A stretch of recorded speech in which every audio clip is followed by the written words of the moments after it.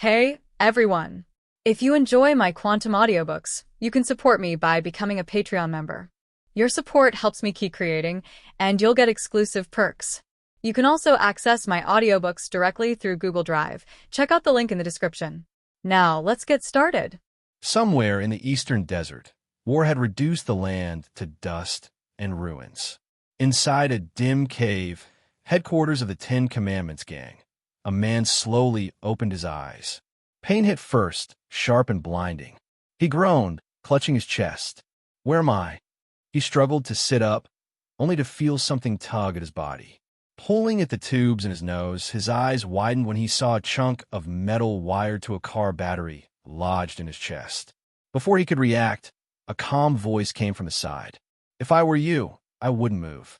The speaker was an older man, expression unreadable. "There's shrapnel near your heart. The thing is the only reason you're still alive." The man froze.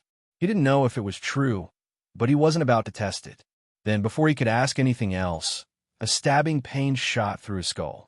Memories, foreign yet familiar, flashed through his mind like a movie in fast forward.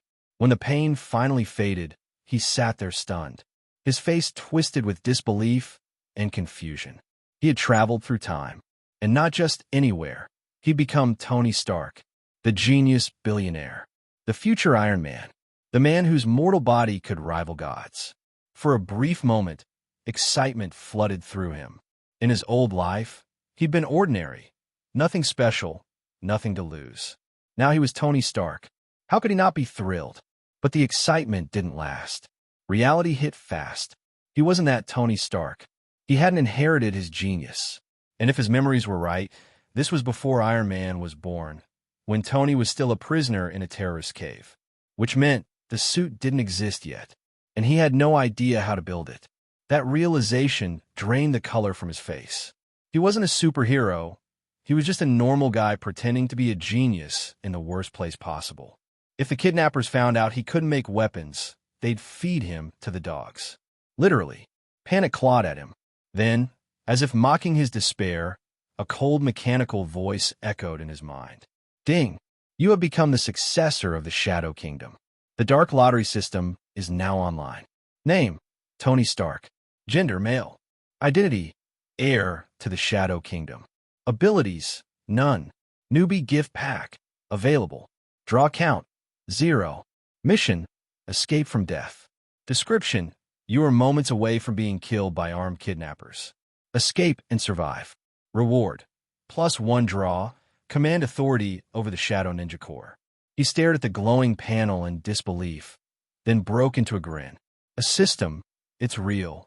The joy bubbling in his chest was impossible to hide. In every transmigration story, a system was the golden ticket, and now it was his. Even without the Iron Man armor, he had something far greater. He steadied his breathing. There was no time to waste. Open the newbie gift pack. Ding! Congratulations! You have obtained 10 Shadow Ninjas. You have unlocked access to the Shadow Kingdom. A strange force surged through his veins. Power, dark and familiar, answered his call. The old man was gone now. Alone in the cave, Tony whispered, "Come out." Black mist swirled in front of him, thick and cold. When it cleared, 10 figures in pitch-black ninja armor knelt before him. Their skin and eyes were as dark as ink, save for the faint crimson glow burning behind their masks. Tony stared in awe. These weren't ordinary ninjas. They were entities born from Shadow itself. He could feel it. They were immortal, loyal, and utterly his. The Ninja Corps, one of 9 armies of the Shadow Kingdom. Not the strongest, but the most versatile. Fighters, scouts, assassins, they could do anything. And they could never die. When slain, they would simply return to the shadows and rise again. A bold thought crossed his mind. If the Shadow Kingdom connects to the real world, maybe I can escape through it. He gave the command instantly. "Take me into the Shadow Kingdom." 2 ninjas stepped forward, their hands gripping his shoulders. The ground swallowed them whole. Darkness. Cold. Whispers of unseen creatures. Tony emerged again moments later, back in the cave, gasping for breath. Fear flickered in his eyes. He'd barely survived. The Shadow Kingdom wasn't empty. it crawled with nightmarish beings. Without the protection of his ninjas, he would have died there instantly. Wiping sweat from his brow, he muttered half to himself. So that's the true Shadow Kingdom, huh? His gaze hardened. If I want to live, I'll have to control all 9 Shadow Core. Only then will I be its true master. Outside, the sunlight filtered weakly into the cave. Tony Stark, no longer the man destined to become Iron Man, tightened his fists. There's no going back. I'll make my own path, even if it's through the shadows. Tony's cold voice faded into silence, his eyes glinting with restrained fury. For a moment, the killing intent in him flickered like a flame, but he forced it down. As the new heir of the Shadow Kingdom, he understood one thing well. The power of shadows thrives in darkness. Daylight dulled their edge, but night turned them into death itself. For now, he could summon only 10 shadow ninjas. It wasn't much, but it would be enough, if used wisely. He decided to wait until nightfall. His body was still weak, his mind heavy after everything that had happened. Between shock, relief, and the weight of a new world, exhaustion finally won. He fell asleep, trusting that, for now, the 10 rings needed him alive to build their missiles. 2 hours later, the dying light of dusk painted the cave in gold and red when he opened his eyes again. Footsteps echoed from the entrance. The old man from before walked in, carrying a dented metal bowl. "You must be hungry," the old man said, placing it on the table. "It doesn't taste good, but it'll keep you standing." The smell hit Tony immediately. The gray paste inside looked like cement, with a sour tang that made his stomach turn. He grimaced but didn't complain. Starving men didn't get to be picky. Plugging his nose, he downed it in a few gulps. Unpleasant, but it did its job. Warmth and strength returned to his limbs. He glanced at the old man again. The face, the calm tone, it clicked. Insun, the man who, in the original timeline, saved Tony Stark's life and gave birth to Iron Man. "Hey, old man," Tony asked, "what's your name? And what's your story?" Without looking up from his notes, the man replied, "Insun, prisoner, just like you. Don't expect me to break us out." Tony smirked faintly, but didn't push.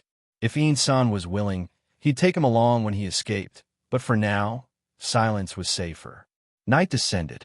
The desert outside grew still, blanketed by darkness. A soft ripple of black mist spread across the cave entrance, and one by one, 10 figures materialized, silent, deadly, and loyal. They vanished into the dark like smoke. Tony sat on his cot, staring into the night beyond the cave. "The moon's dark, the wind's high," he muttered. Perfect night for killing. The 10 Rings camp wasn't far, just halfway up the mountain. Their tents formed a ring around the cave, generators humming, lights stabbing weakly into the gloom. Patrols walked in steady patterns, alert and armed. Ordinary soldiers would have found this place impossible to infiltrate. But Tony's soldiers weren't ordinary. They were born from the darkness itself. Minutes later, one patrol entered a stretch of unlit terrain. The moment they stepped in, scarlet eyes blinked open all around them. They barely had time to breathe. SHHK, SHHK, SHHK. Cold steel sliced throats in perfect silence. One by one, they collapsed, lifeless before their bodies hit the sand. The ninjas worked with eerie precision, dragging the corpses back into the shadows. When they were done, not a single drop of blood remained. The night devoured all evidence. For hours, the slaughter continued unseen. Any patrol that walked into the dark never came back out. It wasn't until midnight that someone noticed. In a nearby tent, a bald officer clutched a radio. "Mountain Wolf, Nightingale, report in. Do you copy?" "Static." He frowned, tried again. Nothing. The men he commanded were disciplined, trained. Vanishing without a sound? Impossible. Unless. His eyes widened. An intruder. He snatched the radio again, shouting, "Sound the alarm. Enemy attack." Sirens blared through the camp. Chaos erupted as men stumbled out of their tents, grabbing rifles and shouting in confusion. But by then, it was far too late. The shadow ninjas had already surrounded them. Moving without a word, They began their second phase, an open massacre. Their blades flashed once, twice, each stroke clean, precise, unstoppable. A Ten-Rings soldier stepped out of his tent, only to feel cold steel kiss his throat. He fell before he could scream. Everywhere, shadows danced under the floodlights. By the time the men realized what was happening, the camp was already drenched in silent death. The Shadow Kingdom had come to the surface, and its new master watched from the darkness, eyes reflecting the glow of the burning camp below. Corpses fell to the ground one after another, and killings broke out in the camp. Many people saw the figure of the Black Shadow Ninja flashing past, and they shouted and cursed. "Fark, what is that? There is an enemy! Shoot, shoot!" In an instant, there was a loud sound of gunfire, and countless bullets poured towards the Black Shadow Ninja. Looking at this scene, the scarlet light in the eyes of the Black Shadow Ninja became more intense, and the ninja sword in his hand kept waving. There was a clanging sound, and a large number of bullets were directly chopped away with a knife. Such a scene made everyone in the Shiji gang look full of fear. But the Shadow Ninjas did not hesitate at all, and rushed directly towards the crowd in a flash. The ghostly speed exceeded everyone's imagination. Before they could react, the Black Shadow Ninja had already submerged into the crowd, causing endless killing. There was a sound of flesh penetration, and many people fell to the ground before they could even scream. Blood flowed from his throat and gradually dyed the ground red. And this scene was not an isolated case, but was staged throughout the entire camp. The 10 Shadow Ninjas have completely turned into the death god in the darkness at this moment, and no one can stop them. All the militants could only watch death come to them and die with endless fear. In the cave, Dr. Ingsun, who had already fallen asleep, was awakened by gunshots outside the cave. He sat up and looked in the direction of the cave entrance with a solemn expression. Not knowing what was going on, he turned and glanced at Tony next to him. Seeing Tony staring at the entrance of the cave with a fascinated look on his face, Ingsun couldn't help but said, "Hey, what happened outside?" Hearing this, Tony glanced at him and nodded. "I know. My rescuer is here. Save you." Dr. Ingsun's mouth twitched. He shook his head and did not continue speaking. When Tony was brought here, everything on him was destroyed. Even if he had a locator, it was useless. Except for the people from the Ten Rings gang, it is impossible for anyone to find this place. Therefore, he did not believe Tony's words. But he didn't speak, but Tony stood up and said proactively, "Let's go. It should be over soon. We can go out." A look of suspicion appeared on Dr. Ingsun's face. Tony ignored him, holding the battery in front of him, slowly stood up, and walked out of the cave. Seeing this scene, Dr. Ingsun's expression changed instantly. He is a smart man, and it is precisely because of this that he does not believe Tony. But when Tony took the initiative to walk out, he was shaken. As the head of Stark Industries and a renowned genius, he did not believe that Tony would be a fool. Now that the outside is obviously in chaos, and he still dares to go out at this time, then what he just said is very likely to be true. Someone really came to save him. Thinking of this, Dr. Ingsun's expression changed, and he quickly followed Tony's footsteps. The two left the cave and walked halfway up the mountain. In the silent night, screams could be heard from time to time. As the two got closer, the screams became less and less frequent, and in the end they were almost inaudible. "Gudong!" Dr. Ingsun swallowed hard and felt a little panicked. He didn't notice it at first, but now he suddenly reacted. The gunfire in the camp was not intense. If the people of the Ten Commandments gang were raided by the army or other armed forces, the gunfire should be very fierce. But apart from the gunshots he heard in the cave just now, he had only heard scattered gunshots so far. It doesn't look like two armed forces are fighting at all. So besides the armed forces, who is raiding the Ten Rings gang? What about the screams coming from the camp? People are afraid of making up their minds. As he thought about it, Dr. Ingsun, a Christian, was instantly filled with fear. A cross appeared in his hand at some point, and he held it tightly. His eyes focused on Tony, trying to find a sense of security from him. In this way, the two of them stepped into the camp one after another. Vomit! A sound of vomiting suddenly came from Dr. Ingsun's mouth. standing at the edge of the camp, looking at the broken limbs and corpses in the camp, and the corpses on the ground. He couldn't help but vomited as he had been studying them so intently. A look of shock filled his face. Even though the physical reaction made him very uncomfortable, he still felt unbelievable when he looked at the scenes in the camp. "How did you do it?" Dr. Ing-san said with a trembling tone. The corners of Tony's mouth suddenly turned up. "What do you think?" After saying that, he ignored the corpses on the ground and walked towards the center of the camp. After taking control of the Black Shadow Ninja, his character also experienced some changes inadvertently. The most obvious point is that the Shura scene that is currently unbearable for ordinary people does not make any waves at all for him. Walking among the blood and corpses, Dr. Ing-san followed him with a pale face. Soon, the two came to the tent in the center of the camp and found a satellite phone on the messy table. Seeing this, Tony couldn't help but feel relieved. Dealing with these members of the Ten Rings gang is only the first step. More importantly, how they leave this desert is the key. The importance of satellite phones is self-evident. Holding the phone, Tony was about to dial Pepper's number, but when he was about to press the dial button, he couldn't help but stop. If he remembered correctly, the person behind his kidnapping seemed to be his uncle Obadiah. Moreover, Obadiah wanted him to die in this desert. It's just that the Ten Rings gang wanted missiles, so Tony was saved.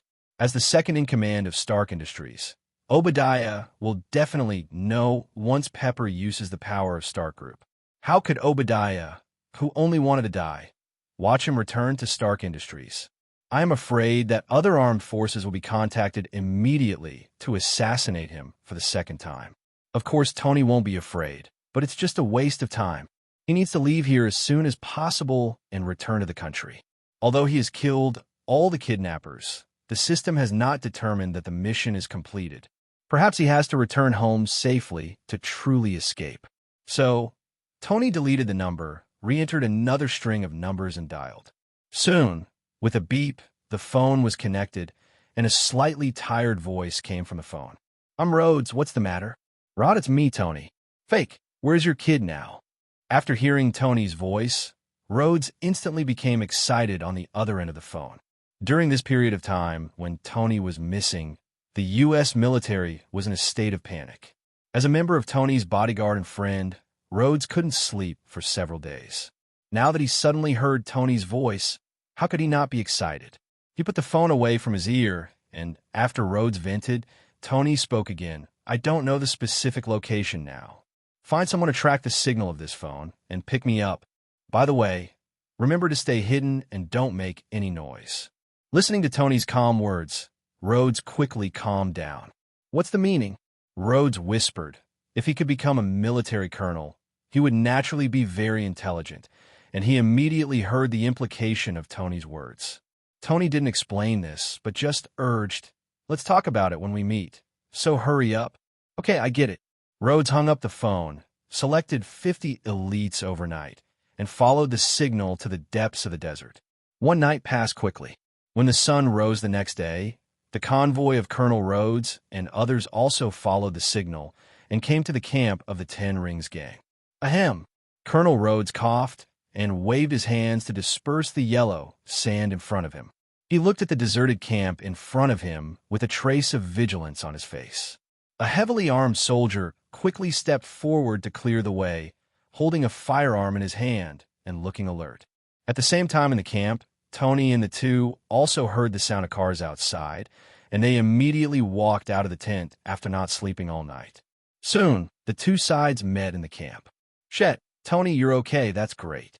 Seeing Tony, the vigilant Colonel Rhodes immediately came up to him with a happy face. 50 heavily armed soldiers spread out and started to be on guard, but no one noticed anything unusual. Only Dr. Ing's son, who had been following Tony, changed his expression. He remembered that there were corpses everywhere in the camp last night, and blood flowed all over the ground, covering the entire Shura field. But now it's gone, nothing. The camp was so clean that there was no smell of blood, let alone corpses. How can this be?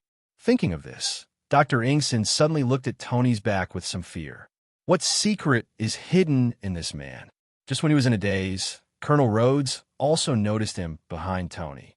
He looked him up and down and asked softly, "Tony, who is he?" "A poor man like me." "Oh," Rhodes responded, but obviously didn't believe Tony's words. However, he did not pursue it, but asked how Tony escaped. Tony didn't have a good explanation for this problem. He could only vaguely say, "Last night, the terrorists here evacuated for some reason, and I don't know either." After saying that, Tony shrugged helplessly, giving the impression that he didn't know anything at all. "Really? That's really God's blessing. Come on, let's get out of here first." Colonel Rhodes took a deep look at Tony, his eyes full of suspicion. But because of his relationship with Tony, he didn't want to say anything, and he couldn't get to the bottom of it. So he could only expose the matter. In any case, Tony is fine, which is the best news. The group of people did not delay and got directly into the vehicle. Because they had not slept all night, Tony and Dr. Ensign fell asleep soon after getting in the car. Tony still held the huge amount of battery in his arms, causing Colonel Rhodes to look sideways all the way. 2 hours later, Tony finally returned to the American military camp, and his tense mind could not help but relax. As a capital-first country, Tony is in the stage of friendly cooperation with the U.S. government, so Tony is not worried that the U.S. government will be detrimental to him.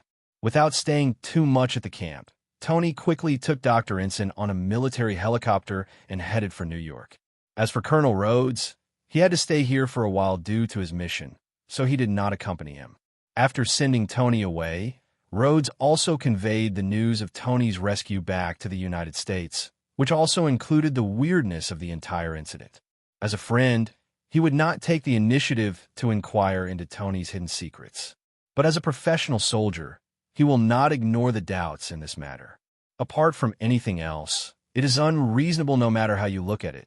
The kidnappers spent so much effort to capture Tony and then retreated in a hurry, leaving Tony in the desert. Tony had no idea about Rhodes' actions. After a 3-hour journey, he finally returned to bustling Manhattan from the desert. After the plane landed, Xiao Jiao and others got the news almost immediately and rushed to the military area. Back in Manhattan, Tony is no longer afraid of the threat posed by Obadiah, so he no longer needs to hide his whereabouts. At the entrance of the military area, when Tony walked out with Dr. Ensign, he immediately saw a row of luxury cars parked at the entrance. A large group of bodyguards in suits stood respectfully aside. The leader was a tall and beautiful workplace beauty wearing a professional skirt. Looking at her, relevant information suddenly appeared in Tony's mind. Virginia Potts, his predecessor's right-hand man and his successor's sweetheart, also known as Little Pepper. With a smile on his lips, Tony walked up quickly, and Potts also quickly came up to him at this moment. Without any hesitation, Tony hugged Potts and kissed him deeply.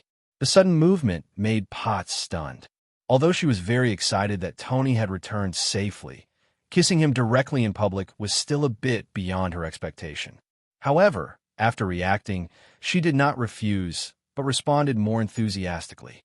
She already liked Tony, but she kept a distance because of Tony's style. After Tony's disappearance, she had long lost her previous reserve. Now, under Tony's initiative, she responded without any shyness. Everyone around looked at this scene, coughed slightly, and quickly looked away. They did not dare to get involved in the big boss's affairs. After a while, Tony let go of Potts, smiled and waved, "Go home." After saying that, he hugged Potts, who was nestled in his arms, and got into the car. Naturally, Inkson could not ride in the same car with the two of them, so he could only sit with the bodyguard. In the car, Potts had sorted out her emotions, restored her image of a strong woman, and reported on the situation of Stark Industries during the period when Tony was missing. The Stark in the past would have been impatient at this moment, but now Tony listened quietly and did not interrupt her. Among them, there are two most critical points. The first was Tony's disappearance, which caused Stark Industries' stock to fall by nearly 20%. The second is Obadiah. During this period, he has won over many shareholders, seized more power from Stark Industries, and has the potential to replace Tony. After Potts finished his report, Tony said, "Don't worry about the stock falling. Now that I'm back, the stock will naturally rise back. As for Obadiah's matter, My good uncle has really taken great pains, but now that I'm back, he has no chance. Collect his evidence and convene a shareholders' meeting. I will kick him out." After saying this, Pot's expression changed. After all, Obadiah is the second largest shareholder, and he also holds half of the power of the group. If you want to touch him, I'm afraid the entire group will be shaken. Now that you have just come back, the group needs stability. Should we wait a little longer? Potts' suggestion was very reasonable. As the second largest figure in the group, if he wanted to kick Obadiah out, it could be said that a single move would affect the whole body. If it were a peaceful world, Tony would definitely plan slowly, but this is Marvel, and Tony doesn't have time to spend time on these intrigues. At that moment, he raised his hand and interrupted Potts' words. "That's it. Let's cut the mess quickly. As for the turmoil in the group, as long as I'm still here, the group will not fail. For this guy Obadiah, Tony had already sentenced him to death in his heart. Going to hell was his only option." The calmness and confidence on Tony's face made Potts a little distracted. She found that Tony had changed after returning this time. Although he was a genius before, he was just a Lothario. But now, he has a domineering temperament, which makes people more fascinated than before. In the City of Liberty, in Tony's seaside villa, Tony was devouring the food on the table with a look on his face. Although he didn't stay in the desert for long, the birds had already faded away from his mouth. The first thing he did when he returned home was to satisfy his appetite. As for Potts, after chatting with him, he immediately launched an operation to collect evidence on Obadiah. Ingsun also stayed in a villa to rest under his arrangement. At the moment, he was the only one in the entire villa. Of course, there is also an artificial intelligence, Jarvis. "Sir, based on your current physical condition, it is not recommended that you overeat. In addition, according to the test, the energy consumption of the instrument on your chest is huge. If it is not solved, your body will collapse quickly." Jarvis's voice rang in the villa. After Tony swallowed the last bite of steak, he put down his knife and fork with satisfaction. "I know my situation very well and don't need you to remind me. Jarvis, help me collect it and see if there is any way to solve this iron knot on my chest." "Okay, sir. Looking for a solution for you." Jarvis responded and fell silent. Tony looked helplessly at the iron lump on his chest and the battery not far away. In the original work, the predecessor used a miniature arc reactor to maintain life and provide energy for the steel armor. But what should I do now? There's no need to think about the arc reactor. This thing is in the research stage all over the world and has not yet been perfected. Not to mention that it has to be made into a slap file size. It is simply challenging his cognition. In addition, he does not have the brains of his predecessor, so even if he wants to rub an arc reactor with his hands, it is impossible. Now we can only see if Jarvis has any other options. After waiting for a few minutes, Jarvis's voice soon came again. "Sir, I'm sorry. According to the system search, the existing technology is not enough to solve the problem on your chest. Even the most advanced biotechnology can only ensure to extend your life. As an artificial intelligence, although Jarvis has a high degree of intelligence, he does not have human emotions, and his voice seems a bit cold." After hearing this answer, although he had already expected it, Tony still sighed and seemed a little helpless. It seems that we still have to find a solution from the system. After muttering something in his mouth, Tony was not discouraged and looked for solutions from the outside world, but he just wanted to give it a try. His trump card has never been anything in the Marvel world, but the system in his mind. Apart from anything else, as long as you can get a dog charm that can make you immortal and stay young forever, solving the chess problem is just child's play. Thinking of this, Tony suddenly remembered his mission to escape. As he expected, this task was completed after he returned to Freedom City. It's just that there were too many people before, so he never had time to receive the mission reward. Name, Tony. Stark, *X male. Identity, heir to the Shadow Kingdom. Ability, control of one of the 9 divisions of the Black Shadow Corps, not integrated. Number of draws, 1. Mission, escape completed. Looking at the personal data that had been refreshed on the information panel, Tony first chose integrate to bring the Black Shadow Ninja under control. Suddenly, an inexplicable power filled his body, and his physical fitness improved rapidly at this moment. He, who could only control 10 shadow ninjas, instantly felt that his control was greatly improved. Directly from the control authority of 10 shadow ninjas, completely control the entire core. The Shadow Core is divided into 9 divisions, and the number of people in each division is endless. Now that he has completely controlled a Black Shadow Ninja, his power has increased so much that it is simply unimaginable. From now on, when he goes out, he will be surrounded by troops at any time. Even against millions of heavily armed regular troops, he was fearless. This power was naturally nothing in the later stages of Marvel. After all, in an era where timelines were frequently revised, the role of numbers was greatly reduced. But in the early days of Marvel, controlling a dark ninja, not to mention invincible, was definitely a power that stood at the top of the world. Except for the Ancient One, Hulk, and a few perverts, some other superheroes can kill them even if they are exhausted. What's more, the Black Shadow Ninja's combat power is not low at all. His mood became more comfortable, and Tony set his sights on the lottery again. If the Black Shadow Core increased his power, then the ability gained from the lottery would enhance his personal strength. To be honest, although the Black Shadow Core is very popular, the strength it possesses is even more delicious. Rubbing his palms together, Tony directly used the number of draws. Suddenly, a disc appeared in front of his eyes. The disc is black and divided into 12 grids. Each grid is marked with a question mark. If you don't take it out, you won't know what is inside. As the pointer rotated, Tony's mood became tense. In just a few seconds, the pointer rotates at a speed that is invisible to the naked eye. Stop! With a loud shout in his heart, the speed of the pointer suddenly slowed down and soon gradually stopped on a grid. A burst of light instantly appeared in front of his eyes, and soon a horse appeared in front of him. Hey! There was a sound of horses neighing. The white horse turned into a stream of light and went directly into Tony's head.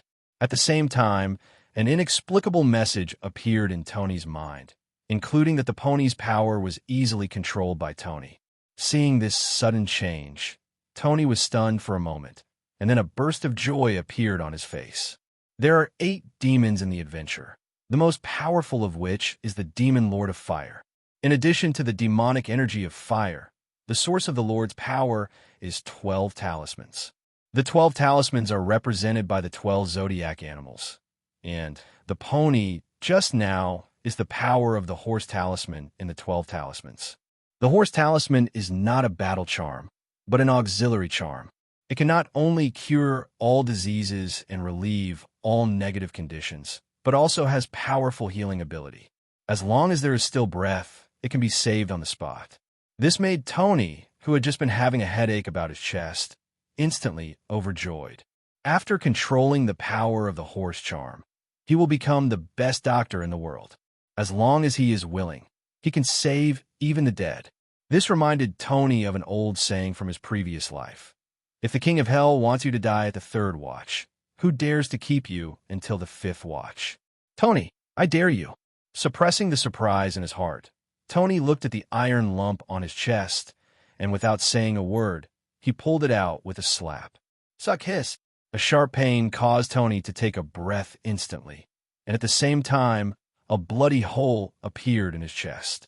But before the blood could flow out, a burst of milky white light instantly enveloped the blood hole.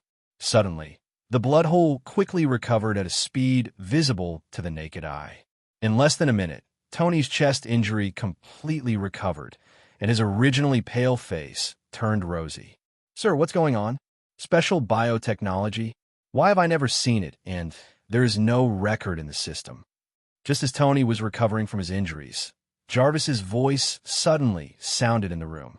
As an artificial intelligence, although it does not have human emotions, this does not prevent it from imitating an exclamation tone, and Jarvis's shock can also be seen.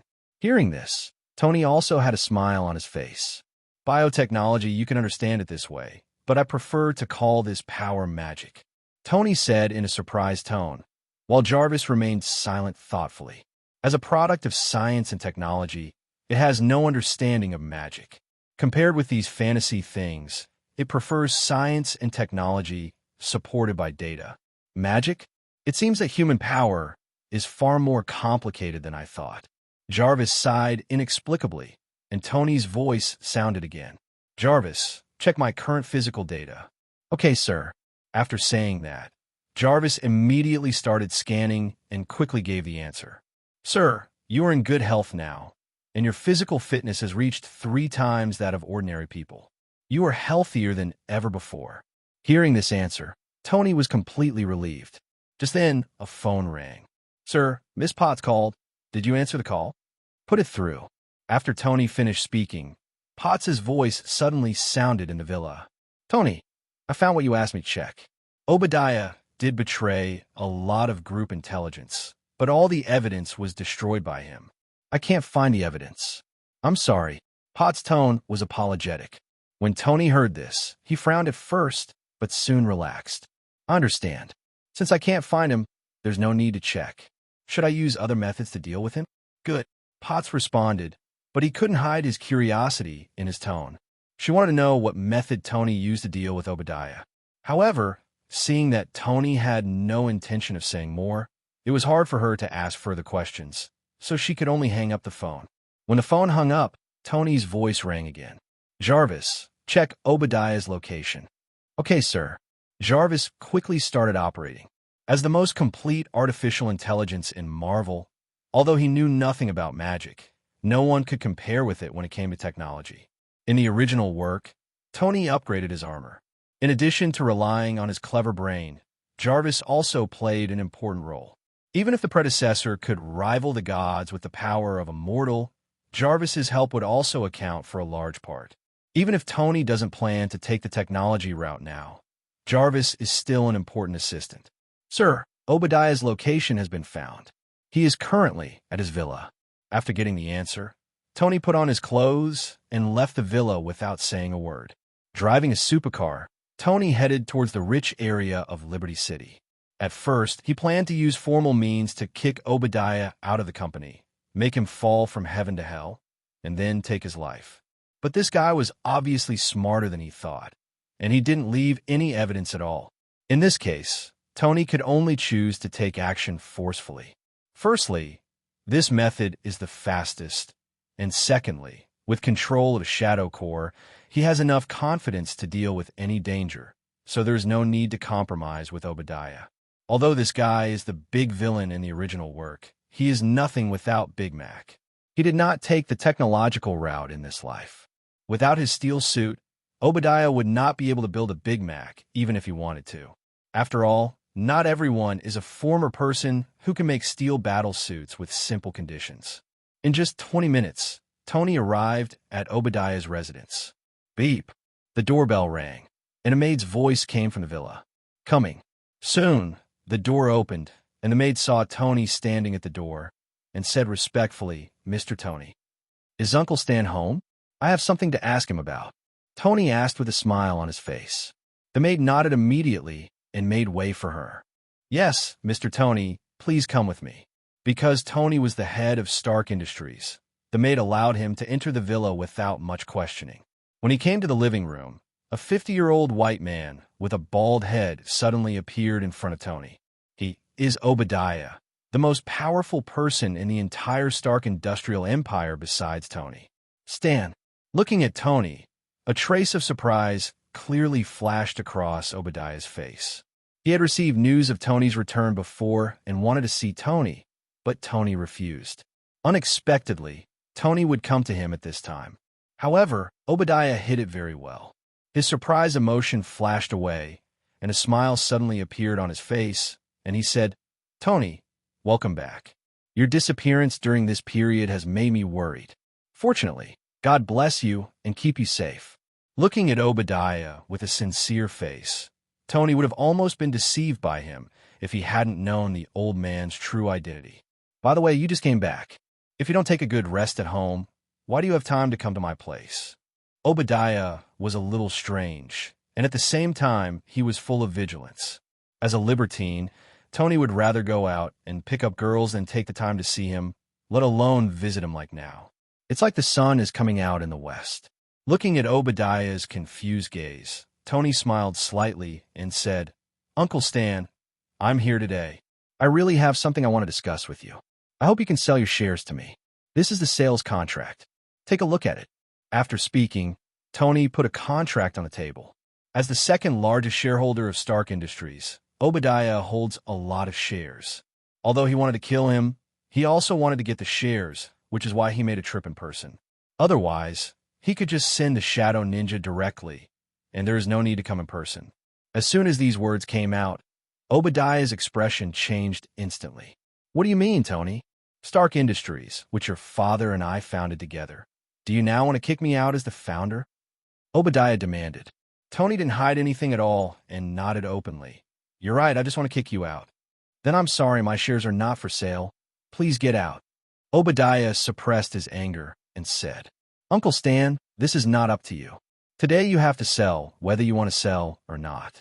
As he spoke, 20 shadow ninjas also appeared in the villa instantly, and a katana with a cold light fell directly on Obadiah's neck. Suddenly, Obadiah's expression changed instantly. Tony had a warm smile on his face and looked at Obadiah steadily. At this moment, Obadiah was also looking at the black shadow ninja who suddenly appeared in the living room. His face kept twitching, and his face became ugly. "Tony, what do you mean? I am your uncle. Are you still planning to kill me?" Seeing the fierce look on his face, Tony waved his hand quickly. "Uncle Stan, you wrongly blamed me. How could I do such a thing? As long as you sell the shares to me, I will naturally not embarrass you. If not..." Tony did not continue, but Obadiah immediately understood the underlying meaning of his words. It would be fine if he sold the shares, but if he didn't sell them, he couldn't guarantee what would happen. And through Tony's coercion, Obadiah also saw more things. Tony had respect for himself before, but the reason why he became like this now was probably because he was aware of what he had done. But how did he know? And where did the group of guys in front of him, who were obviously not normal humans, come from? In just a short moment, the thoughts in his mind went through thousands of times. In the end, he decided that a good man would not suffer the immediate loss, gritted his teeth, and said, "Okay, I'll sell it. However, you must swear in the name of your father that you must let me go afterwards." Obadiah said he knew that Tony seemed to have a gap with his father, but in fact he still respected his father and would never joke in his father's name. Regarding this condition, Tony agreed directly without any hesitation. "No problem. I swear in the name of my father that as long as you sell me the group shares, I will let you go." Hearing this, Obadiah was obviously relieved, and without hesitation, he directly signed the share transfer contract on the table with a pen. After he finished signing, Tony picked up the contract and checked it, then flicked his fingers and said with a smile, "Done. Can we let them go now?" Obadiah said gloomily. A bright smile suddenly appeared on Tony's face. "Okay. However, I said I would let you go, but I didn't say they would let you go. If you want to kill me, of course I will kill you. Deal with him." Hole, you liar. Obadiah roared instantly, but before he could continue, the cold blade slashed directly across his throat. Suddenly, a drop of blood bloomed in his throat. Obadiah's life force passed quickly, and his body fell on the carpet, his eyes fixed on Tony, refusing to close his eyes. "If I don't kill you, wouldn't I be sorry for my predecessor?" Tony smiled playfully, kicked Obadiah's head away with his foot, and walked out of the villa. As soon as he walked out of the living room, Tony saw the maid who was holding tea looking at him in horror. Apparently, she saw everything that happened in the living room just now. Seeing this, Tony raised his eyebrows slightly, snapped his fingers, and said, "Deal with her." Before the maid could react, the cold blade had already penetrated her chest, and there was another corpse on the ground. With the appearance of the maid, Tony also realized that he still needed to deal with the beginning and the end, and immediately ordered 20 shadow ninjas to search inside and outside the villa to see if there was anyone else. After confirming that there was no one else, Tony destroyed the surveillance system in the villa and asked the Shadow Ninja to drag all the 2 corpses on the ground into the Shadow Kingdom, feed them to the dark creatures, and then left the villa leisurely. Not long after Tony left, a group of people arrived outside the villa. They are Obelia's bodyguards. They were sent out by Obelia before and have just returned now. A group of people stood at the door of the villa. The leading man in a suit rang the doorbell, but after a while, no one opened the door. The expressions of these people changed one after another, and they broke indirectly. As top bodyguards, their strength was no weaker than that of the military region soldier king, and they quickly entered the villa. They searched around, but could not find Obelia, and suddenly everyone's faces looked a little ugly. At this moment, a bodyguard searching the living room let out an exclamation. "Hey, come and see." As soon as he finished speaking, the leading man in a suit quickly came to the living room and immediately saw his team members standing on the sofa. His eyes subconsciously looked at the sofa, and he immediately saw some bloodstains on the sofa. Suddenly, his expression darkened. They are top bodyguards, and it is their duty to protect their employer. But now that something has obviously happened to their employer, their careers are over. Who dares to ask for a group of bodyguards who cannot protect their employer? "Ed, what should I do?" a bodyguard asked. The leading bodyguard was silent for a long time and finally sighed helplessly. "Call the police." Soon, the U.S. Police Department arrived, sealed off the villa, and traced the scene. On the other side, Tony left the villa and walked directly towards Stark Industries. On the way, he contacted Potts and asked her to convene a shareholders meeting. The share exchange must be notified to other shareholders to take effect. At the same time, Tony also wants to take this opportunity to see if he can drive all shareholders out of the group and privatize Stark. Of course, this idea is not urgent. It is just an idea. Tony holds 75% of Stark Industries shares, and Obelia holds 20%. The remaining 5% is shared by 3 small shareholders, and the remaining 2% is circulated in the stock market. Now that he has obtained Obelia's shares, Tony's shares have reached 95%, and he is an absolute controlling shareholder. It does not matter whether the remaining shares are recovered or not. It's just that Tony prefers the number 100% to 95%. Soon, Tony arrived at Stark Industries and took the private elevator into his office. This is his exclusive elevator, and no one else has the right to ride it except him. Sitting on the office chair, Tony called Potts. As the office door was pushed open, Tony looked at the door subconsciously. Potts was seen wearing a black suit with a white shirt underneath. The slender legs were wrapped in a pair of black stockings, and the black high heels made a thumping sound when walking, which made Tony couldn't help but look at her a few more times. Fortunately, he still remembered the business and quickly withdrew his gaze and said, "Has the news of my return spread?" "Not yet.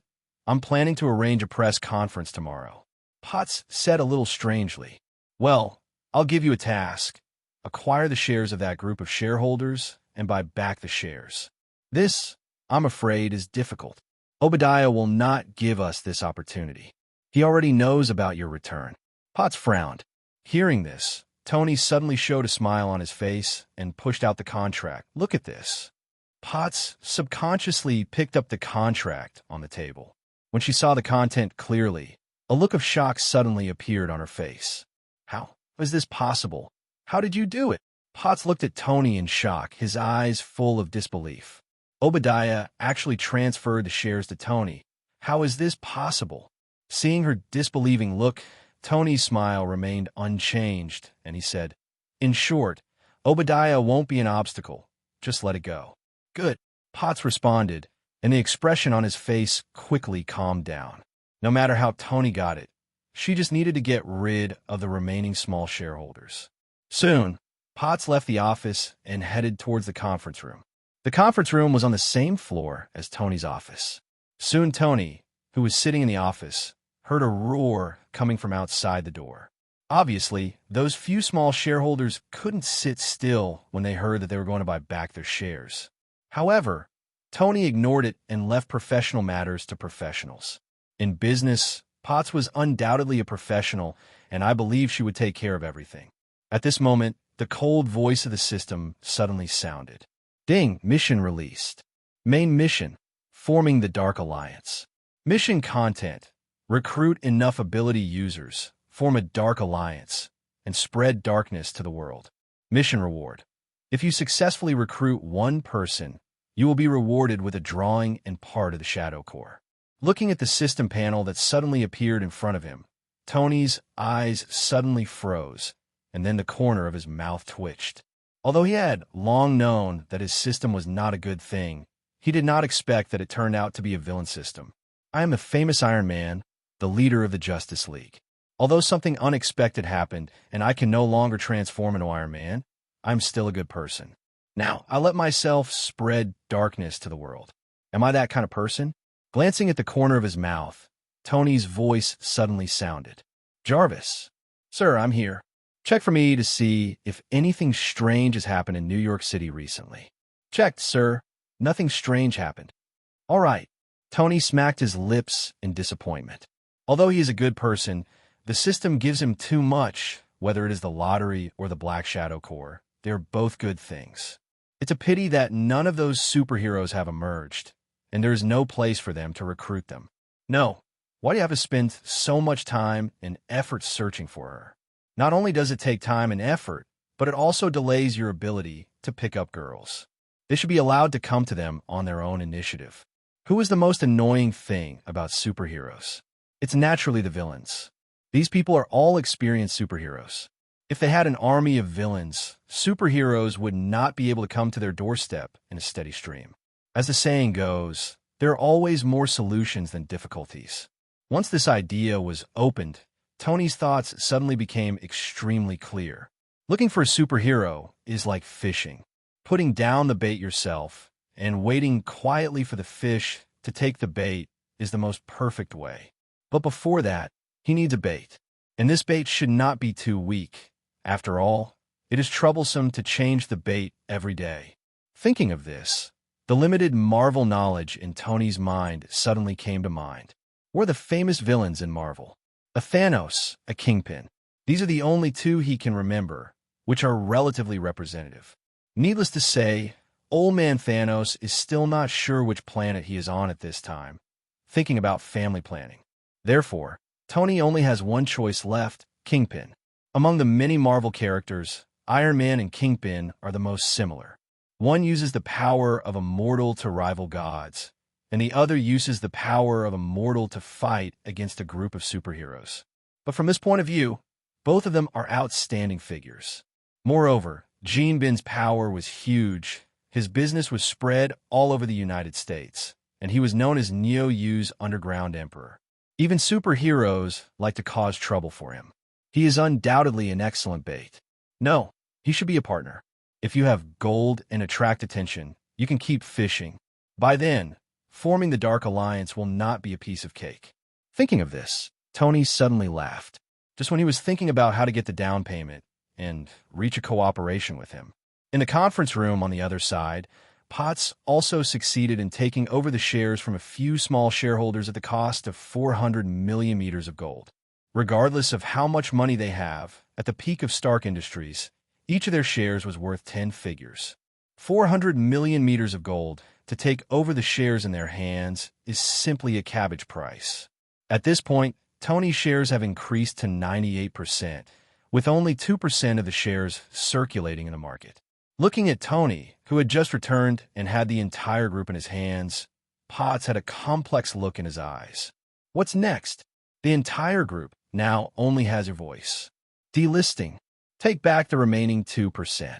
Tony said calmly, and Potts's expression changed instantly. You are crazy. Do you know how big the impact of delisting will be? Once it is delisted, your wealth may be reduced by half in an instant. Potts couldn't help shouting, but Tony doesn't care. The share repurchase has reached this stage, and delisting is inevitable. Even if the loss is huge, he will persist. It's not that he has a grudge against money, but that if the group does not delist, it will be subject to government supervision and public supervision. After delisting, although it suffered heavy losses, it also turned Stark Industries into a completely private kingdom without looking at anyone's face. In order for Stark not to be exposed to the sun, he must delist. You don't have to worry about other things. You listen to me and must be delisted. In addition, a false news was released to the outside world, saying that the group planned to shut down weapons manufacturing. If Potts could tolerate everything before, then as soon as these words came out, she couldn't sit still. What? You want to shut down weapons manufacturing? This is the lifeblood of the group, Potts said loudly, obviously disapproving of Tony's decision. Tony immediately rolled his eyes and said helplessly, I told you it was fake news. I just asked you to announce it to fool those investors. Who said it was going to be closed? Maybe he would have done this in his predecessor. After all, that's what he did in the original work, but Tony is not stupid. If you don't make weapons, others will. It is said that there is absolute demand in the market. Unless the world becomes unified one day, weapons will always be needed. If this is the case, then why should you deceive yourself and others and give up your wealth to others in vain? Listening to the explanation, Potts breathed a sigh of relief, and even his previous decision to delist was no longer important. As long as weapons manufacturing is not shut down, delisting will be done. Thinking with a headache, Potts left Tony's office again, not daring to stay any longer. Otherwise, God knows what shocking remarks Tony will make. She moved quickly, and within a few hours, the false news that Stark Industries was about to shut down weapons manufacturing had spread. The stocks, which were already in the U.S. stock market, after the news spread from Stark Industries, everyone began to sell their stocks, and even more people cursed Tony endlessly. They never imagined that the high-quality stocks of the past few days would now plummet like this. In order to stop losses, they have no choice but to sell. And just as they were selling, Potts had organized a team to buy in all the stocks they had sold. However, this is destined to be a big project and cannot be completed in a day or two. So after telling the matter, Tony ignored the matter and asked Jarvis to find some information about Kingpin and study it. Kingpin was born in the slum of Hell's Kitchen, but because he dared to fight on the road, he quickly reached a high-level position. Later, something happened in Hell's Kitchen, and Kingpin's power also declined. However, he was so ambitious that he swallowed up his old club and completely rose to prominence. From this point alone, we can see the danger of Gene Bin. Cooperating with such a person is undoubtedly seeking the skin of Tiger. Without the existence of the system, Tony would not want to have too much contact with such people. But now he is naturally not afraid of Gene Bin. After researching some information, Jarvis asked Jarvis to find out Gene Bin's contact information. As the most advanced artificial intelligence in this era, Jarvis's territory is wherever there is internet and signal. Even though Gene Bin's mobile phone number is very hidden, it still took Jarvis 30 seconds to find out. Toot! The phone rang, and soon the call was connected, and a dull and majestic voice came from the phone. Hello. Hello. Let me introduce myself. My name is Tony, the head of Stark Industries. You should know me. I have a business I want to discuss with you. I wonder if Mr. Kingpin has time? Without any tact, Tony got straight to the point after the call was connected. In his previous life, whether he was watching movies or novels, what he hated most was that the dialogue between the protagonist and the supporting characters never got to the point. Therefore, he will naturally not make this mistake. On the other end of the phone, when Tony's voice fell, there suddenly became quiet. Obviously, Tony's directness made Kingpin a little unresponsive. But the hero is the hero. In just a few seconds, he had come back to his senses and thought about Tony's purpose. The Star Supply industry is a product of the sun. No matter how cruel it is at its core, it is legal. Kingpin was just the opposite. His business and power were all illegal, and he was destined to be hidden in the darkness. He really couldn't find a place for such two forces to cooperate. Oh, Stark, interesting. How do you want to cooperate? Kingpin asked with a hint of curiosity in his tone. Tony did not answer the question directly, but said with a smile on his lips, Since you are also interested, Mr. Kingpin, why don't we meet and chat? After the words fell, there was another silence on the other end of the phone. Tony was not in a hurry and quietly waited for a response. 10 seconds later, Kingpin's steady voice sounded again. Okay, let's meet and chat. I'll wait for you at Queens Road. After saying that, a beep came from the phone, and Kingpin hung up the phone directly. Tony also stood up at this moment and walked towards the door. The smile on his face disappeared instantly, and his expression became extremely dull. Taking the exclusive elevator to the 3rd floor below, Tony got into the supercar and started the vehicle. With the roar of the sports car, a silver supercar rushed out of the parking lot. Queens Road. When Tony arrived here, he immediately turned off the engine and got out of the car, lit a cigarette, and started smoking. The cigarette was halfway burned when a strong man in a black suit walked directly towards him. "Hello, Mr. Tony. Mr. Wilson asked me to pick you up." "Then let's go," Tony said directly, flicking the cigarette in his hand, arcing through the air and landing in the middle of the road. Then the two of them got into a black car one after another. The strong man in the car took out a black sermon and said, "I'm sorry, Mr. Tony, please cooperate with me." Seeing this, Tony nodded, expressing his understanding, and allowed the strong man to cover his face with a black cloth. He lost his vision, but Tony did not panic. In the darkness that ordinary people could not see, pairs of scarlet eyes were staring at everyone in the car. If any accident occurs, they could be ensured to be torn into pieces as soon as possible.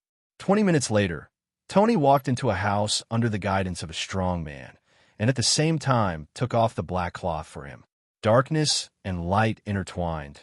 Tony squinted his eyes subconsciously and looked at the surrounding environment. This is an ordinary courtyard. Ignoring the men in black standing guard around it, it is no different from the residence of ordinary people. In the middle of the lawn, a giant was sitting on the lawn in casual clothes. There was a barbecue grill in front of him, and pieces of steak were making sizzling sounds. Looking at the figure that looked like a hill, Tony's eyes flashed with surprise. Although he knew that Kingpin was tall, he didn't expect him to be so tall. He is about 2 meters tall, and his whole body is full of muscles, especially his arms, which are thicker than the average person's thighs. The guy next to him is already considered very majestic among ordinary people, but in front of Jinji, he is like a child and an adult with a huge gap. The thoughts in his mind went back and forth, and only one breath passed in the outside world. Tony immediately raised his legs and walked over.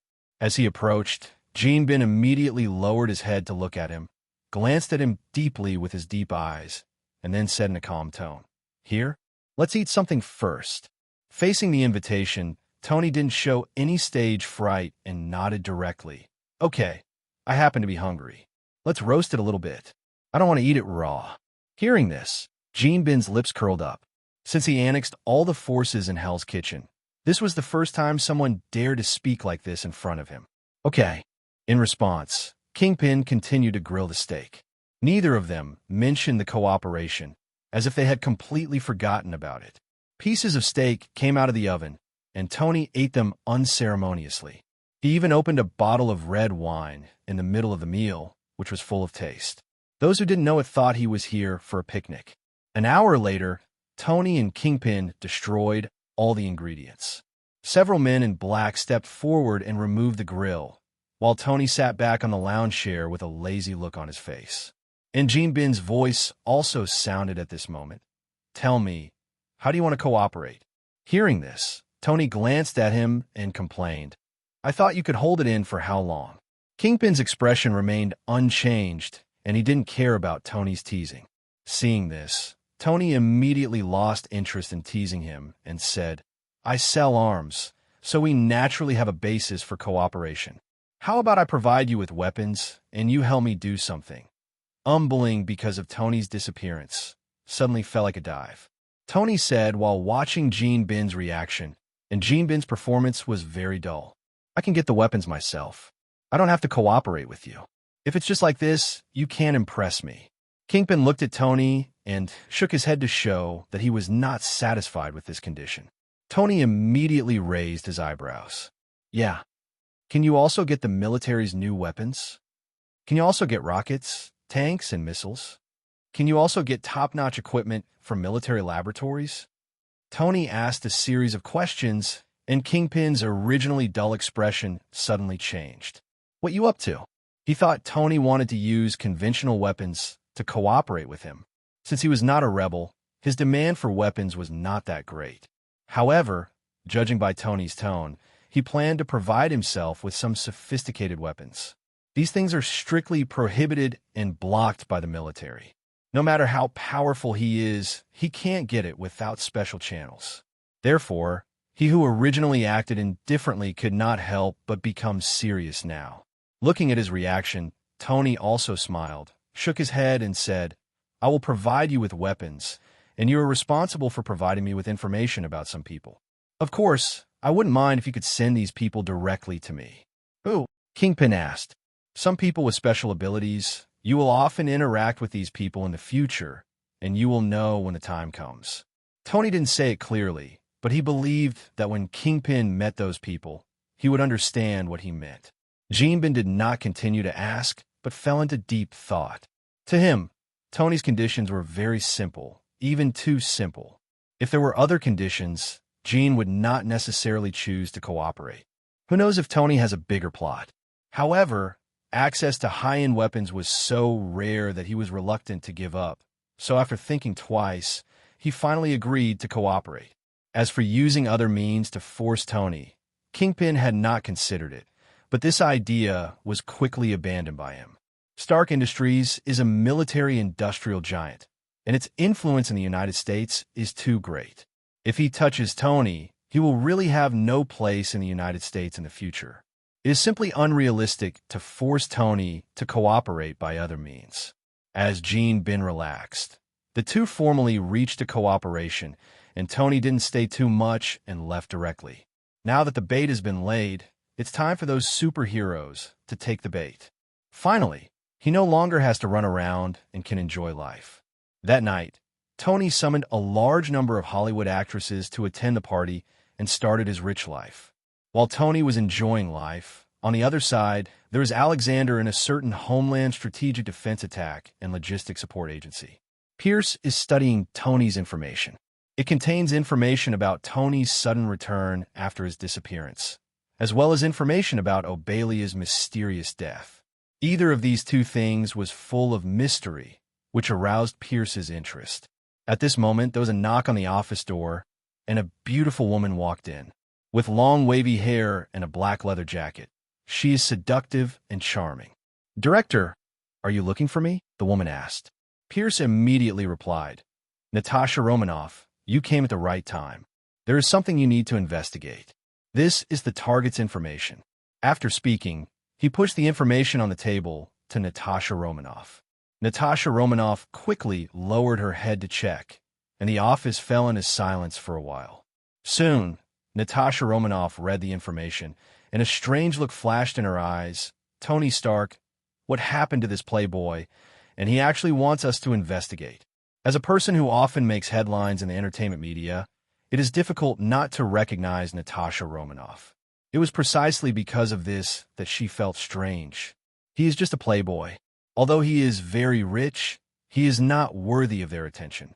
Faced with Natasha Romanoff's confusion, Pierce didn't waste any time and directly handed her the information in his hand. In the past, this playboy was indeed not worthy of attention, but that is not necessarily the case now. Not long ago, he disappeared in the desert and came back before he could be rescued. After his return, Stark Industries' second-in-command, Obadiah, disappeared. FBL has inspected the scene and found nothing except the blood stains left behind. Moreover, on the day Obadiah disappeared, Stark Industrial Group's shares changed. Tony acquired the shares of other shareholders, and together with Obadiah's shares, he now controls 98% of Stark Industries. Natasha Romanoff looked at the information while Pierce continued to explain. "So, I have reason to suspect that Obadiah's disappearance is closely related to Tony. It's even possible that some mysterious force is involved. So, your task is very simple. Get close to him and find out his details or the power behind him." After finishing speaking, Pierce quietly waited for Natasha Romanoff's response. After a while, Natasha Romanoff finally said after reading the information, "I understand. Leave this task to me." Soon, Natasha Romanoff left the office, and Pierce took out the phone at this moment and dialed a phone number. "I have asked people to start an investigation. You should monitor him closely. Once there are results, arrest him. Yes. The person on the other end of the phone responded, and Pierce hung up the phone directly. After doing all this, his eyes fell on Tony's photo, looking a little deep. While all parties were taking action, in a residential house in Brooklyn, a young man with glasses was lying on the ground with a ferocious expression, twitching continuously. His name is Peter. Parker, a college student, was accidentally bitten by a spider when he went to the biology museum for an exhibition today. He became like this when he returned home. No one knows about all this at the moment. The night passed quickly, and when the sun rose the next day, Tony woke up from the pile of beauties. Looking at the mess on the bed, Tony stretched out with a satisfied look on his face. Wearing pajamas and walking downstairs, Potts was sitting on the sofa in the living room with an indifferent expression. When Tony, who had just come downstairs, saw this scene, a trace of embarrassment flashed across his face, but it disappeared in the blink of an eye. "Hey, Potts, why are you here?" Hearing this, Potts glanced at Tony, who was wearing pajamas, and said in a cold tone, "The stock acquisition is almost done. Let me ask when you plan to hold a press conference to inform the outside world of your return. Also, someone from the tax bureau invites you for tea and wants to talk to you about delisting." When speaking, Potts' tone was full of resentment. "I have worked so hard for this be asterisk asterisk asterisk asterisk asterisk D. But this be asterisk asterisk asterisk asterisk asterisk D is here living and drinking. How angry I am." Looking at Potts, who looked unhappy, Tony coughed lightly and said, "I'm going to disappear from the tax bureau, guys. I'm delisting. It's none of their business. Let them do what they have to do. As for the press conference, let's hold it in the afternoon. Since the matter has been settled, there is no need to hide it. By the way, you can help me clean up the garbage upstairs later."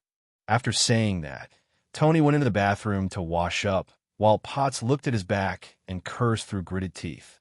A asterisk asterisk hole. After scolding, she had to walk upstairs with helplessness. Soon, several ladies were kicked out of the villa by her. After having breakfast with Tony, the two headed to the company together. As the person in charge of the company, although Tony left most matters to Potts, some documents still required his personal signature to take effect. Coupled with the period of his disappearance, the company accumulated a large number of documents waiting to be processed. So, for the next few days, Tony was tied up in the company, working hard as a cow. And just in the past few days, when Tony was working hard, a big event happened in Yoyue. A guy named Spider-Man turned out to fight crime in Yoyue City. For a time, the entire New U.S. City was discussing this Spider-Man who appeared out of nowhere. Some people think that he is the patron saint of Nyoyu, and some people think that although this guy fights crime, he is no different from those criminals in that he responds to violence with violence. As for the attitude of the Nyoyu police, it was even more obvious. The appearance of this guy was a slap in their face. They were the law enforcers and guardians of Nyoyu, so they directly issued a wanted order. But the one who annoys Spider-Man the most is probably Kingpin. As the emperor who controls 80% of the underground transactions in Yoyue City, Spider-Man attacks his business. Because of Spider-Man, he lost tens of millions of dollars during this period.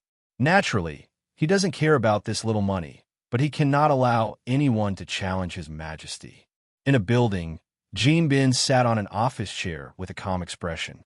In front of him, the strong man in a suit who had previously received Tony was standing there with a solemn expression. He is Daniel, Kingpin's confidant. Brown is responsible for taking care of various businesses in Yoyue City. How was the investigation going? Have you found out the guy's identity? Kingpin couldn't hear the voice of joy and anger, and Daniel couldn't help but feel chilled. The calmer Kingpin was, the angrier he was. At this time, he didn't dare to get into trouble, so he spoke quickly. "Mr. Wilson, I'm sorry. I didn't find out his specific identity. That guy moves too fast. We can't keep up with him, and every time he appears there is no warning. I mobilized most of the surveillance cameras in U.S. City, but I can't find him before his disguise."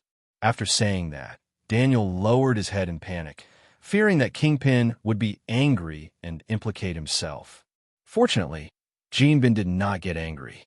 He just turned to look at the scene outside the floor-to-ceiling window and murmured to himself, "Is this the person you are looking for?"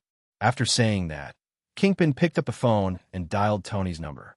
In Stark Industrial Building, Tony, who was busy, heard the phone ringing.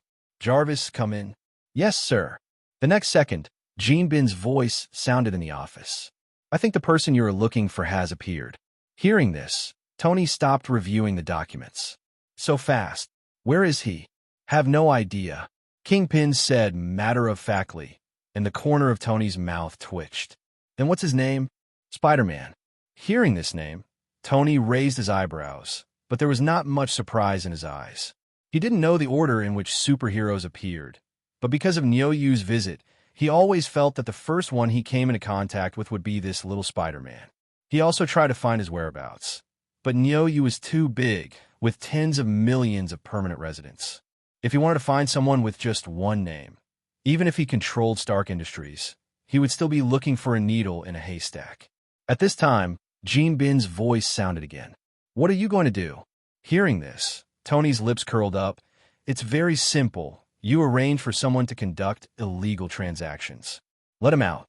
Just leave the rest to me." "Okay. Then tonight, I will arrange to conduct transactions in Manhattan, where he often hangs out." Gene Bin responded directly and hung up the phone. Tony also put down the documents in his hands at this moment, stood up and walked to the floor-to-ceiling window, looking at the living beings outside the window, his eyes twinkling.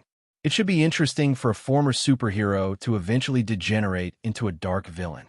As he said that, Tony couldn't help but laugh. At this moment, there was a knock on the door, and a beautiful figure walked in. She is Tony's new secretary, Natasha Romanoff. As for Potts, she is now the CEO of Stark Industries, so she no longer holds the position of secretary. Originally, according to Potts's wish, Tony was to be assigned a male secretary. But this decision was firmly opposed by Tony, so Natasha Romanoff succeeded in taking over by virtue of her own conditions. "Mr. Tony, this is the document that Miss Potts asked me to send. It needs your signature." Natasha Romanoff wears a pair of glasses and exudes an intellectual temperament, which is very attractive. But Tony, who was standing in front of the floor-to-ceiling window, didn't even look at her. He just waved his hand and said, "Put it down." Seeing this, Natasha Romanoff could only put down the document and looked at Tony's back with confusion. The script is not what she imagined. Isn't this guy a playboy? I've been employed for several days. Why don't I see this guy hooking up with me? Are you not beautiful and charming enough? Impossible. Natasha Romanoff decisively rejected this possibility.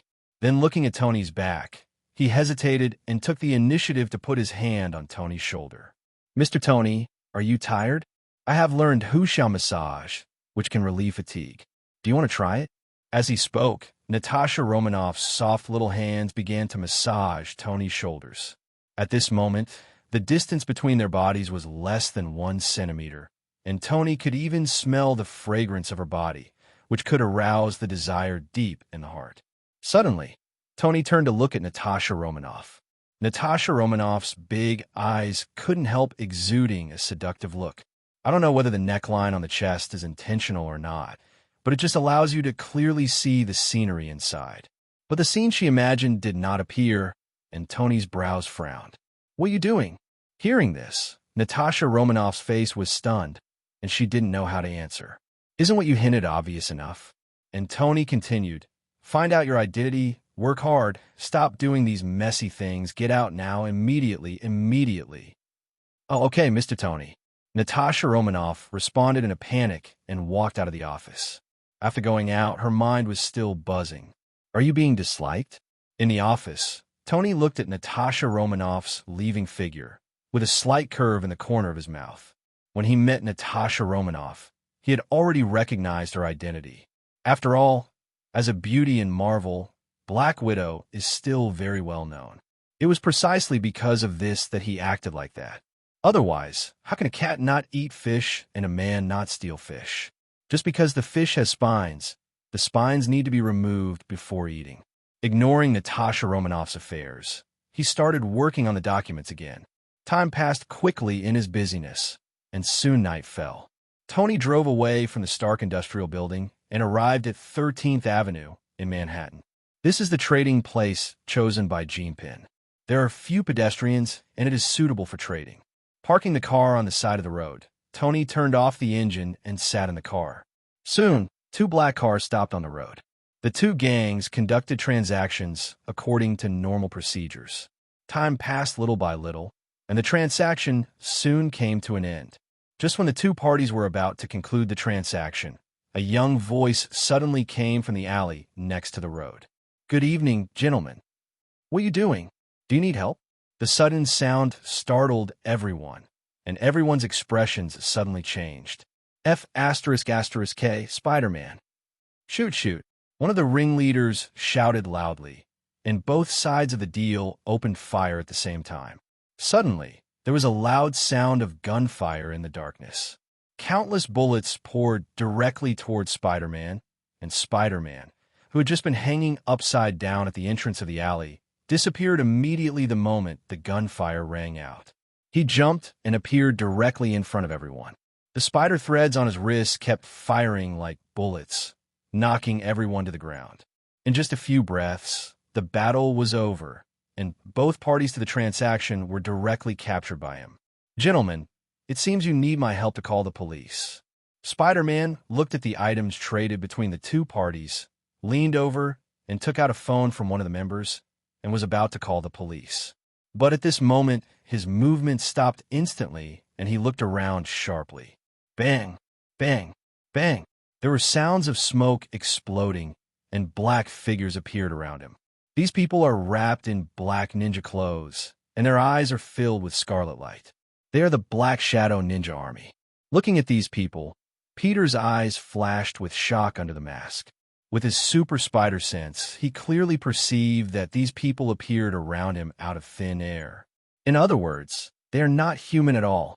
Suddenly, Peter became alert, looked at the many shadow ninjas and said, "Hey man, who are you?"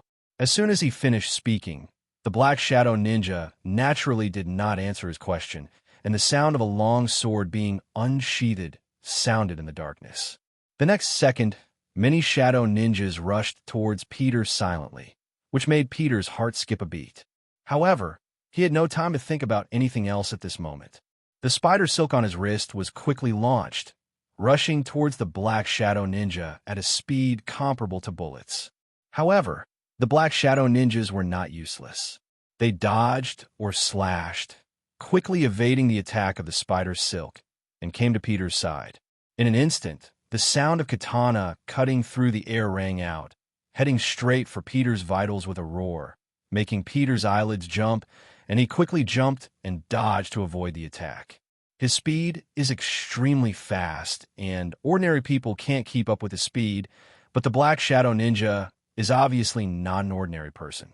As Peter dodged, many shadow ninjas quickly followed, and the cross darts flew out of their hands, directly scratching Peter's spider suit. Peter, who originally wanted to hold back, looked at this scene and no longer cared about holding back, and quickly started to fight back. After mutation, his strength and speed have already reached a terrifying level, and his strength is enough to stop a train. Although the Black Shadow Ninja is powerful, its individual strength is not enough to compete with it. Therefore, after Peter took action with all his strength, many shadow ninjas were directly beaten and scattered. However, when Peter looked at this scene, there was no joy on his face. Instead, his expression became more and more ugly, because he discovered that the number of shadow ninjas was increasing. After he killed a dozen shadow ninjas, the number of shadow ninjas had surged to hundreds. Even on the periphery, there are shadow ninjas emerging one after another. Although he is powerful, he is still in danger under the encirclement and suppression of so many shadow ninjas. At this moment, the spider suit on his body had become tattered, and bloody mouths appeared on his body. As time passed, his physical strength continued to be consumed, and he began to pant. Sensing the danger, he did not dare to stay where he was. He fired the spider's silk from his wrist and quickly took off into the air, leaving the place. After being freed from the siege of the shadow ninjas, Peter finally breathed a sigh of relief. But just when he thought it was safe, a terrifying scene suddenly appeared in front of him. On the tall buildings in front of him, a black shadow ninja with scarlet eyes kept appearing, looking at his figure. Seeing this, Peter's face froze, and a sense of fear arose in his heart. Just now, hundreds of shadow ninjas had put him in danger. Now, there were more than hundreds of shadow ninjas. Although he didn't know the specific number, a quick glance showed that there were no less than 1,000 people. If he were surrounded by these people, Peter wasn't sure whether he would still be alive. At that moment, he didn't dare to stay anymore. His figure rippled among the tall buildings and quickly disappeared here. And just as he was moving forward quickly, some shadow ninjas chased him directly. Although they couldn't use the spider silk to ripple in the air like Peter. But with his terrifying jumping ability, he can shuttle across tall buildings, and his speed is not slower than Peter. This made Peter, who wanted to throw them away, helpless. Soon, something happened that made Peter even more desperate. On his way forward, shadow ninjas jumped directly from tall buildings and rushed towards him. Densely packed cross marks roared towards him, followed closely by the shadow ninja holding katana. Although he relied on his super spider sense and agility to avoid most of the attacks, some attacks still fell on him. Blood flowers bloomed continuously on his body, causing a series of muffled sounds to come out of his mouth. At the same time, a cross mark crossed the spider silk on his hand, and the spider silk suddenly broke, and Peter's figure, which was originally in the air, fell directly to the ground. The sudden change frightened Peter to death. The spider silk on his wrist couldn't help but shoot out wildly, constantly slowing down, and finally his body landed heavily in an alley, leaving him breathless for a long time. In the darkness, shadow ninja figures kept appearing, surrounding him tightly. At this moment, he really had no way to go to heaven and no way to enter the earth. Fear struck his heart. Peter looked at the shadow ninjas around him and swallowed subconsciously. It only took a few days for him to become Spider-Man. Before that, he was just an ordinary person, and he was even often bullied on campus. From a fundamental point of view, his character is relatively cowardly, but because of his strong strength, he is full of confidence. But now, the strength he relied on has lost its effect, and his cowardly nature has once again taken over. What do you want to do? Don't come here. A scream of suppressed fear came from his mouth, and the black shadow ninja, who had been approaching, suddenly stopped after his words fell. Peter was stunned by this scene, even a little at a loss. But soon, the sound of footsteps in the darkness woke him up, making him realize that it was not his words that had an effect, but the real master behind it. Suddenly, his eyes couldn't help but look through the siege of black shadow ninjas to the entrance of the alley, and a figure came into his eyes. The visitor was wearing a suit, exuding a lazy temperament, and the smile on his lips gave people a feeling of being in control.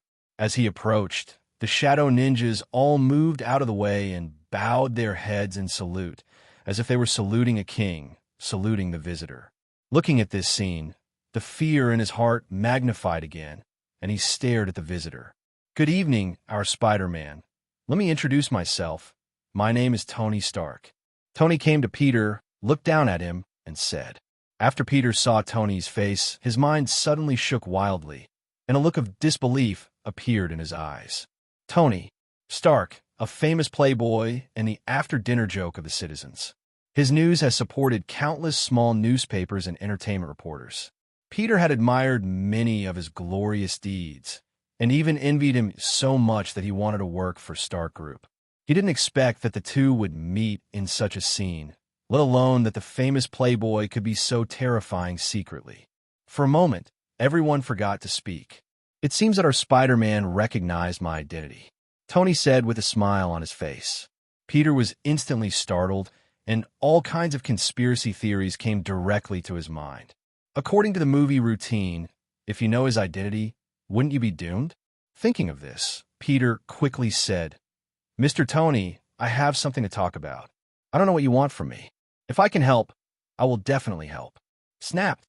"Happily, I like to talk to straightforward people," Tony said, snapping his fingers. Actually, it's not a big deal. It's just that I need you to help me kill someone. What do you think? Tony looked at Peter with a smile, and Peter, who had been patting his chest just now, suddenly twitched the corner of his mouth. Although he has mastered powerful power, he has not killed anyone so far. Because of the death of his uncle, he has always practiced the saying that the greater the ability, the greater the responsibility, and strives to be a good person.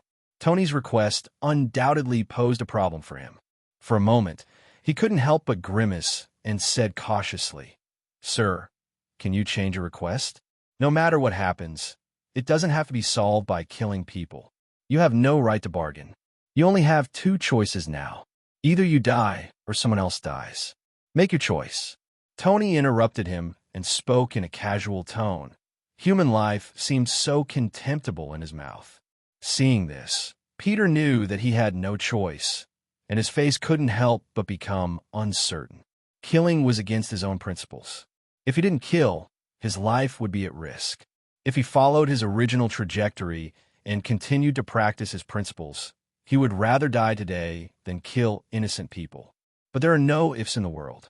He has only been Spider-Man for a few days, and he has not yet completely transformed from a small citizen into a superhero. He cares more about his own life than other people's lives. Therefore, after hesitating for a while, Peter finally said, "Who do you want me to kill, sir?" As he finished speaking, the smile on Tony's lips became even brighter. "Ivan Vank. Looking back, I will give you his information. All you have to do is solve him. Do you have any problems?" Peter shook his head silently.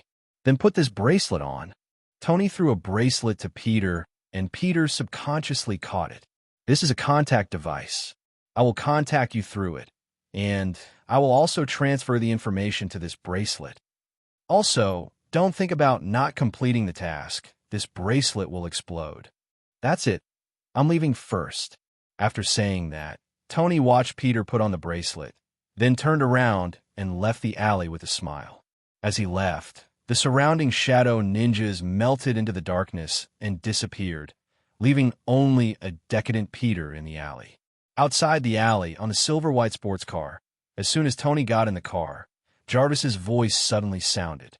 "Sir, you have changed so much." Hearing this, Tony's expression did not change. After all, he was not his predecessor. Jarvis would definitely notice it if he spent time with him day and night. "Really? Then do you think my change is good or bad?" Tony asked. Jarvis's calm voice continued. "I'm just an artificial intelligence. I can't judge whether a person is good or bad, let alone how good you are, sir. However, I like you better now. Thank you for your affirmation. It seems that your intelligence has improved again." Tony praised him, started the vehicle, and left the place. "Sir, can I ask, who is Ivan Vank? In my database, it seems that Sir has no contact with this person. For a person who will die later, I just moved his death time a little earlier." Tony replied with a smile, but a glint flashed in his eyes. He inherited Stark's identity and also inherited his causality, although he did not develop the iron suit. But those guys who have a grudge against him will find him sooner or later. Adhering to the idea of strike first to gain advantage and attack later to suffer disaster, Tony prefers to nip trouble in the bud. And Ivan Vank is obviously such a troublesome person. However, the appearance of Natasha Romanoff made him know that he was being targeted by the people of S.H.I.E.L.D., and he was not suitable to take too many actions in the short term. It happened that the appearance of Peter gave him a candidate to solve the problem, so he decided to kill Ivan. Vank's mission: not only can the trouble be solved, but this incident can also help little Spider-Man embark on the path of Blacken. After all, superheroes are heroes because they all have their own principles, and little Spider-Man's principle is obviously to save innocent people. And when the principle is broken, the hero is no longer a hero. It was an uneventful night, and the next day, Tony came to the company as usual, ignoring the coquettish Natasha Romanoff and reviewing documents as usual. After spending 2 hours, he finally finished processing all the documents that required a signature, and he couldn't help but let out a sigh of relief.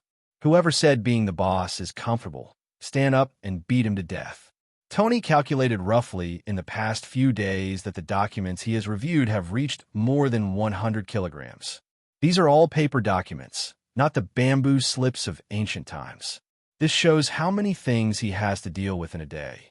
For a moment, he suddenly regretted killing Obadiah. Because this guy managed the company, he could spend a lot of time and be a hands-off shopkeeper. Now, after killing Obadiah, most things in the company can only be handled by oneself, which is really annoying.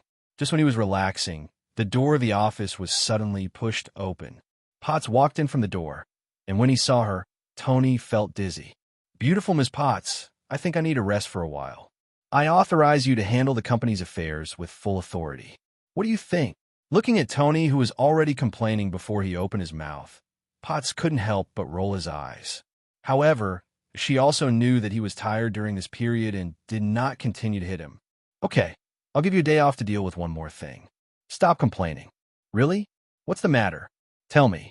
Tony suddenly became excited and said he really doesn't want to stay in the office anymore, which is definitely good news for him. The military's procurement invitation for this year has been sent. Starting at 3 o'clock in the afternoon, you can go and participate and try to win more orders. With that said, Potts handed an invitation letter to Tony, then hurriedly turned around and left the office. As president, Potts' business is busier than Tony's. After all, Tony only needs to deal with some major things, but Potts has to manage the entire group. The workload between the two is not at the same level at all. Looking at her leaving back, Tony shook his head. How could this woman have such great enthusiasm for work? After withdrawing his thoughts, Tony opened the invitation and looked at the content on it. Naturally, there was nothing substantial in the content, but Tony was curious, so he watched with gusto. Military procurement is the main source of profits for major arms companies.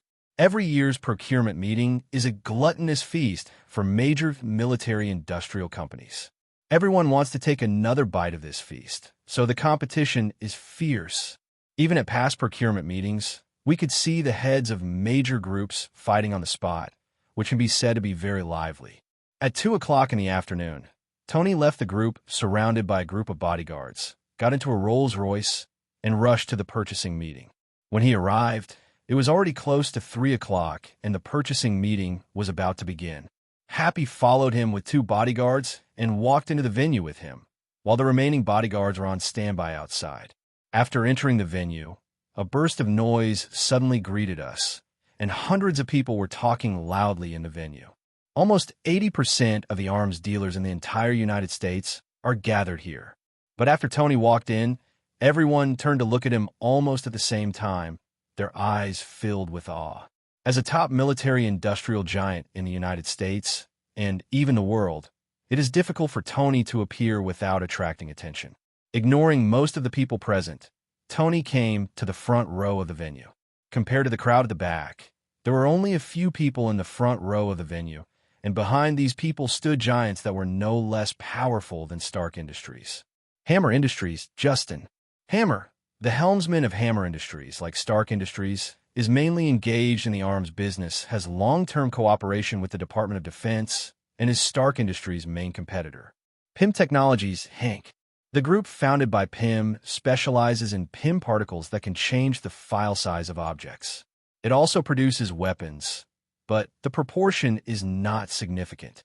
Austrian Group, a family-owned company, is headed by Norman Osborne, who focuses on biotechnology and has made great achievements in the military industry, has a vague tendency to catch up with Hammer Industries.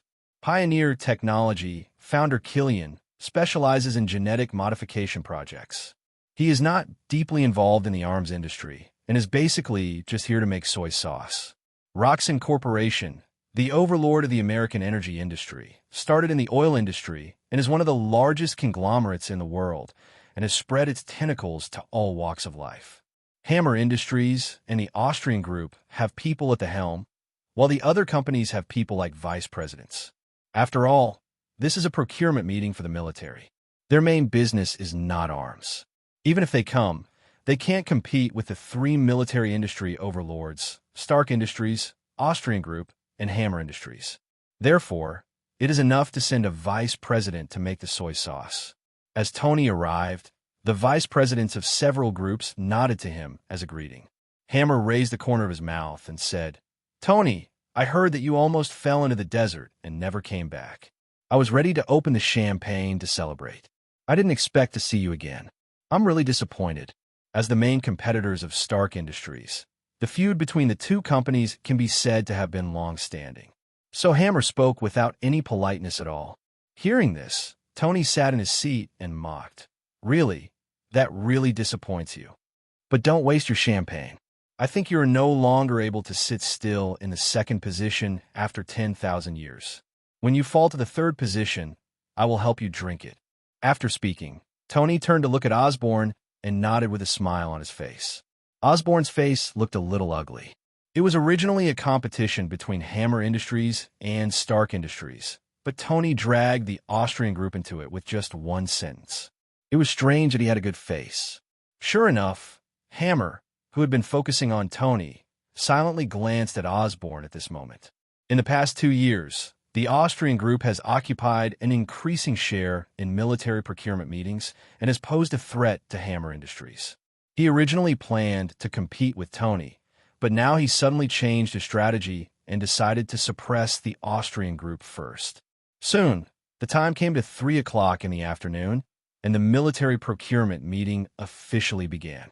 Under the auspices of military procurement personnel, major military industrial companies present received orders one after another.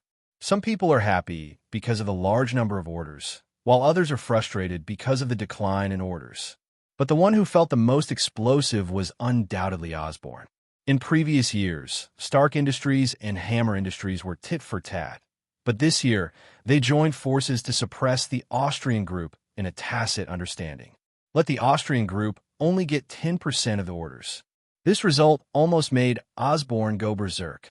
At the same time, it also confirms an old Huxia saying, "There are no eternal enemies, only eternal interests." When the military procurement meeting ended, Osborne walked out of the meeting with a gloomy face. Looking at Hammer and Tony leaving, he wanted to eat them alive. Originally, according to his plan, the Austrian group could win at least 20% of the orders in this year's purchasing meeting. But due to the joint suppression of the two companies, Austrian group only got half of the plan, 10%. This number is worse than in previous years. You know, the annual military expenditure of the United States is as high as 400 billion yuan, and the profit of 1 point is hundreds of millions or even billions of dollars. Tony and Hammer joined forces to suppress it, and the Austrian group lost 10 points or more. The losses amounted to tens of billions of dollars. Such huge amounts of losses are enough to drive people crazy. What's more, the Austrian group's recent situation is not good. In order to win more military orders and catch up with Hammer Industries and Stark Industries, they specially developed military products such as flying skateboards, individual combat armors, and human body enhancers.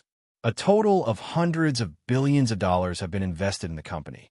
The company has suffered serious losses, and the major shareholders are extremely dissatisfied. Osborne is counting on winning more orders from this year's military procurement to appease shareholders. But now, everything is gone, and Osborne's heart bleeds just thinking about it. Taking a deep breath, he endured his heartache and got into the car, returning to the company. At the same time, specific news about the military procurement meeting was quickly spread through various channels. When Osborne returned to the company, his secretary hurried to his office. "Mr. Osborne, no good. All shareholders are here and waiting for you in the conference room now." Hearing this, Osborne's mood, which had finally stabilized, fluctuated violently again. "Damn it, who asked him to come?" Osborne said viciously, his expression ferocious, making the female secretary frightened, and even his tone became stuttering. "Mr. Osborne, they came here on their own. Well, they seem to have received specific news from the procurement meeting. They don't look very good." Listening to these words, Osborne's heart sank. What he was most worried about happened. "You go down first." He dismissed the secretary casually, and the female secretary immediately left the office as if she had been granted amnesty. When he was alone, the suppressed anger in his heart suddenly burst out. F asterisk asterisk K. B asterisk asterisk asterisk asterisk asterisk D. A ping-ping-pong-pong sound came from the office, and soon the office became a mess. After a long time, Osborne finally gathered his emotions and left the office and walked towards the conference room. Arriving at the door of the conference room, Osborne pushed the door open and entered. Whoosh! In an instant, many shareholders in the conference room turned to look at him at the same time.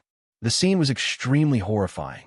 Looking at the expressionless faces of everyone, Osborne tried his best to squeeze out a smile on his face. "Why are you all here?" Hearing this, the shareholders who filled the conference room made unceremonious remarks. "Mr. Osborne, I heard that our group only won 10% of this year's military purchase orders. Is that true?" As soon as the shareholder opened his mouth, he stabbed Osborne directly in the heart. He wanted to refute, but he knew that it was useless. These people were not weak. They must have gotten the news, otherwise they would not be here. At the moment, he could only nod with difficulty and said, "That's right, but that's because Stark Industries and Hammer Industries teamed up to suppress us. Otherwise, our purchase orders would never be so small." Osborne tried his best to defend, but the shareholders present did not listen to this. They focused on profits. They were already dissatisfied with Osborne's strong advocacy of researching individual equipment and human body enhancers before. In addition, the research was stuck in a bottleneck and could not produce the best results, which made their dissatisfaction reach the extreme. Now that military orders have been reduced, Austrian Group's profits have fallen sharply, which ultimately became the straw that broke the camel's back. Let them choose to break up. Mr. Osborne, you don't need to explain. We joined the Austrian Group for profit. But now Austrian Group obviously cannot bring us profits. So many of our shareholders have unanimously decided to divest from Austrian Group. The cold words turned into the sharpest sword at this moment, piercing into Osborne's heart. "No, you can't do that," Osborne roared. "The Austrian Group has very little funds left due to research and development. If the major shareholders withdraw their capital again, the Austrian Group does not rule out the possibility of bankruptcy. As the leader of the Austrian Group, he would not allow or let such a thing happen. Gentlemen, please calm down. The Austrian Group is only temporarily in trouble. As long as it survives, the Austrian Group will become better and your interests can be guaranteed. And the Austrian Group has also made a lot of profits for you over the years. You have not suffered any losses at all. Now it is just that you're not making money for a while. You cannot abandon the Austrian Group like this." Osborne tried his best to save her and even played the emotional card. But capital is cold, and capitalists are even more indifferent. They only have interests in their eyes. As for feelings, how much does it cost per pound? Therefore, no matter how Osborne tried to retain him, no one present was shaken at all. "Mr. Osborne, there's no need to waste any more time. Just prepare the contract. We'll sign it later." After saying that, the major shareholders stood up and left the meeting room one after another, leaving Osborne sitting in his place in despair. Without Tony's appearance, the major shareholders of the Austrian Group would have withdrawn their capital a year later, but because of Tony's intervention, the Austrian Group was pushed into the abyss of bankruptcy in advance. Time passed little by little, and Osborne sat in the conference room for a long time. It was not until it was getting late and the employees of the Austrian Group got off work that the female secretary walked in cautiously. "Mr. Osborne, it's time to go."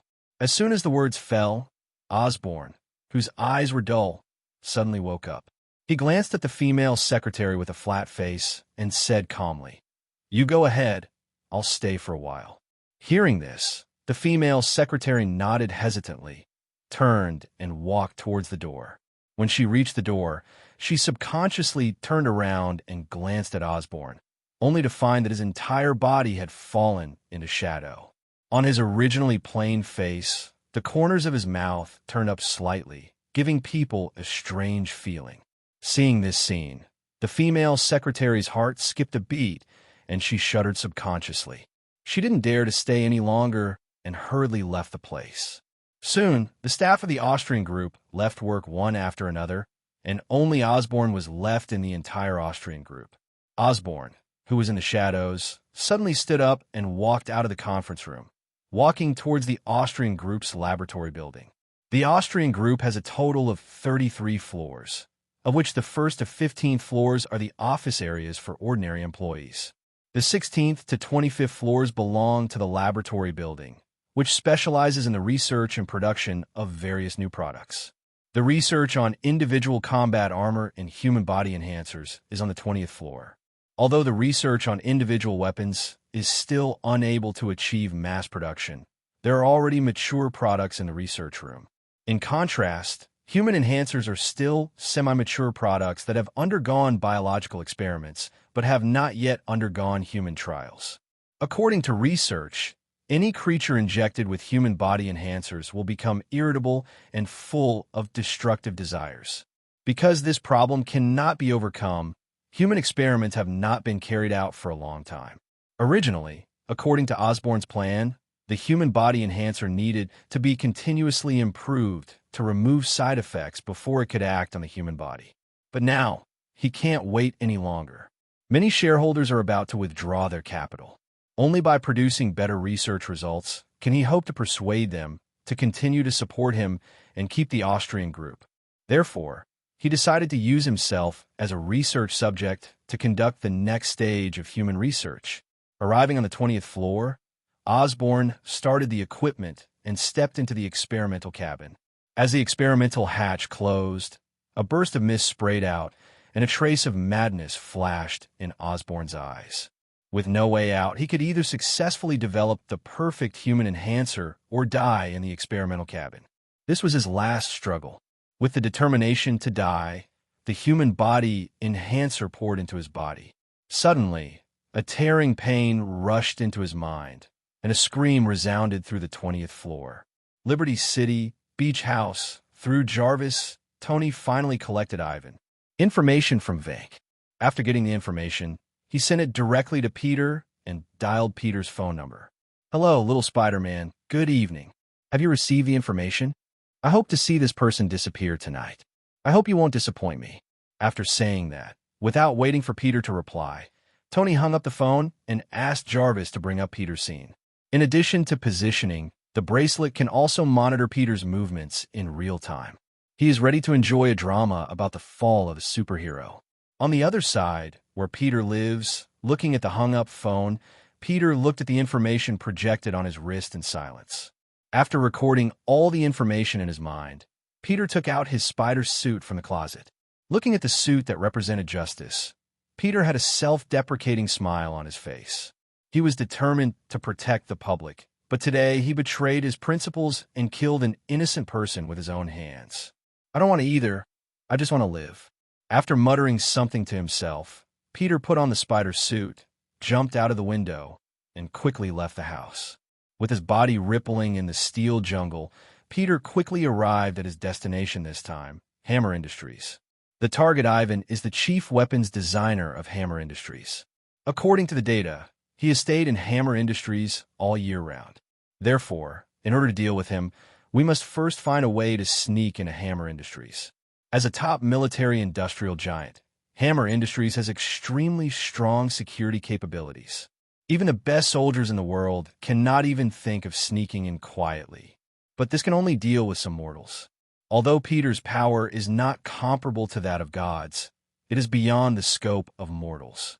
In front of him, the security force of Hammer Industries became a complete joke.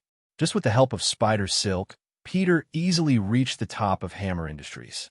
With the help of the spider barbs on his palms, he easily opened a hole in the glass on the top floor of the Hammer Industrial Building that was large enough for one person to pass through, climbed in, and then entered the elevator, which led directly to the -3 floors of Hammer Industries. This is the Weapons Research and Development Department of Hammer Industries, and it is also where Ivan is located. In the villa, Tony was sipping red wine, watching the whole process of Peter's infiltration on the video, and smiled. "It seems that our Spider-Man is even better than I thought." Jarvis, based on his performance, construct a strength profile and also try to deduce the direction in which his strength will improve. "Okay, sir. Recording has started," Jarvis responded. And in the video, Peter had successfully arrived on the third floor of Hammer Industrial. Ding!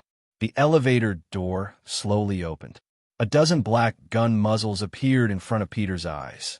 Peter's eyes suddenly shrank, and his body subconsciously jumped up, grabbing the top of the elevator.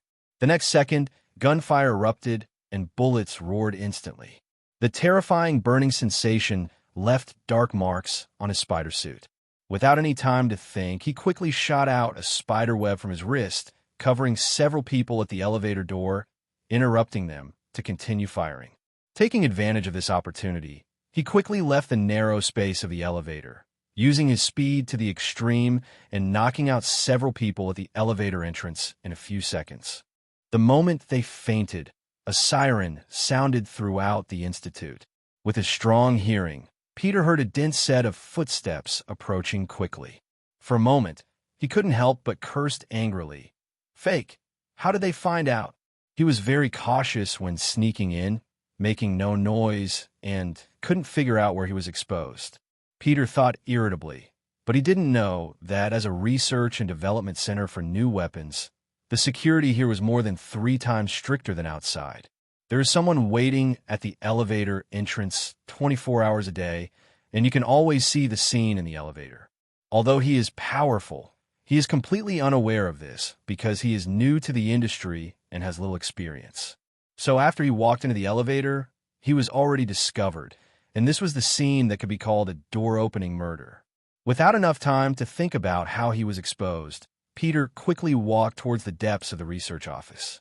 Along the way, he relied on his agility to avoid being encircled by a large number of guards, and soon found the target of his trip, Ivan Vank. As the villain of the second Iron Man, although he is not low in intelligence, since he has not developed the Death Whip armor, his strength is not much stronger than ordinary people. When he saw Peter appearing in front of him, Ivan could say he was stunned. He had naturally heard the alarm from the research office. In his opinion, someone from some force had come to steal the blueprints of new weapons. It had nothing to do with him, but he never imagined that the target of the visitor was himself, leaving him completely unprepared, etc. Ivan opened his mouth to say something, but Peter didn't give him a chance. He stepped forward, grabbed his neck, and twisted hard. There was a click, and he took the lunch directly. Before coming, Peter had done various psychological preparations and envisioned scenarios that he couldn't bear to do. But when he was discovered and could be surrounded and suppressed by a large number of guards at any time, he suddenly discovered that all his expectations had become a joke. In order to prevent himself from being surrounded by guards, he broke Ivan's neck without any hesitation. This development made him feel confused for a moment. He didn't know whether he was forced by Tony to do such a thing without any burden, or whether he had no big objection to murder in the first place. The confusion did not last long. When he was awakened by the sound of footsteps, he threw all his thoughts behind and began to escape from his place. At this time, in the villa, Tony's face also looked a little stunned. He didn't expect that things would end so easily. He was already ready to watch a drama of Peter's inner conflict between heaven and man. Unexpectedly, Peter turned out to be more decisive than he thought. Jarvis, have I been deceived by this guy? Judging from his decisiveness, it doesn't look like it's his first time to kill someone. Tony was speechless. Jarvis's emotionless voice suddenly sounded. Sir, according to research, there is a devil living in everyone's heart. It is a collection of human negative emotions. Some people lock up the devil, and they are good people in the eyes of ordinary people. Some people release the devil, and they are bad people in the eyes of ordinary people. According to my observation, Peter in the video is in the stage of locking away the devil. Without your intervention, sir, he should have locked away the devil in his heart and become a good person. But, sir, you gave him a key and let him release the devil. So, everything is caused by you, sir. Jarvis analyzed for a while and finally put the blame on himself, and Tony couldn't help but twitch the corner of his mouth. Good guy, you are still not with me. Do you say that about the Creator? Deciding to refuse to communicate with Jarvis for the time being, Tony prepared to go to bed. The matter was over, and he had no need to continue watching. Although the guards at Hammer Industries were good, they could not trap little Spider-Man, so he was naturally too lazy to continue watching. But just as he stood up, Jarvis's voice suddenly sounded. "Alert! Alert! Approaching UFO detected." As soon as he finished speaking, Tony stopped and immediately turned to look at the big screen, only to see that the scene on the screen had changed outside his villa. A green figure in the distance quickly approached his villa on a skateboard-style aircraft. Tony even saw the evil ghost mask on the face of the visitor. Suddenly, Tony's brows raised and a smile appeared on his lips. "Interesting, Green Goblin Osborn. You came to me before I came to you. We're the best candidates to form the Dark Alliance. Naturally, they're the famous villains in Marvel. These people are born with dark hearts, which is much easier than recruiting superheroes." So after meeting Osborn at the military procurement meeting, Tony made up his mind to drag this guy into the Dark Alliance. But because this guy hasn't transformed yet, Tony just plans to give him a little stimulation to speed up his transformation. But I didn't expect that things would progress so fast. I only stimulated this guy during the day, but at night this guy turned into the Green Goblin and came to me. Sure enough, life is full of surprises. There was a smile on Tony's lips, and a hint of coldness appeared in Tony's eyes. Recruiting villains is different from recruiting superheroes. Superheroes still need to be guided, while villains can be conquered directly. And just when Tony discovered Osborn outside the villa, Osborn looked at Tony with a crazy smile under his villa mask. In order to keep the Austrian group, he had to conduct human experiments himself. The experiment went surprisingly well, and he perfectly strengthened his body.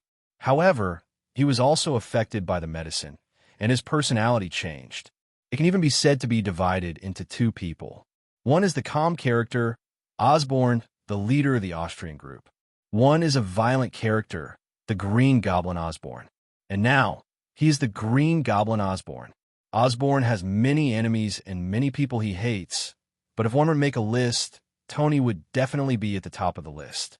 If it weren't for him, Austrian group could win more military orders, and shareholders would not withdraw their capital in advance, forcing Austrian group to a dead end.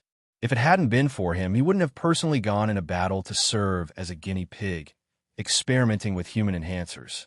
Although all the hidden dangers were laid after he ordered the development of new equipment and human body enhancers. But Tony was the trigger that detonated the bomb. So, he is here as the Green Goblin, and he wants revenge and sends a guy who pushed the Austrian group to a dead end of hell. His mind was filled with the desire to kill. Osborn flicked hard, and 2 pumpkin grenades rushed towards Tony's villa.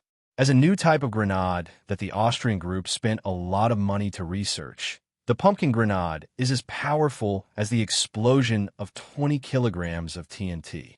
2 pumpkin grenades are enough to blow up Tony's villa and bury him alive. But the moment he threw the pumpkin grenade, one after another black shadow ninjas came out of the darkness, their scarlet eyes staring closely at Osborn. The next second, 2 cross marks were thrown out from the hands of a shadow ninja, accurately hitting the pumpkin grenade. Bang! 2 violent explosions sounded. Fireworks sparkled in the darkness, lighting up the night. What? Osborn thought with a frown. But before giving him any more time to think, a black shadow ninja was already jumping towards him. Katana's edge shone in the dark night, and the blades of light struck straight at him. Osborn, wearing a battle armor, planned to resist the attacks of many shadow ninjas without dodging. Zitsy! A burst of sparks appeared on his armor. The seemingly hard armor actually showed tiny wounds under Katana's cutting. Upon noticing this scene, Osborn's expression suddenly changed. This is a battle armor made of special alloy. What kind of knife is that? It's so sharp. While thinking about it, Osborn used the maneuverability of the flying skateboard to quickly escape from the siege of the Black Shadow Ninja. He originally planned to rush into the villa directly, but when he saw the dense crowd of shadow ninjas outside the villa, he couldn't help but feel a hint of retreat. He discovered that things seemed different from what he imagined. These guys appeared from nowhere and were actually guarding Tony. Although their individual strength is not as good as mine, there are too many of them. After watching it in midair for a while, Osborn finally drove the flying skateboard and quickly disappeared into the night sky. In the villa, Tony looked at Osborne, who was retreating, and smiled playfully. Running away now? It's kind of interesting. Danger clear, sir. What are those?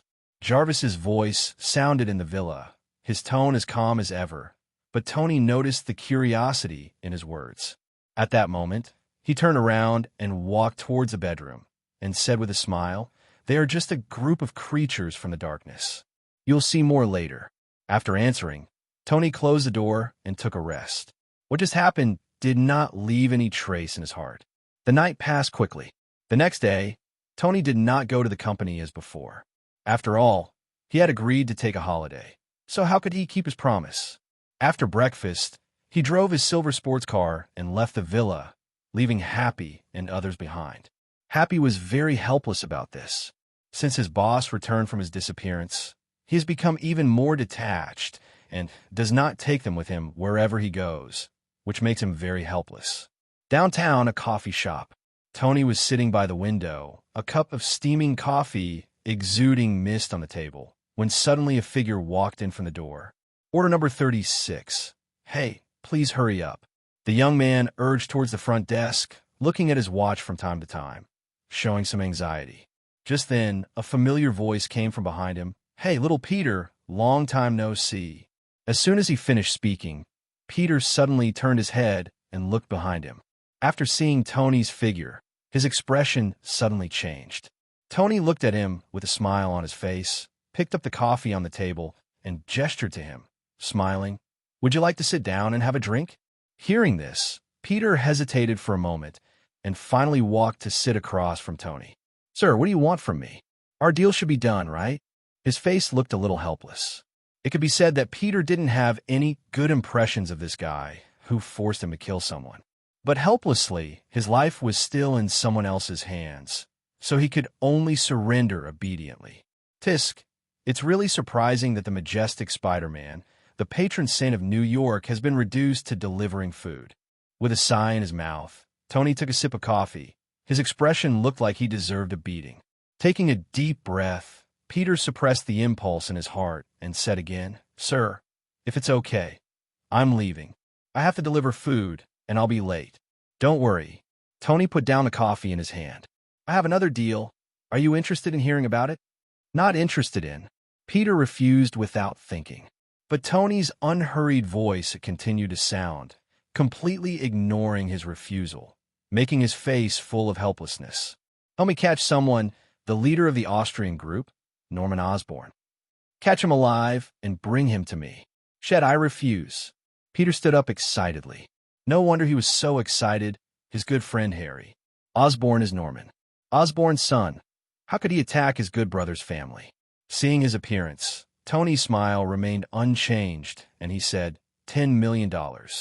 As long as you help me catch him, I will give you 10 million yuan. Think about the life you are living now. You are so poor that you don't dare to confess to the girl you like. But with these 10 million, you can change your current situation. You can buy a big house for your family, and you can go on an instant trip with your loved ones. From now on, you no longer have to run around for life. Thinking about these wonderful things, do you still find it difficult to accept it? At this moment, Tony is like a devil, constantly bewitching Peter and leading people to corruption. Peter, who was extremely excited just now, sat down again now, his face looking uncertain. His thoughts kept flowing as Tony told her, "Mary." The figures of Jane and Aunt May kept flashing in his mind. At this moment, he hesitated, no longer as firm as before. But I can't hurt Harry. He's my best brother," Peter said with a confused look on his face. Tony made a new offer with a smile on his face, 20 million. "Besides, I don't intend to hurt him, so you don't need to feel any guilt. If I were to kill him, he wouldn't survive tonight. What do you think?" Thinking about Tony's ability, Peter fell silent, which also meant that his heart was moved. After an unknown amount of time, Peter finally nodded. "Okay, I promise you. But I want to know why. You obviously have ability. Why are you still looking for me?" Peter said seriously. The smile on Tony's face became even bigger. "Don't get me wrong. I just want to improve your life. After all, the dignified Spider-Man has to run for a living like all living beings. Don't you think it's ridiculous? You are a person with super ability surpassing 99% of mortals in the world. In the past, Peter would have refuted this. He thought that he was no different from anyone else, except that he had some special abilities. But now, he felt like he suddenly realized, yes, I am an extraordinary person. Why should I still run for a living? Order number 36 is ready. An urging came from the front desk. The voice that had sounded so normal in the past felt particularly harsh to Peter at the moment. The person in front of me can enjoy his morning tea quietly, so why should he keep running around? Thinking of this made him feel agitated. However, he still suppressed his irritability, went to the front desk, picked up the coffee, and left. Tony looked through the window at Peter, who was riding on the electric donkey, and leaving, a smile flashed in his eyes. Breaking through the bottom line can only happen once or countless times. If we talk about killing Ivan before, Vank can still say that it was forced by itself, but now it has no intention of forcing it at all. Moreover, he could feel the unwillingness in Peter's heart when he stood up. Obviously, our Spider-Man has gone astray, and there will never be that hot-blooded and kind-hearted little Spider-Man again. Thinking of this, Tony couldn't help but sigh. What's wrong with this world? Bad people are increasing day by day, and good people are getting fewer and fewer. It's really interesting. Putting down $1, Tony left the cafe, got into the sports car, and drove away. The roar of the sports car echoed in the streets, arousing the envious eyes of many passers-by. Some people say that a person's character is innate, but Tony believes that a person's character is brought about by the environment. What kind of things you have experienced will determine what kind of character you will become. When Peter experienced something he had never experienced before, whether voluntarily or by choice, it was destined that he would never be Spider-Man again.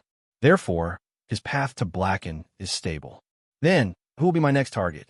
Tony drove the sports car, and many figures in his memory flashed through his mind. Driving a sports car around the bustling New York City, Tony was thinking about where to go for fun today. I finally had a day off, but I couldn't waste this great time. But as the saying goes, the plan could not keep up with the changes. Just as he was passing by a building, there was a sudden explosion of huge amounts. Boom! Countless gravel fell from high altitudes and smashed into the crowd of people on the street. The originally bustling and peaceful street instantly turned into a flesh and blood mill. Countless corpses were scattered with broken arms, and many people were directly smashed into pieces by boulders falling from high altitude. It was extremely terrifying. Squeak! There was a sharp brake sound, and the vehicle driven by Tony stopped in place. And in front of him, a huge boulder crashed down, bang. He almost turned into a meat pie like others. Looking at this scene, Tony has no fear. He has half a regenerative healing factor with the horse talisman. As long as he does not die instantly, the horse talisman can restore him, so he does not have too much fear. He was just curious what happened. While thinking about it, Tony got out of the car and looked up at the building above his head.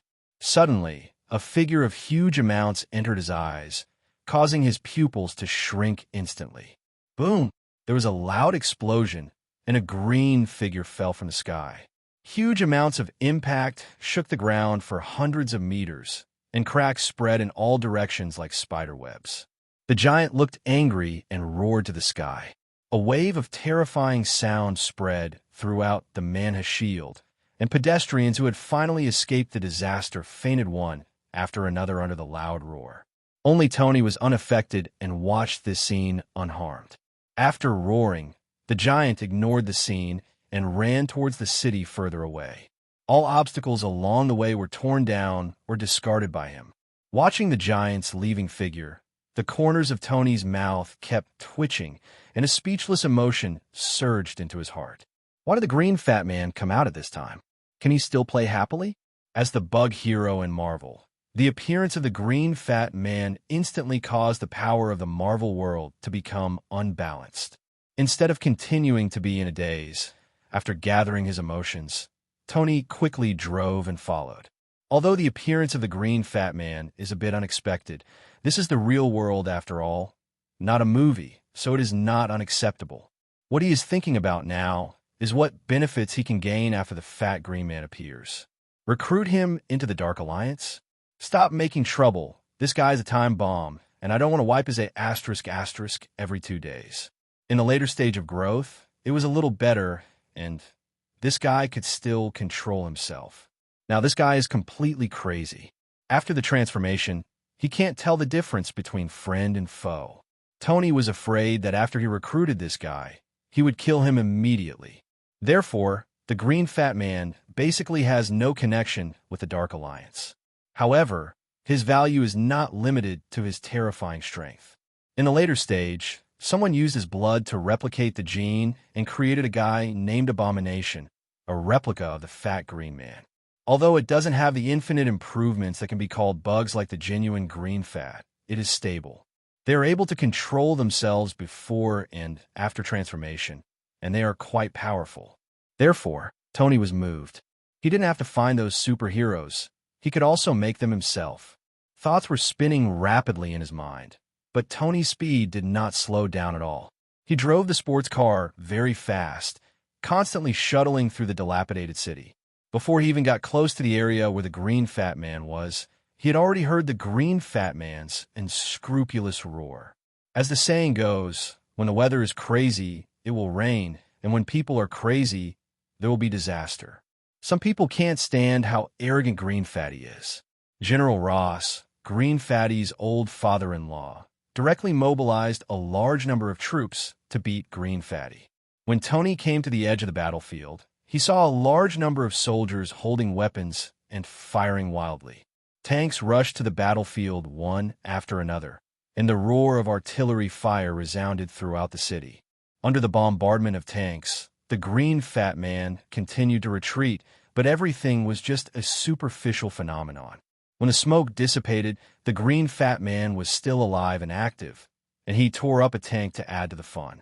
Seeing this scene, Tony decisively found a tall building to watch the battle from a high position. He had no intention of getting involved. With his small arms and legs, he couldn't even bear the Green Fat's punch, so he didn't want to go up and try. The battle continued, and the soldiers suffered heavy losses. Under the iron fist of the Green Fat Man, these well-trained elite soldiers were like children, unable to resist at all. Just look at the Green Fat Man, as if he was playing a whack-a-mole, punching a piece of flesh and blood. In just 10 minutes, his surroundings were covered with flesh and blood.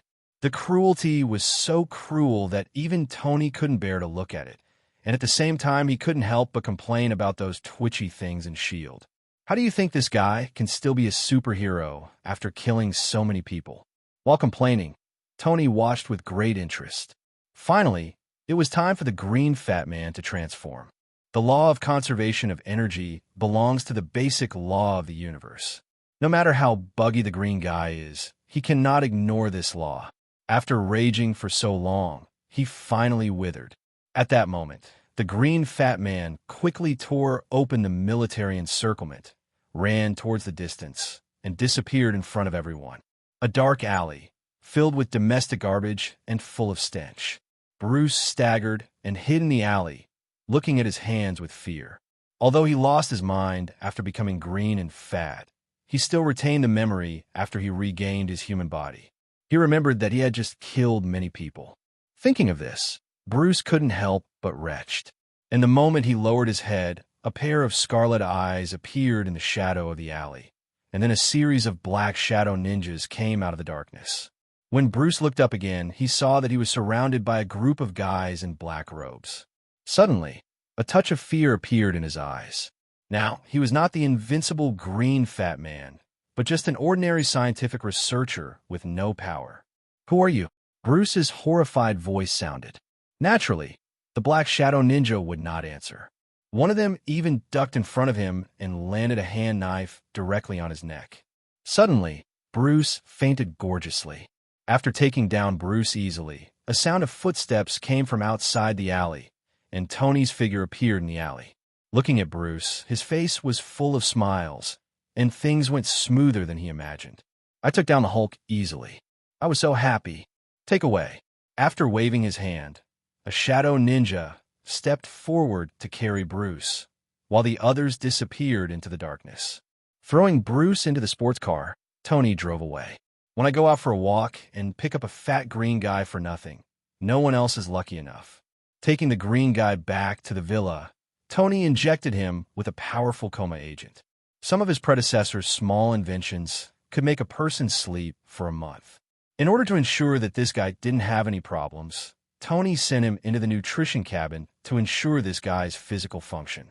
After doing all this, another problem appeared in Tony's mind. Who should I find to copy this guy's genes? I don't know how to do it. Even my predecessor can't do it. After all, this is not the main focus of my predecessor. You can also ask Mr. Lawn in the movie to help you, but this guy is under General Ross, and asking him is almost equivalent to exposing yourself. He didn't want to confront the American military so soon, so he had to give up this option. In addition to him, there are many talented scientists, but most of them can't be found by himself. After eliminating one candidate, Tony quickly locked the target Reed Richards. This is a scientist who is even more talented than his predecessor, proficient in various subjects such as mechanics, engineering, artificial intelligence, alien biology, physics, genetics, and genetics. He applies for countless patents every year, and every invention is at the cutting edge of the current technological level. In addition, he also has another identity, the future superhero, MR. Fantastic. With his ability, he will definitely be able to copy enough green fat genes for himself. Of course, the reason why I chose him was not only because he was good enough, but also because he was the best at it now. He is an undoubted genius, and geniuses all have their own pursuits, and his pursuit is to decipher the secrets of human genetic genes. But human genes are so vast that even gods may not be able to figure them out. Therefore, because the research has not progressed, his scientific research funds have been cut without limit by the government. According to his memory, this guy is now looking for people to invest in his projects, but unfortunately, all the major financial groups are not optimistic about him. After all, there is really no hope in this field. Capital only values profits. Although Reed is a genius, if it cannot bring them benefits, they will not care whether you're a genius or not. As it happens, Tony lacks everything except money, so Reed is undoubtedly a suitable target. What's more, after he mutates, he can directly absorb him into the Dark Alliance. Why not kill two birds with one stone? Having determined the target, Tony immediately spoke. Jarvis, help me contact Reed Richards. Okay, sir, connecting. On the other side, in an office, Reed was sitting on a chair with a tired look on his face. His research hit a bottleneck. Not because of anything else, but because he ran out of money. The research on human genetic genes is a bottomless pit that burns money. Although he has sold many patents and made a lot of money, it is still a drop in the bucket for his own research. In order to attract investment during this period, he has not slept well for almost a month, but unfortunately, he has achieved little success. There simply is no consortium of companies willing to invest in themselves. Do you really want to give up? Reed asked himself, but the unwillingness emerging in his heart made it difficult for him to give up. Just when he was feeling agitated, the phone on the table suddenly rang again. Jingle bell. The phone ringing echoed in the office, but Reed didn't seem to hear it and didn't even look at it. For the purpose of research, he mortgaged his property. During this period, the bank's debt collection calls came one after another. He had developed a phobia of ringing phones, so he didn't want to answer them at all. However, this time the call was particularly persistent. It rang continuously for 10 minutes, as if he would keep calling if he didn't answer. Reed had no choice but to answer the phone. He was already prepared for debt collection. However, the imaginary debt collection sound did not sound, but instead there was a slightly speechless sound. Mr. Reed, is the business so busy? You don't even have time to listen to the phone. Tony said speechlessly. If Reed didn't answer the phone, he was almost going to scold his mother. What's wrong? The sponsor came to the door and didn't provide properly, but he still dared not answer the phone if it wasn't for the fact that Reed was a genius. He must let him experience the cruelty of capital. You are? Reed's confused voice sounded. I want to invest in your research. Do you have time to talk? After the words fell, Reed was stunned for a moment. Tony's words sounded like the sound of nature to him at this moment. God knows how much effort he spent on attracting investment during this period. He thought there was no hope, but suddenly things took a turn for the worse. For a moment, Reed's tone became trembling. "I don't know who you are, sir." Although he was very happy, Reed also knew that the investment he needed was not a small amount, and ordinary people were not qualified at all. "Tony Stark." Tony announced his name, and Reed suddenly laughed silently. Although he was obsessed with research, he had also heard of Tony's reputation as the largest arms dealer in the United States and a top consortium in New York. "You could say, Tony, the name Stark is a symbol of wealth. Somewhere in the eastern desert, war had reduced the land to dust and ruins. Inside a dim cave, headquarters of the Ten Commandments gang, a man slowly opened his eyes. Pain hit first, sharp and blinding. He groaned, clutching his chest. "Where am I?" He struggled to sit up, only to feel something tug at his body. Pulling at the tubes in his nose, his eyes widened when he saw a chunk of metal wired to a car battery lodged in his chest. Before he could react, a calm voice came from his side. "If I were you, I wouldn't move." The speaker was an older man, expression unreadable. "There's shrapnel near your heart. The thing is the only reason you're still alive." The man froze. He didn't know if it was true, but he wasn't about to test it. Then, before he could ask anything else, a stabbing pain shot through his skull. Memories, foreign yet familiar, flashed through his mind like a movie in fast forward. When the pain finally faded, he sat there stunned, his face twisted with disbelief and confusion. He had traveled through time, and not just anywhere. He'd become Tony Stark, the genius billionaire, the future Iron Man, the man whose mortal body could rival God's. For a brief moment, excitement flooded through him. In his old life, he'd been ordinary, nothing special, nothing to lose. Now he was Tony Stark. How could he not be thrilled? But the excitement didn't last. Reality hit fast. He wasn't that Tony Stark. He hadn't inherited his genius. And if his memories were right, this was before Iron Man was born, when Tony was still a prisoner in a terrorist cave, which meant the suit didn't exist yet, and he had no idea how to build it. That realization drained the color from his face. He wasn't a superhero. He was just a normal guy pretending to be a genius in the worst place possible.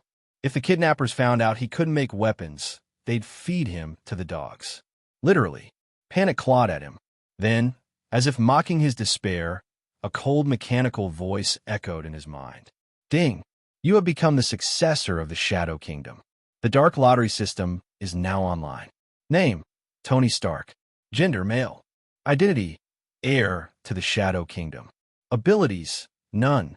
Newbie gift pack available. Draw count: 0.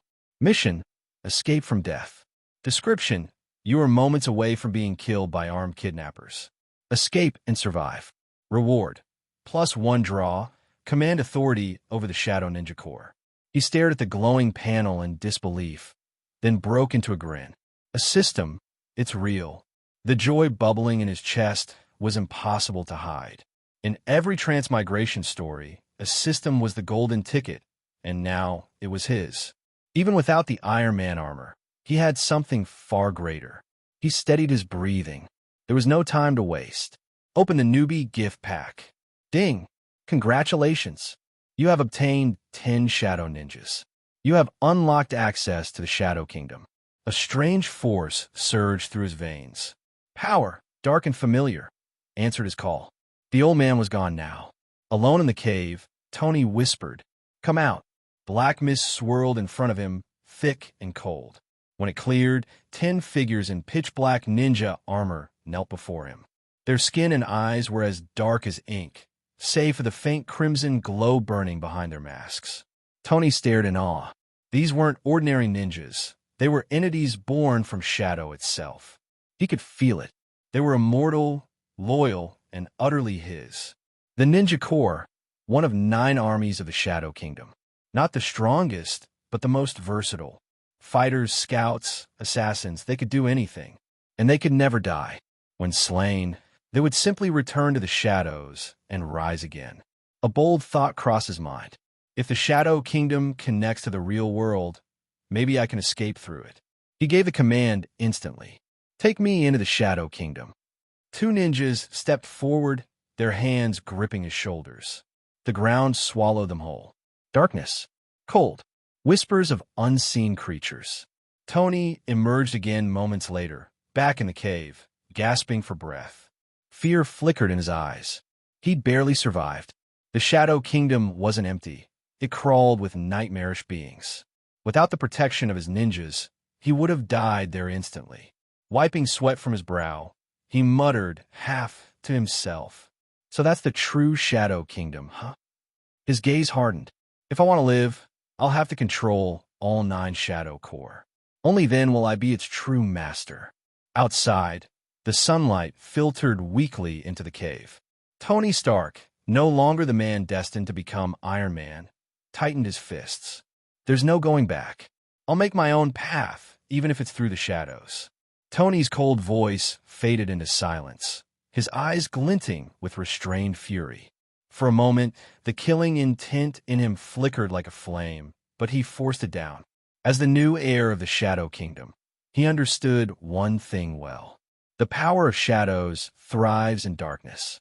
Daylight dulled their edge, but night turned them into death itself. For now, he could summon only 10 shadow ninjas. It wasn't much, but it would be enough, if used wisely. He decided to wait until nightfall. His body was still weak, his mind heavy after everything that had happened. Between shock, relief, and the weight of a new world, exhaustion finally won. He fell asleep, trusting that, for now, the 10 rings needed him alive to build their missiles. 2 hours later, the dying light of dusk painted the cave in gold and red when he opened his eyes again. Footsteps echoed from the entrance. The old man from before walked in, carrying a dented metal bowl. "You must be hungry," the old man said, placing it on the table. "It doesn't taste good, but it'll keep you standing." The smell hit Tony immediately. The gray paste inside looked like cement, with a sour tang that made his stomach turn. He grimaced but didn't complain. Starving men didn't get to be picky. Plugging his nose, he downed it in a few gulps. Unpleasant, but it did its job. Warmth and strength returned to his limbs. He glanced at the old man again. The face, the calm tone, it clicked. Insun, the man who, in the original timeline, saved Tony Stark's life and gave birth to Iron Man. "Hey, old man," Tony asked, "what's your name? And what's your story?" Without looking up from his notes, the man replied, "Insun, prisoner, just like you. Don't expect me to break us out." Tony smirked faintly, but didn't push. If Insun was willing, he'd take him along when he escaped, but for now, silence was safer. Night descended. The desert outside grew still, blanketed by darkness. A soft ripple of black mist spread across the cave entrance, and one by one, 10 figures materialized, silent, deadly, and loyal. They vanished into the dark like smoke. Tony sat on his cot, staring into the night beyond the cave. "The moon's dark, the wind's high," he muttered. "Perfect night for killing." The 10 Rings camp wasn't far, just halfway up the mountain. Their tents formed a ring around the cave, generators humming, lights stabbing weakly into the gloom. Patrols walked in steady patterns, alert and armed. Ordinary soldiers would have found this place impossible to infiltrate. But Tony's soldiers weren't ordinary. They were born from the darkness itself. Minutes later, one patrol entered a stretch of unlit terrain. The moment they stepped in, scarlet eyes blinked open all around them. They barely had time to breathe. SHHK, SHHK, SHHK. Cold steel sliced throats in perfect silence. One by one, they collapsed, lifeless before their bodies hit the sand. Apparently, she and Ben were on the same page. Seeing everyone thinking about themselves, Reed couldn't help but smile. No, the other party's conditions are very relaxed, but he is not just an investment project. He wants to invest in our team. After speaking, Reed explained Tony's conditions to everyone and the price they had to pay. After listening, everyone fell silent. Needless to say, there are conditions no one can help but be tempted. However, they will always be tied to one person in the future, which makes them hesitant. After all, no one can tell what will happen in the future. After a long time, Johnny took the initiative and said, "Ahem, everyone, I don't know if you know something. Stark Industries is delisting." Everyone looked at him in confusion. Johnny continued, "Not long ago, Stark Industries delisted and completed its privatization. In other words, our investor, Tony, holds 100% of Stark Industries shares. As a military-industrial enterprise, do you think Stark Industries may collapse overnight?" Speaking of this, everyone realized what Johnny meant. After the privatization of Stark Industries, unless there is a problem with Stark Industries' original business, causing the capital chain to break and the company to go bankrupt, it will basically not be destroyed. The military industry is one of the most profitable industries in the world, and the U.S. military spends a large amount of military expenditures to purchase and replace equipment every year. So, basically, unless the United States dies, it is basically impossible for Stark Industries to collapse. Of course, it's not absolute, but the chance of problems occurring for other reasons is extremely small. So do they still need to worry about the future they are worried about? After thinking about this, everyone's expressions suddenly became less dull, and they became visibly relaxed.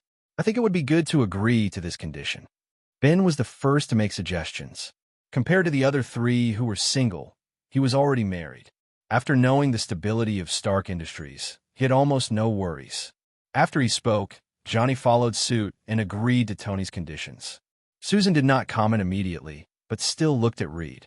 The two are still boyfriend and girlfriend, and she listens to Reed. Reed happened to look at her at this moment, with a smile on his face, and joked, "Actually, I was already tempted after hearing his conditions, but I was worried that you wouldn't agree, so I didn't agree directly." As soon as the words fell, everyone laughed. At this point, everyone unanimously approved working for Tony. The next day, Reed came to Tony's villa again. "It seems you have thought it through," Tony said with a smile. Reed nodded directly. Since he had already decided, there was no need to drag his feet. "You will be my boss from now on. I don't know when I will sign the contract." "Sign now." Tony took out a contract that had been prepared. Reed read it carefully, and after confirming that there were no problems with all the terms, he signed his name directly. After signing the contract, Reed immediately changed his attitude. "Boss, when will our research funds arrive?" Seeing his eager look, Tony said directly, "It needs some preparation time, and the money will arrive in 3 days. But you have to do something for me first." "What?" Reed asked, confused. Tony did not explain, but stood up directly and said, "Follow me." Then he took the lead and walked towards the underground research room in his villa. Reed quickly followed, and the two of them soon arrived at the research room. Reed also saw Bruce sleeping in the nutrition cabin. Suddenly, Reed's expression changed, and he said with some surprise, "Boss, what is this?" "Bruce Banner, a fat green man who can transform. You should have seen the news." When Tony said this, Reed immediately remembered the hottest news at the moment. The green monster ravaged Niue, causing heavy casualties to the citizens. Yesterday, this news had spread throughout the United States. Even Reed, who didn't care much about the news, had seen this news. "Boss, do you mean that he is the monster who tortured Niue?" "That's right.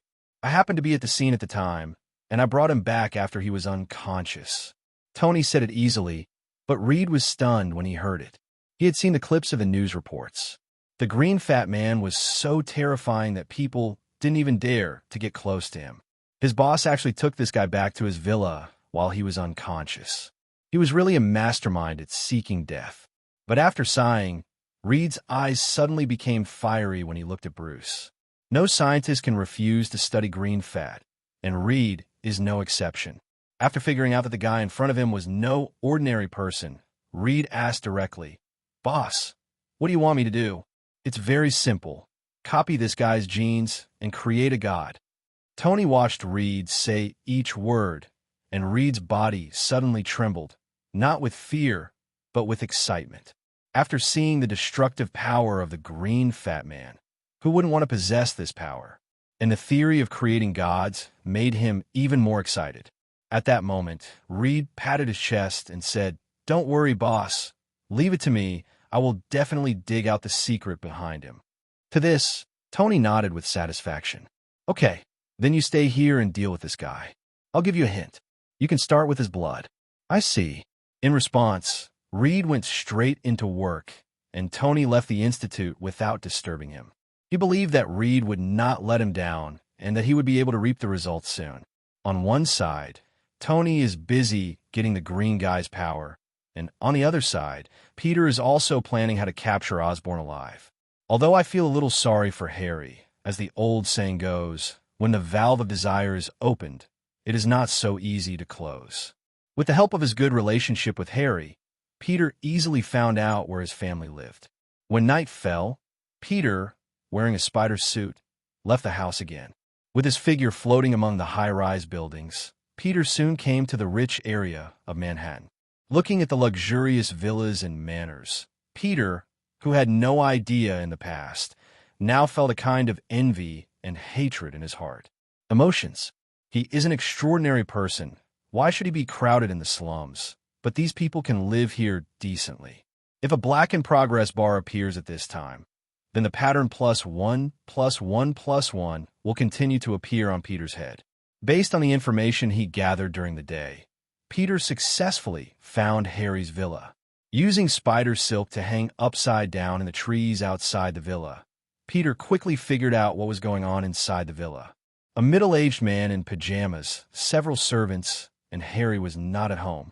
Needless to say, Peter locked his eyes on the middle-aged man and looked at Norman sitting on the sofa reading the newspaper.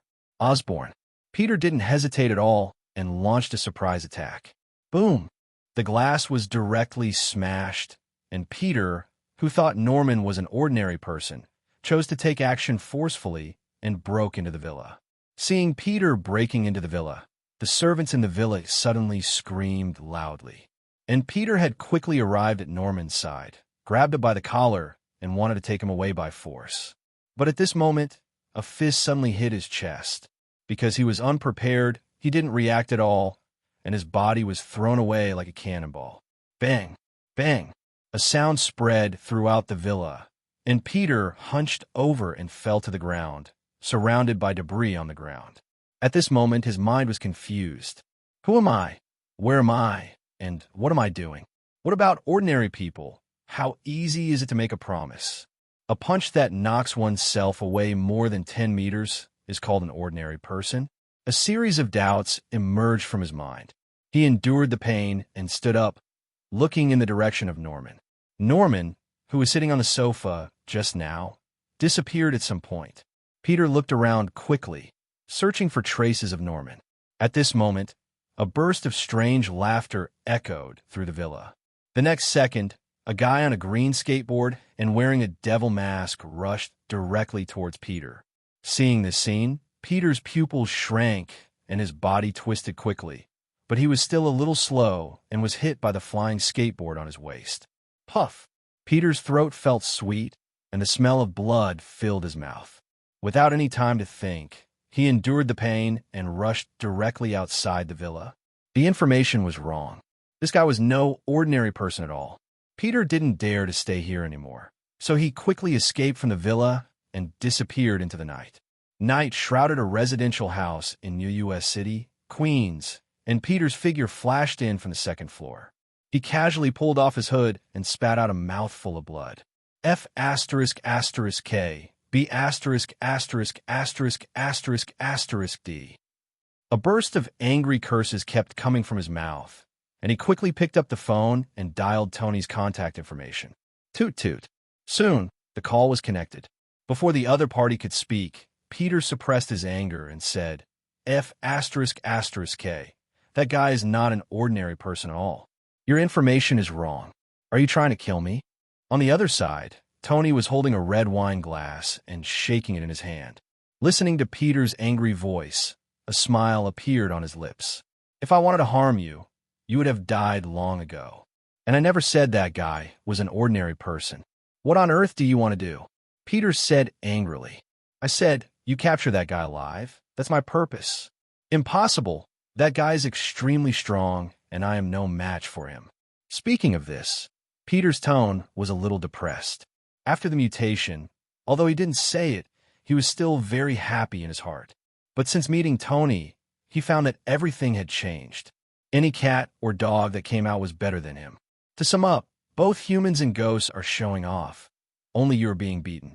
Hearing the disappointment in his words, Tony's smile deepened. Do you want to become stronger? I can help you.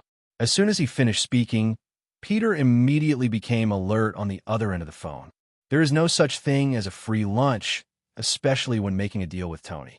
What conditions? He asked carefully. It's very simple. I plan to form a dark alliance and now invite you to join. Tony took a sip of the red wine in his hand and said calmly, I'm a good person. Peter exaggerated. I didn't say you were not a good person. I just asked you to join the Dark Alliance. Think about it. As soon as the words fell, Peter on the other end of the phone fell into a long silence. The Dark Alliance, as its name sounds, is not a good place, but think about how you ran away in embarrassment after being beaten today. A burst of anger rose in his heart again, and finally Peter gritted his teeth and said, I agree to join. As soon as these words came out, Tony laughed out loud. After planning for so long, he finally captured this guy. Congratulations, you made a wise choice. Come to me tomorrow morning, and I will give you what you want. After saying that, Tony couldn't wait to hang up the phone and clicked on the system panel. Name, Tony Stark. S*X male. Identity, heir to the Shadow Kingdom. Ability, Horse Talisman, Shadow Ninja Control, Black Shadow Blade Control. Number of draws, 1. Dark Alliance member, Spider-Man. Looking at the information on the system panel, a curve curled up at the corner of his mouth, and at the same time, his thoughts also moved at this moment. Suddenly, black shadows rose from the ground and appeared in front of him, standing respectfully. Different from Sombra Ninja, Sombra Blade's hands and feet have special steel claws, similar to Wolverine. Their abilities are not as comprehensive as Sombra Ninja, but their combat effectiveness is stronger than Sombra Ninja. It can be said that it is specially designed for fighting. After carefully observing the Blade Ninja, Tony nodded with satisfaction. Let them return to the Shadow Kingdom and open the lottery panel. It was an exciting time again, and even though Tony's state of mind had grown a lot, he still felt a little nervous when facing the lottery roulette. Lottery, I shouted in my heart, and suddenly the pointer on the roulette wheel started spinning rapidly. Stop! The speed of the pointer slowed down, and Tony looked at the pointer eagerly, praying in his heart for a powerful ability. Soon, the pointer stopped. The next second, a dragon-shaped pattern appeared on the roulette wheel. A dragon roar sounded, and the dragon shadow jumped out of the roulette wheel under Tony's gaze and instantly penetrated into his body. Hot. Extremely hot. Tony felt that the temperature in his body instantly rose to the extreme, and a dragon-shaped mass appeared on the surface of his skin, emitting an astonishing high temperature. A few minutes later, the dragon pattern disappeared, and Tony returned to normal again. Sir, are you okay? Jarvis's voice sounded. It's okay, don't worry. Tony opened his eyes and said with a smile, Dragon Talisman, ability, Dragon Explosion, could dissolve everything in the world. This was the information that popped into Tony's mind after he gained the ability of the dragon spell. In order to test the specific power, Tony walked into the underground research room and glanced at Reed, who was looking enthusiastic. Tony took out a piece of gold titanium alloy from the material warehouse. This is one of the hardest metals in the Marvel world. It is generally used in aerospace materials and is resistant to high temperatures and low temperatures. According to the records of the previous life, the predecessor used gold and titanium alloy when building the steel armor. After leaving the research institute, Tony sat on the balcony and looked at the file-sized gold and titanium alloy on his palm, and a flame ignited on his palm. Suddenly, the gold titanium alloy in his hand changed instantly, melting rapidly at a speed visible to the naked eye. In just a few seconds, the gold titanium alloy burned into a pool of molten iron and quickly evaporated into gas. 10 seconds later, the gold titanium alloy in his hand completely disappeared without even a trace of residue. This, Tony gasped, his face full of horror. Although he knew that the Dragon Talisman's ability was very strong, he didn't expect it to be so strong that the gold titanium alloy could not even sustain it for 10 seconds before it vaporized. It's just perverted, but I like it. His heart was filled with excitement, and it wasn't until midnight that Tony finally calmed down and went to rest. Early the next morning, Tony was woken up by Jarvis. "Sir," a young man came outside and said he had an appointment with you. Waking up from bed, Tony glanced at the scene projected by Jarvis. Peter was waiting outside the door. "Let him come in." "Yes, sir." Jarvis responded. The door opened, and Peter cautiously walked into the villa. When he came to the living room, Tony yawned and walked downstairs, saying, "Hello, by the way, here he comes." Peter nodded, a little embarrassed. Tony ignored him. After the reward was obtained, his interest in Peter was greatly reduced.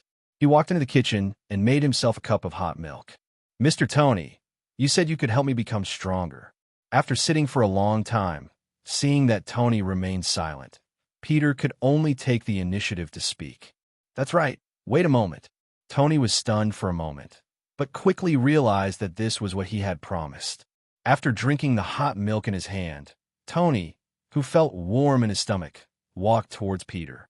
Under Peter's nervous eyes, he reached out and patted him on the shoulder. "Okay, done. Go ahead and complete the task as soon as possible." "Water." Peter looked confused. He felt like he was being tricked. "Mr. Tony, what are you doing?" Peter asked with a confused look on his face. Tony sat on the sofa in the living room and looked at him calmly. "What? You think I'm playing tricks on you? I've given you the power. Feel it." Hearing this, Peter frowned and started sensing. With his powerful spider sensibility, Peter soon discovered something was wrong. There seemed to be an inexplicable power inside his body, and this power made him feel inexplicably afraid. The next second, he tried to mobilize that power, and suddenly, black figures appeared beside him, looking at him with scarlet eyes. Seeing this scene, Peter's heart skipped a beat, and he subconsciously took a few steps back. But soon, he sensed that he had a special connection with these shadow ninjas, and that he could control them. Thinking of this, Peter turned to look at Tony on the sofa, swallowed dryly, and said, "This is the power you give me." "Yeah." Tony smiled and nodded. Peter became excited instantly. He still remembered how he was beaten to death by these shadow ninjas. He didn't expect that one day he would be able to control these people. With their help, Norman would be nothing. While thinking about it, Peter excitedly controlled the Black Shadow Ninja and had a great time. Tony watched this scene quietly, without any emotion in his eyes. As the controller of the Black Shadow Ninja, Tony can plant a shadow mark on anyone, allowing them to control the shadow core. Of course, the final control still lies with Tony, and Peter is just borrowing it. As long as Tony is willing, the shadow core will be out of Peter's control in an instant. In this way, not only the power of the Dark Alliance was enhanced, but Peter was also completely caught under Tony's surveillance. Perfect. "Okay, let's go. Remember to bring Norman back to me. Don't make me wait too long." "Okay, Mr. Tony." Peter nodded excitedly and left the villa immediately. After he left, Tony didn't stay in the villa for long and directly contacted a few girls to have fun together. After being busy for so long, he also needs to relax. On the other side, in the SHILD conference room, Piers sat at the head, while a group of SHILD elites sat on both sides of the conference room. At this moment, everyone was looking down at the documents in their hands, and there was no other noise in the huge conference room except the sound of flipping through documents. After a long time, Pierce knocked on the table, coughed lightly, and said, "Have you finished reading it? What do you think of Tony Stark? Mystery. Extremely dangerous. Anti-government tendencies are not ruled out." One of the SHILD elites spoke one after another. This is the conclusion they came to after reading the information. Since the Obadiah incident, Pierce has been paying attention to Tony and launched an investigation into him. In addition to sending Natasha Romanoff to infiltrate Stark Industries, he also arranged a large number of forces to keep an eye on him. In this era where Skynet is everywhere, with the power of SHILD, it is almost effortless to monitor a person. Therefore, under the strict surveillance of S.H.I.E.L.D., almost everything Tony did during this period was exposed under the nose of S.H.I.E.L.D. Whether it is using the power of the Shadow Core or contacting Peter, everything is recorded in S.H.I.E.L.D. If that was all, The scene where Tony took Bruce away was also noticed by S.H.I.E.L.D. It is impossible for S.H.I.E.L.D. not to pay attention to the green fat man causing trouble in New York. After seeing the power displayed by the green fat man, no one can remain unmoved, including S.H.I.E.L.D. and H.Y.D.R.A. As the director of S.H.I.E.L.D. and a spy for Hydra, Pierce was immediately interested. This led to today's meeting. It seems that everyone is very aware of Tony's danger. In this case, let's share your opinion. Arrest him directly, or whatever, Pierce said calmly, but the S.H.I.E.L.D. elite below fell silent at this moment, their faces full of hesitation. Tony is not one of those extraordinary people with no background. Behind him is Stark Industries. As the top consortium in the United States, the power of Stark Industries is far from what it appears on the surface. Behind Stark Industries, there are at least double-digit members of Congress, and the relationship between Stark Industries and the military is extremely close. According to rumors, the current president of the United States took office with the help of Stark Industries. Therefore, moving Tony is not something that can be decided with a slap on the head. The implications are too great, and even S.H.I.E.L.D. may not be able to withstand the revenge of Stark Industries. Seeing everyone's silence, Pierce also knew what they were worried about. Then he knocked on the table and said, "Tony is Tony. Stark Industries is Stark Industries. What we want to target is not Stark Industries, but Tony. As long as we can capture Tony before Stark Industries reacts, I believe that the power behind Stark Industries will not be willing to go to war and fight with us. After all, it's Stark Industries they need, not Tony." After the words fell, everyone's eyes moved, and they all understood what Pierce meant. If they arrest Tony in a big way, that won't work. The resistance from Stark Industries will be enough to make it difficult for them to move forward. But if Tony is captured secretly, when a matter becomes a foregone conclusion, the power behind Stark Industries may not necessarily fight with their shield. After all, without Tony, Stark Industries is still running as usual and can still help them. At this moment, a strong black man in the conference room stood up and said, "This alone is not enough. Once the matter is exposed, our S.H.I.E.L.D. alone may not be able to withstand the pressure from above. After all, Tony now holds 100% of the shares of Stark Industries, and the people above will not let anything happen to him easily. When the time comes, even if they are caught, they will be released." Hearing this, everyone immediately realized that Stark Industries is now a dictatorship. Pierce also frowned. "What's your suggestion, Nick?" "Find someone to act together." "Nick," Fury said solemnly. As the future director of S.H.I.E.L.D., he thinks about issues more comprehensively. Bruce is wanted by the military. General Ross has been arresting Bruce. As long as we provide information, General Ross will not let go of this opportunity. Joining forces with the military, even if the people above are blamed, the military will share some of the pressure for us. Listening to this suggestion, Pierce frowned instantly. The reason why he touched Tony was to gain Bruce's power. If the military gets involved, things may get messy. But seeing the excited expressions of everyone present, he couldn't object. He could only nod and said, "In that case, let's join forces with the military for a secret operation. This matter must be kept absolutely confidential. No one is allowed to reveal it until the matter is over. Otherwise, don't blame me for being rude."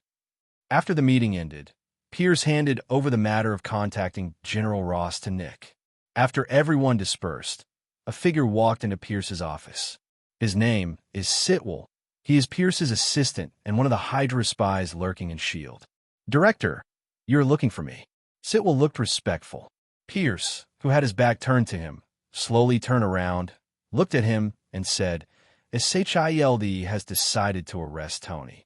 You go and notify Bucky. After the operation starts, quickly find Bruce and take him away." "Understand, Director." Sitwell nodded and left the office immediately.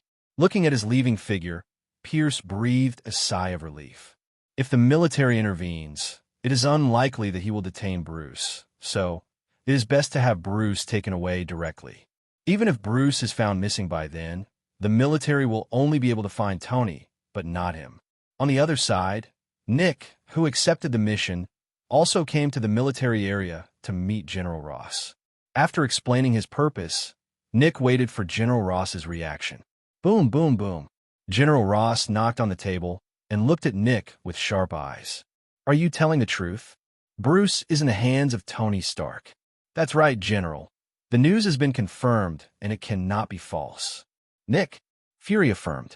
So, you're planning to attack Tony? Then do you know how many weapons Stark Industries provides to the military every year? If you touch Tony, do you think the military will just sit back and watch? General Ross spoke in a calm tone, his words full of coldness, as if he wanted to stand up for Tony. Looking at this scene, Nick did not panic, but instead raised a smile at the corner of his mouth. General, as far as I know, you have always wanted to capture Bruce, and I heard that you and Stark Industries are not very good at each other. At this point, Nick did not continue, but his meaning was very clear. Everyone has the same goal, so stop pretending. Wherever there are people, there are fights, and the military is no exception. The U.S. military is divided into two factions, the Hawks and the Doves, and the Dove generals have a better relationship with Stark Industries. As the political opponents of the Doves, the Hawks naturally do not like any forces close to the Doves. That's all in normal times. Once something happens, they won't have any scruples. In the same way, the same is true for Doves. This is one of the reasons why Nick dared to go to General Ross openly. He slightly raised his eyebrows, but the expression on General Ross's face remained indifferent. In that case, let's be honest, what do you SHIELD need from me? Help us block the pressure from the military, and then Bruce will be handed over to the general. Not enough. General Ross shook his head. Bruce, I can also send people to arrest him. I don't need you to give it. If you want me to help you, just show sincerity. General Ross's decisive refusal made Nick couldn't help but curse the old fox secretly. Fortunately, he had already made preparations before coming. So after General Ross refused, Nick continued to make conditions, the design drawings of the laser gun. As soon as he finished speaking, General Ross' eyes and pupils shrank, and he even stopped the ******G on the table. The laser gun is SHIELD's exclusive equipment and is extremely powerful. The military has always taken a look at this firearm, but because it was independently developed by SHIELD, they have no way to get SHIELD to hand it over on its own initiative. He didn't expect Nick to use this thing as a bargaining chip, which instantly hit his weak spot. Okay, deal, but you have to give me the drawings first. Good. The two successfully negotiated the terms, and Nick did not stay any longer, but stood up and left. With their worries relieved, SHIELD quickly launched into action, and a large number of elite agents dispersed directly, setting up controls around Tony's villa, looking for opportunities to take action. Similarly, after General Ross sent Nick away, he quickly summoned his elite team and arranged for them to work with SHIELD to bring Bruce back. SHIELD and the military are in action, while Tony is enjoying life without realizing it. Celebrities, models, and many beauties became Tony's prey. In just 3 days, Tony had more than a dozen beauties to have dinner with him and rewarded himself. For this reason, Potts looked at him with extremely resentful eyes in the past few days. However, after several days of debauchery, Tony's happy life was forced to end, and Reed's research made a breakthrough. In the underground research room, Tony walked in quickly. Reed, who was standing in front of the test bench, looked back when he heard the movement. Seeing Tony, a look of excitement appeared on his face. "Boss, you are here. Come and take a look." Hearing the greeting, Tony quickly came to the experimental table, where there was a biological warehouse with a white mouse in it. I saw a white mouse in the biological warehouse, chewing a hollow iron ball with food inside. And Reed also introduced it with excitement at this moment. I eliminated the violent factor in that guy's blood, leaving only the enhanced genes. After being injected with that guy's blood, this little guy not only strengthened his body in all directions, but also increased his strength by more than 10 times. If the human body can adapt to this force, then we can mass-produce American captains. No, even more powerful than the captain of the United States. Listening to Reed's narration, Tony couldn't help but feel a little moved. One American captain could overthrow an army. How terrifying would it be if there were 100, 1,000, or 10,000 American captains?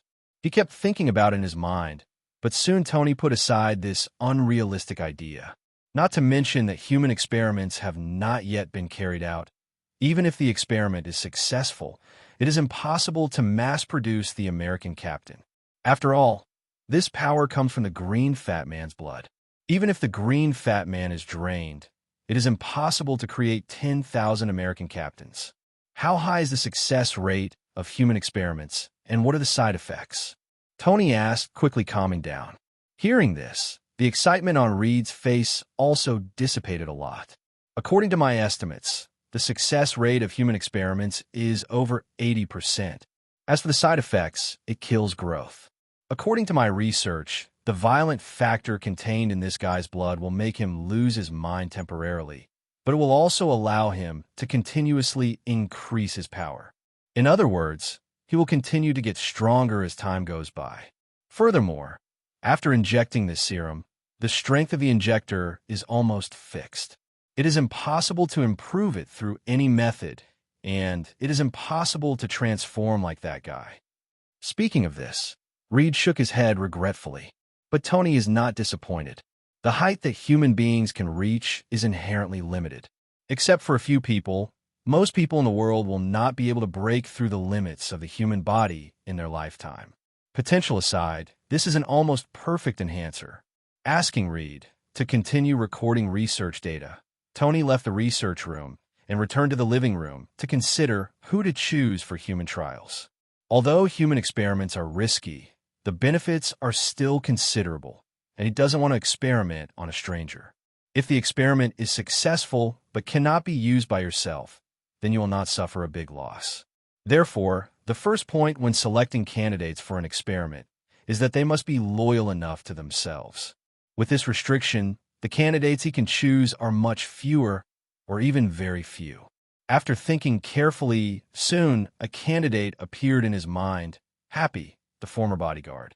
He has followed his predecessor for more than 10 years. His loyalty is unquestionable, and his ability is also good.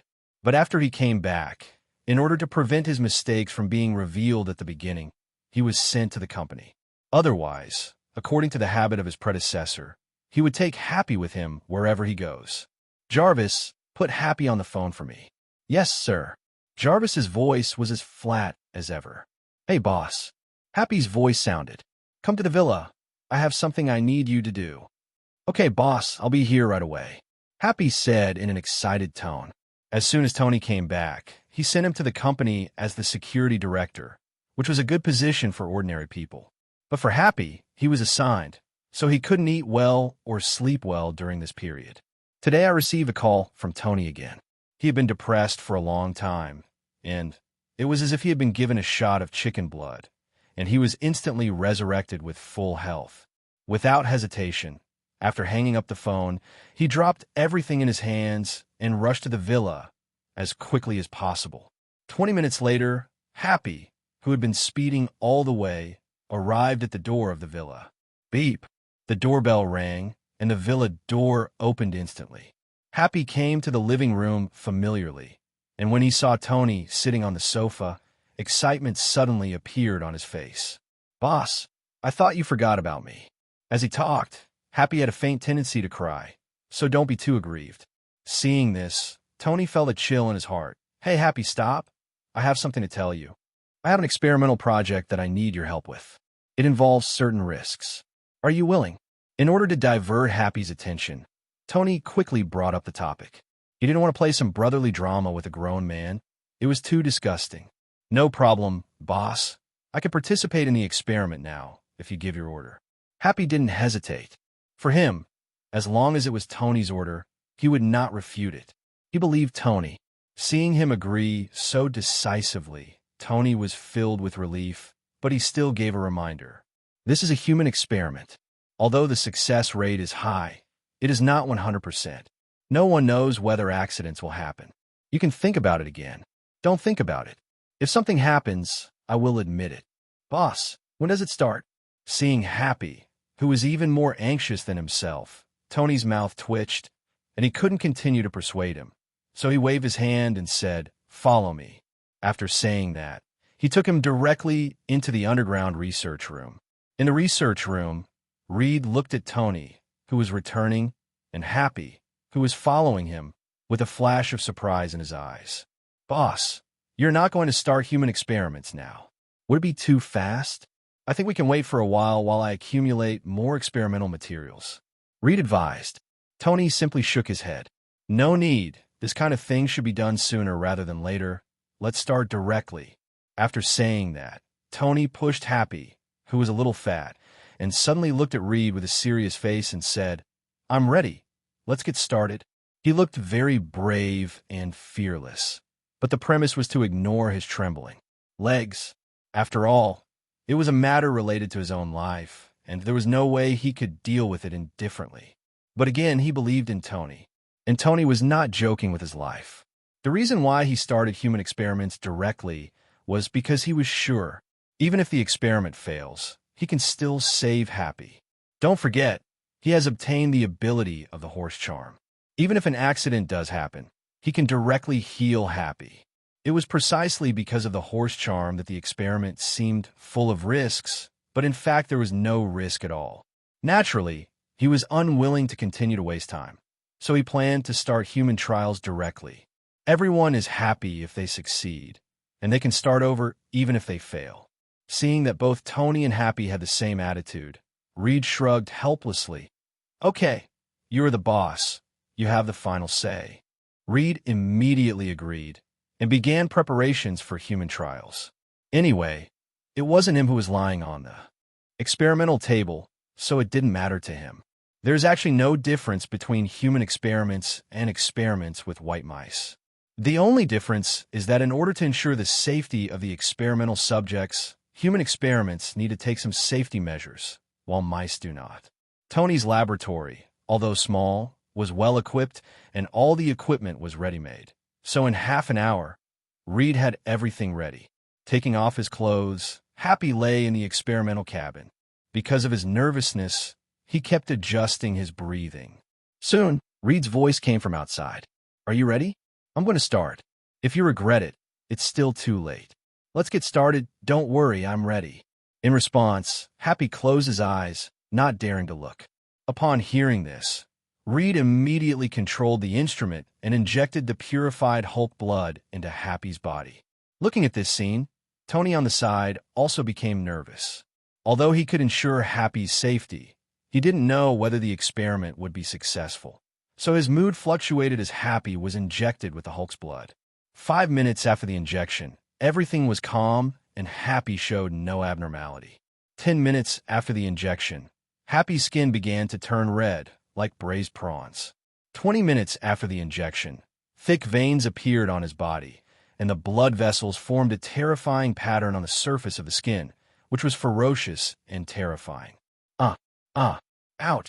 The intense pain made Happy roar, and the beast-like howling made Tony and Reed look serious. So far, all reactions have been as expected by Reed. So although he looked serious, he did nothing. As time passed, Happy's heart began to beat rapidly. The blood flow accelerated, and circles of muscles began to bulge on his body. 1 hour, 2 hours later, the out-of-control scene did not appear, and the experiment went smoothly beyond expectations. 3 hours later, the experimental cabin opened, and a muscular man 2.5 meters tall walked out of the experimental cabin. Experiment successful. Looking at Happy, Reed was like a man seeing a beautiful woman. His eyes were shining, and he kept looking at Happy, making Happy feel uncomfortable all over. However, this slight feeling of discomfort could not compare with the joy in his heart. After the strengthening was completed, he could clearly feel his improvement in strength. Terrifying power, extreme speed, unparalleled perception ability, and a body as hard as iron.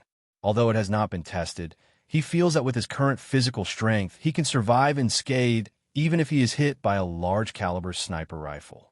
Just when he was wondering if it was an illusion, a gunshot suddenly rang out. Boom! The loud noise echoed in the laboratory, and Reed was startled while Happy only felt a slight sting in his chest, like a mosquito bite. The two of them immediately turned to look at the place where the sound came from, and saw Tony holding a modified pistol in his hand, with smoke coming out of the gun. It was obvious that he had fired the gun just now. Yes, if nothing else, this defense is a qualified human shield. After hearing this, Reed suddenly came back to his senses, and the corners of his mouth twitched and said, "Boss, I think you should be careful. What if the strengthening does not achieve the desired effect and kills someone?" Hearing this, Tony waved his hand and said, "As long as you don't die, I can save you. It's okay." Mastering the power of the horse talisman is so arrogant.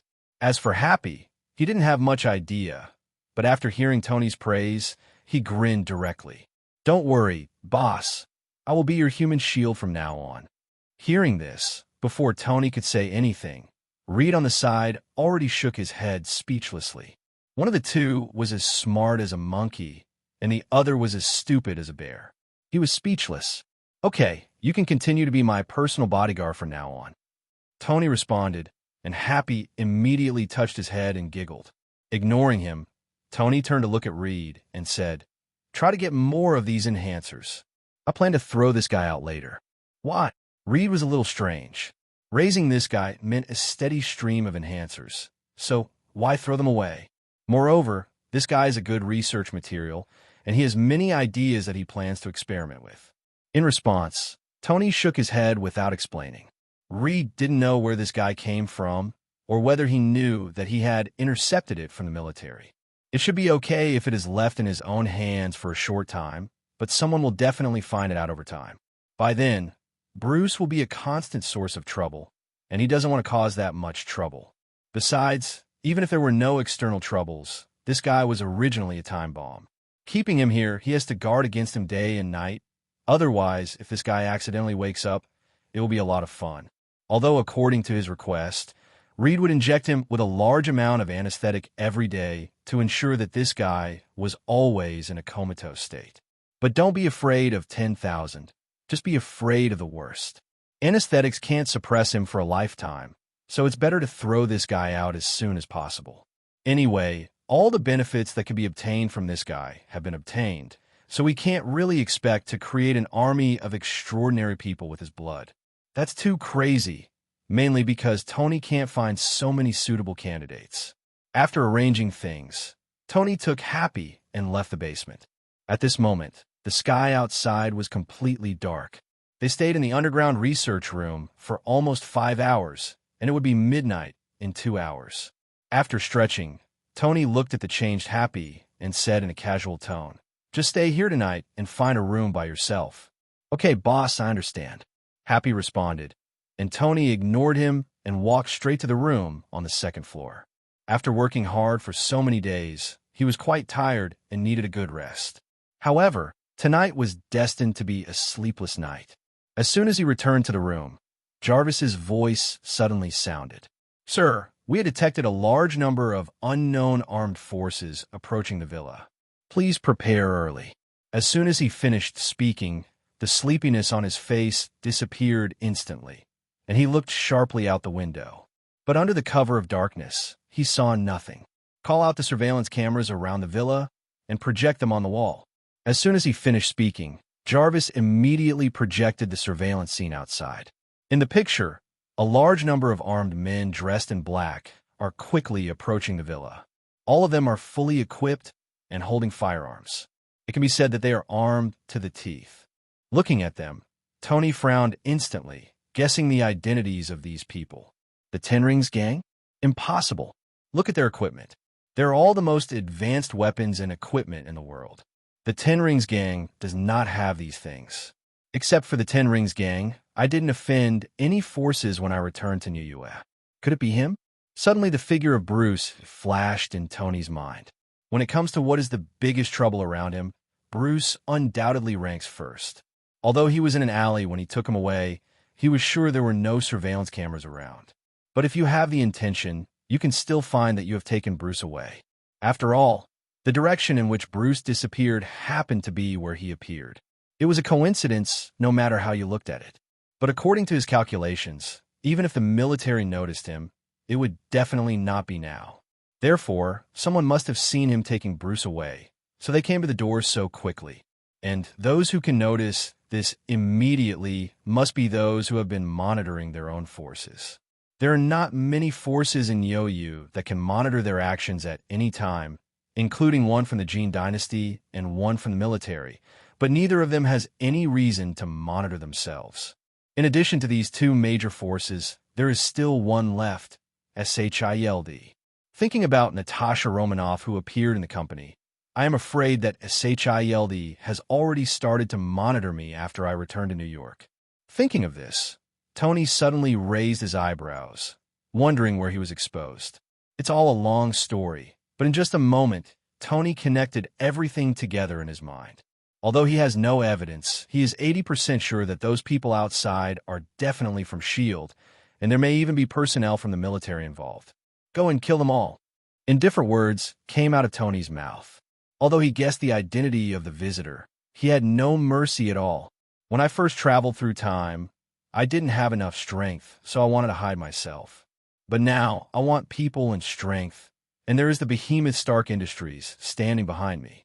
If anyone wants to cause trouble for me, I will knock off his claws first. Not to mention that the current SHIELD is not the SHIELD that will dominate the world in the future. Since they dare to put ideas on their heads, don't blame yourself for being cruel. Tony's voice fell, and suddenly, a black shadow flowed on the ground, rushing towards the outside of the villa. Gil is a 6th-level agent of S.H.I.E.L.D. He is an elite among the elite. He has performed many missions to assassinate political figures of enemy countries without ever failing. Now he is only one level away from the top-level, 7th-level agent of S.H.I.E.L.D. Therefore, after the task was assigned by the superiors, he took the initiative to apply for this operation in order to accumulate more credit and be promoted to the top level faster. Although the target they wanted to arrest this time was Tony, who was famous in New York, he was not worried at all. With so many elite agents acting together, let alone a playboy, even the head of state of the United States can be captured. Therefore, in his opinion, this mission was completely a waste of effort. With a relaxed attitude, Gil quickly approached Tony's villa, and he had already planned his course of action. Later, I will break the window directly and enter again. I will say again, you are arrested. It must be very touching. With this thought in his mind, the corners of his mouth raised slightly, as if he had already seen the meritorious service waving to him. Soon, he arrived at the outskirts of the villa. Just as he was about to enter, a shadow suddenly blocked the light behind him. What? After muttering in confusion, Jill subconsciously turned her head and looked behind her. Suddenly, a figure wrapped in a black robe, with its hands and feet in the shape of sharp blades, appeared in front of him. Who are you? Gil asked quickly, and at the same time, he immediately wanted to turn the gun and aim it at the figure. As an elite agent, he believed he could subdue the opponent before he could react. But soon, he discovered something was wrong. Why was he flying? And why couldn't his hands and feet obey his orders? Could he have been poisoned? He was thinking with doubts in his heart. As his eyes moved from high to low, a familiar figure suddenly caught his eye. Who is this? It looks familiar. Where did his head go? Why is there only one body left? A series of doubts kept emerging, but soon he realized that the headless corpse seemed to be him. No wonder it looked so familiar. As soon as he thought of this, his consciousness suddenly fell into darkness. It's a long story, but it all happened in an instant. When Jill approached the villa, the Blade Ninja, who had received the order, had already launched an attack. The sharp claws drew an arc in midair, directly knocking him off his head. However, the Blade Ninja's speed was too fast, and his claws were too sharp, so he did not feel any pain at all. He did not wake up until his head fell to the ground, and he was dead. The scene happening here is just a microcosm at this moment. As the Thorn Blade Legion attacks, more than half of the members of SHIELD have been destroyed before they even get close to the villa. The elusive Blade Legion took the art of assassination to its extreme, and most of SHIELD's agents were killed before they even had time to react. However, the elites are the elites after all. After more than half of their numbers were lost, the agents of SHIELD also reacted one after another. At that moment, everyone no longer cared about hiding their whereabouts and opened their mouths to alert the people around them. After being reminded, the assassination difficulty of the Thornblade Legion has been greatly increased. However, as a military unit designed for combat, assassination is only one of the methods they choose to complete the mission, not the only option. Seeing that the assassination plan was thwarted, the Blade Legion decisively changed its combat plan and faced the enemy head-on. One after another, black figures slowly walked out of the darkness outside the villa, their scarlet eyes exuding shocking murderous intent, staring at the SHILD agents. Under the gaze of the Thornblade Legion, the so-called elite SHILD agent felt an inexplicable fear rising in his heart. They had always boasted of being fearless, but now facing the Dark Legion, they seemed to have fallen into hell. Their whole bodies were cold, their hands and feet were trembling, and their strength was directly suppressed by 2 levels. As dark creatures, their existence is to bring fear to people, especially to ordinary people. The dark aura exuding from their bodies is enough to make them lose all ability to resist. And everyone in SHILD can still maintain a certain level of combat effectiveness, and they are worthy of being called the elite. However, even if it still retains a certain degree of combat effectiveness, it is of no use at this moment. When the siege was completed, the Thornblade Legion directly launched an attack. The speed of each Blade Ninja is comparable to that of a cheetah. Under full attack, the members of SHILD are like lambs to be slaughtered. They can only wait in place for the arrival of the Death God. It wasn't that they didn't resist. The moment the Blade Legion launched their attack, all members of SHILD had already subconsciously opened fire. In the dark night, violent gunshots continued to sound. Many Blade Ninjas were unable to dodge and were directly shot into black mist. But all this is of no use. As immortal dark creatures, as long as the Kingdom of Shadows is immortal, they will be able to be reborn continuously in the Kingdom of Shadows. So after fighting for a long time, everyone in SHILD finally discovered that not only were the enemies not reduced at all, but they were becoming more numerous. This scene completely destroyed the will of everyone in SHILD to resist. The originally dense gunfire quickly became sparse, and many people began to look for opportunities to escape. After all, work is public and life is your own. Except for a few people, more people care more about their own lives. Therefore, after discovering that they could not eliminate the Blade Ninja, a large number of people chose to escape. As they were already weak in resistance, as this group of people gave up resistance, they completely entered the abyss of despair. The SHILD agents who stood firm were killed one after another. Those who took the opportunity to escape were also hunted down one by the Blade Legion. Soon, the outside of Tony's villa turned into a bloody slaughterhouse, with blood filling the air and flesh everywhere. The strong smell of blood filled the air, making people nauseous. 1 kilometer away, at the SHILD temporary command post, Pierce looked at the scene displayed on the surveillance screen. His face became extremely livid, and it looked as ugly as possible. Not only him, but everyone else in the command room was also stunned at this moment. They expected that the operation might not go smoothly, but they never thought that their SHILD elite would be directly wiped out. That was not 1 or 2 people, but hundreds of people. With the loss of this group of elites, it is foreseeable that SHILD's power will inevitably decline in a short period of time. Who can tell me what is going on? The elites selected by our SHILD were actually destroyed by the mob. What a shame and a big humiliation. This is simply a big shame and a big humiliation. Pierce kept roaring angrily, and the distressed look on his face was not fake at all. Although he is an undercover agent of Hydra, he is also the supreme commander of S.H.I.E.L.D. The loss of SHIELD is his loss. How can he calm down? Looking at Pierce, who looked like a cannibal, many SHIELD members present did not dare to speak at all, for fear of accidentally becoming a punching bag. Seeing that everyone was silent, Pierce took a deep breath and suppressed the anger in his heart. Go. Send mecha warriors on the field. No matter what those guys are, tear them apart for me. Yes. Everyone responded loudly and quickly got busy. Soon, a burst of heavy footsteps echoed in the dark night, and a 5-meter-tall figure slowly walked towards Tony's villa. With every step, the ground trembled. It is the mecha warrior that SHIELD has been secretly developing. Pierce didn't originally think of mecha warriors, and the reason why he brought them was just in case, but now they just came in handy. Mecha Warrior is remotely controlled by members of S.H.I.E.L.D. It is 5 meters tall and weighs 6 tons. Although it is huge, its speed is not slow at all. Coupled with its unparalleled defense and abnormal strength, the Mecha Warrior is the undisputed overlord on land. Any tank armor was like a child's toy in front of him, easily torn apart. Soon, the Mecha Warriors arrived outside the villa under the control of SHIELD members. Black shadows emerged from the ground, and the Blade Legion was dispatched again. Compared to the 5-meter-tall Mecha Warrior, the Blade Legion was like a child in front of it.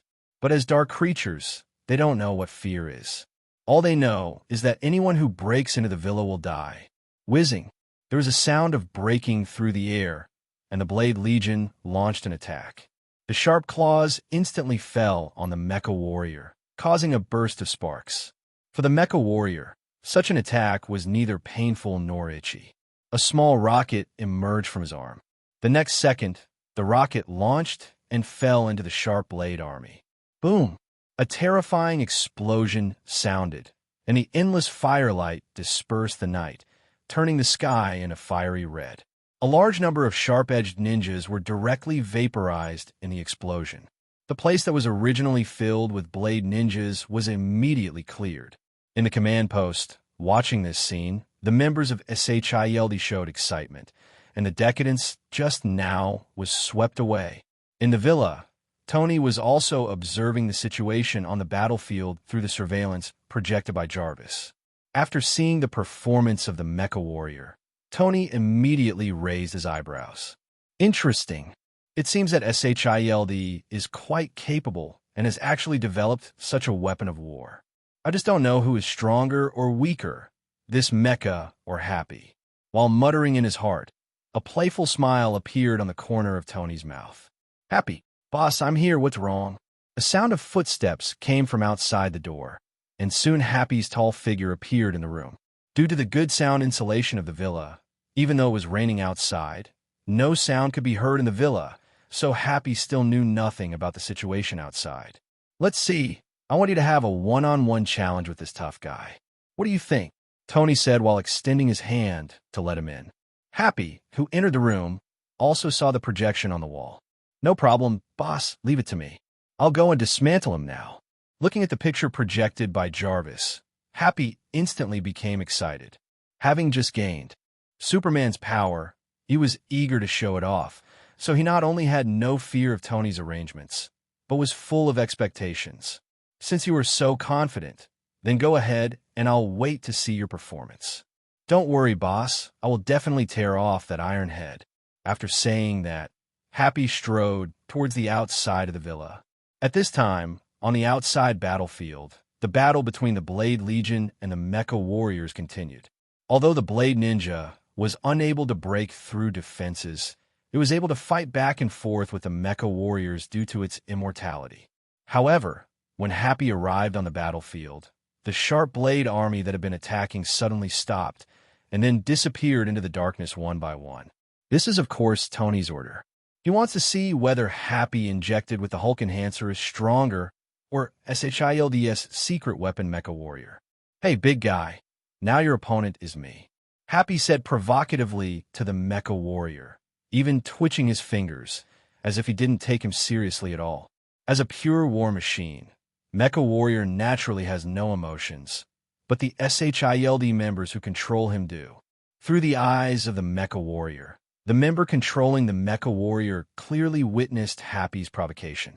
Suddenly, the Mecha Operator let out a curse and controlled the Mecha Warrior to walk directly towards Happy, trying to this arrogant guy pays the price. Seeing the Mecha Warrior approaching, Happy's expression became solemn. With a loud shout from his mouth, Happy's muscles suddenly bulged, and he punched the mecha warrior.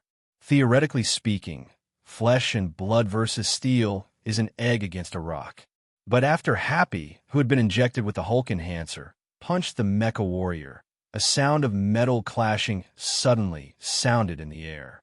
The behemoth mecha warrior was even knocked back by Happy's punch. Such a scene immediately shocked everyone in S.H.I.E.L.D. Is this guy still human? Knocked away the mecha warrior with one punch. It weighs 6 tons, and coupled with the strength of the mecha warrior itself, if you want to knock it back with one punch, it means that Happy's explosive power, just now, is at least 15 tons. How can this be? Everyone stared at the scene on the battlefield in stunned silence. Only a few people noticed that cracks had appeared on the mecha warrior's body where Happy had hit him. In other words, a mecha warrior that can withstand frontal bombardment from artillery shells may not be able to withstand Happy's fist. At this thought, many people in S.H.I.E.L.D. only felt their scalps go numb. Use rockets to kill this monster. Pierce's roar echoed through the command post again. After receiving the order, the mecha operator quickly started operating, sweating profusely. Suddenly, a hole appeared in the mecha warrior's chest, and a medium-sized rocket appeared. Its power was several times that of a small rocket. Whoosh! The rockets flew out with tail flames and hit Happy head-on before he could react. Boom! Boom! Boom! An explosion that was several times more violent than before appeared. Happy's whole body was instantly engulfed in flames. It hit. In the command post, the mecha operator roared with excitement, and others also cheered. But soon, everyone's cheers stopped abruptly, and a dark figure slowly walked out of the flames, standing firm on the spot. Looking at this scene, a fear instantly appeared in the hearts of all members of S.H.I.E.L.D.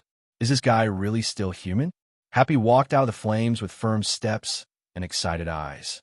Suddenly a smile appeared on his face, and his big white teeth were directly exposed to the air, which was extremely conspicuous. Enough, come again. After saying that, Happy took the initiative and rushed towards the mecha warrior. The roars sounded again. The excited Happy waved his fist to blast the mecha warrior.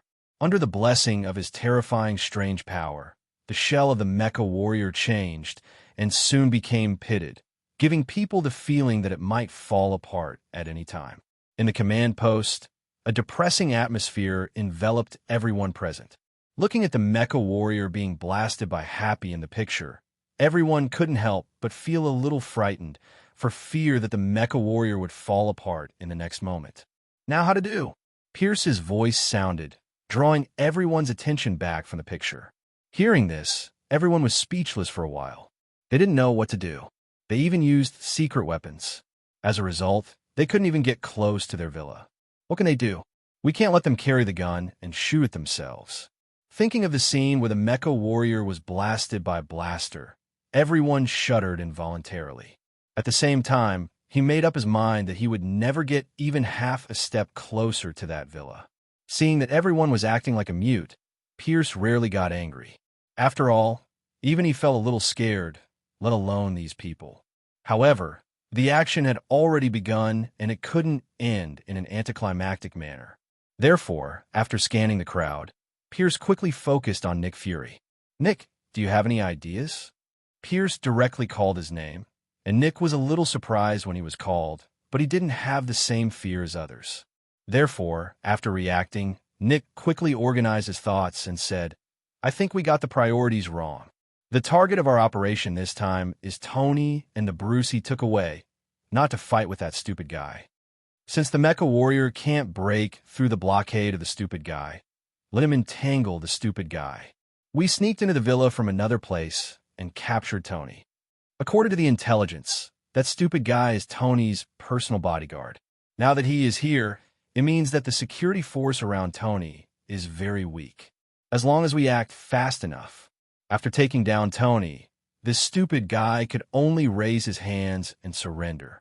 Listening to Nick's analysis, everyone present couldn't help but nodded, but Pierce frowned at this moment. Don't forget the group of monsters just now. Even without the protection of that stupid big guy, there's still those elusive monsters. Hearing this, Nick smiled confidently. Of course, I haven't forgotten their existence. But through the observation just now, I found that although the monsters are very strong, their defense is also very weak. It will also disappear after hitting the vital point. As long as we prepare in advance and don't get caught off guard, it's not difficult to deal with them. After hearing this, Pierce pondered for a while and finally nodded. What you said makes sense. In that case, then you can select a group of elite and military people to sneak in together. I'm here to help you attract attention. Pierce approved Nick's plan and gave him the task. Suddenly, the corners of Nick's mouth twitched, and his eyes towards Pierce became somewhat resentful. Although what he just said was eloquent, it was just talk on paper. No one knows if Tony has any other tricks up his sleeve. Just like Happy, according to the data, he is just an ordinary bodyguard. But look at the scene where he is pressing the mecha warrior to the ground and hammering him. How does it qualify as ordinary? Director, I think we can discuss the candidate for action again. Nick also tried to rescue him. But before he could finish his words, Pierce had already turned his head and looked at the screen, looking like I won't listen. Seeing this, Nick sighed helplessly and could only leave the command post to select operators. And just after Nick left, Pierce also edited a text message on his phone and sent it. There's an old saying in Dacia that goes like the mantis stalks the cicada, but the Oriole follows behind. And he's going to be this Oriole today. First, let Nick lead people to explore the road together with the military, and then arrange for people to follow them and prepare to pick peaches. The plan is perfect, now it depends on the implementation. At the gate of Tony's villa, the hand-to-hand fight between Happy and the mecha warrior continued. But with the previous lessons, Happy quickly dodged whenever he saw something open on the mecha warrior's body. Although he can withstand shells, he is not in the habit of being bombed. On the other side, after Nick selected a team of elite members, he quickly joined forces with the elite team sent by General Ross to sneak in from behind the villa. Speaking of which, we have to talk about the layout of Tony's villa. His villa is built entirely on the edge of a cliff, with the main door facing the land and the balcony facing the sea. Therefore, when the predecessor installed the surveillance system, it did not consider the location facing the sea at all. After all, there's a cliff tens of meters high below. Who can climb up from the cliff? Therefore, this place has become a blind spot for surveillance, and Jarvis cannot detect it at all. Nick, who had carefully studied the layout of the villa, naturally noticed this monitoring blind spot. Therefore, directly select this as the infiltration point. Of course, he didn't want to climb the cliff in the dark, so he mobilized a silent helicopter. The group of people sat on the helicopter, circled around, and arrived at the balcony of Tony's villa and landed on the balcony through rappelling ropes. Tony, who was watching the theater in a room on the second floor, didn't know at this moment that a group of uninvited guests had broken into his home. There was no movement. Nick and others saw the heat source on the second floor through thermal imaging, so they went straight to the second floor. Just after they stepped onto the second floor, Tony, who was watching Happy fighting the mecha warriors in the room, suddenly received a prompt from Jarvis. Sir, there are guests in the villa. They have reached the second floor now and will be in your room soon. Hearing this, Tony was stunned. Where did they come in from? Didn't you even notice them? According to the detection, they should have bypassed the surveillance area outside the villa and entered from the balcony. Just when one person and one intelligence are talking. Suddenly, there was a loud noise and the door to the room was kicked open. Nick led two heavily armed teams and quickly rushed into the room, with the black muzzles aimed directly at all the vital points on his body. Good evening, Mr. Tony. It's really difficult to see you. Introduce yourself. My name is Nick. Fury, your father's old friend. Now we have a case that we need you to investigate with us. Please don't make any dangerous moves, otherwise they will shoot directly. Nick looked at Tony with a smile on his face. He didn't expect things to go so smoothly, and his tense mind couldn't help but relax. Seeing Nick's victorious attitude, Tony raised his eyebrows and said, You are my father's friend? Then I really feel sad for him. I have a friend like you. In the middle of the night, you led someone to break into your friend's house and pointed a gun at your friend's son. Is this how you treat your friend? Mr. Nick. Tony hit Nick unceremoniously. Suddenly, the smile on Nick's face disappeared. Maybe you are right, but But this is my job, so please cooperate. Don't expect others to save you. Just follow me now." After speaking, Nick gestured to a SHILD member next to him. The SHILD member immediately nodded knowingly and was about to step forward to cuff Tony. But before he could make any move, Tony stood up from the sofa. The moment he stood up, everyone who had been aiming their guns at him pulled the bolts of their guns, and the conflict was about to break out. Nick was also startled by Tony's actions. He raised his hand to signal everyone not to be impulsive, and quickly said, "I'm warning you again. Just stay there and don't move. Otherwise, I won't guarantee your safety." "Safety? Do you really think you've got me?" Tony smiled disdainfully. The next second, black figures emerged from the ground and stood in front of Tony. Seeing this scene, Nick's eyes narrowed and he no longer stopped everyone, and even proactively ordered, "Shoot." Suddenly, countless bullets formed a metal storm and swept towards Tony. The shadow ninjas who stood in front of Tony were torn apart by bullets and disappeared. However, a scene that was beyond Nick's expectation appeared. The black shadow ninja disappeared quickly, but appeared even faster. The black shadows on the ground seemed to be endless, and new shadow ninjas kept appearing in front of Tony, building a human wall for him. Looking at this scene, Nick finally realized that something was wrong. He had always thought that the black shadow ninja was a special ability person that Tony recruited from somewhere. After all, the world is full of strange things, and there are all kinds of people. However, watching these people risk their lives to take bullets for Tony, he finally realized that these people might not be people with special abilities. After all, people have such a thing as survival instinct. When their own lives are threatened, few people will risk their lives for others regardless of life and death. Not to mention that, like now, even though he knew he was going to die, he continued to use his life to block bullets for Tony. But by the time he realized this, it was already too late. Not only in front of Tony, but also around them, Thornblade ninjas continued to appear, their claws piercing the air, and screams suddenly sounded among the crowd. Although they were still prepared before, when things came to pass, everyone was still a little careless about the beginning and the end. Just as the battle started in the room, a figure slowly walked into the underground laboratory. Reed, who was recording data, turned around when he heard the movement. Looking at the strange figure in front of him, a trace of vigilance appeared on his face. "Who are you?" The visitor ignored him and looked at Bruce in the nutrition cabin. After confirming that he was the target of this trip, the visitor walked directly towards the nutrition cabin. "Stop, don't move." Reed shouted a warning and pulled out a gun from nowhere. However, he obviously underestimated the terror of the visitor.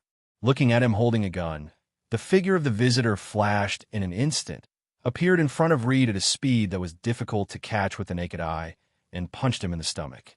Suddenly, Reed's figure was like a cannonball, being blown away and smashed into a pile of experimental equipment.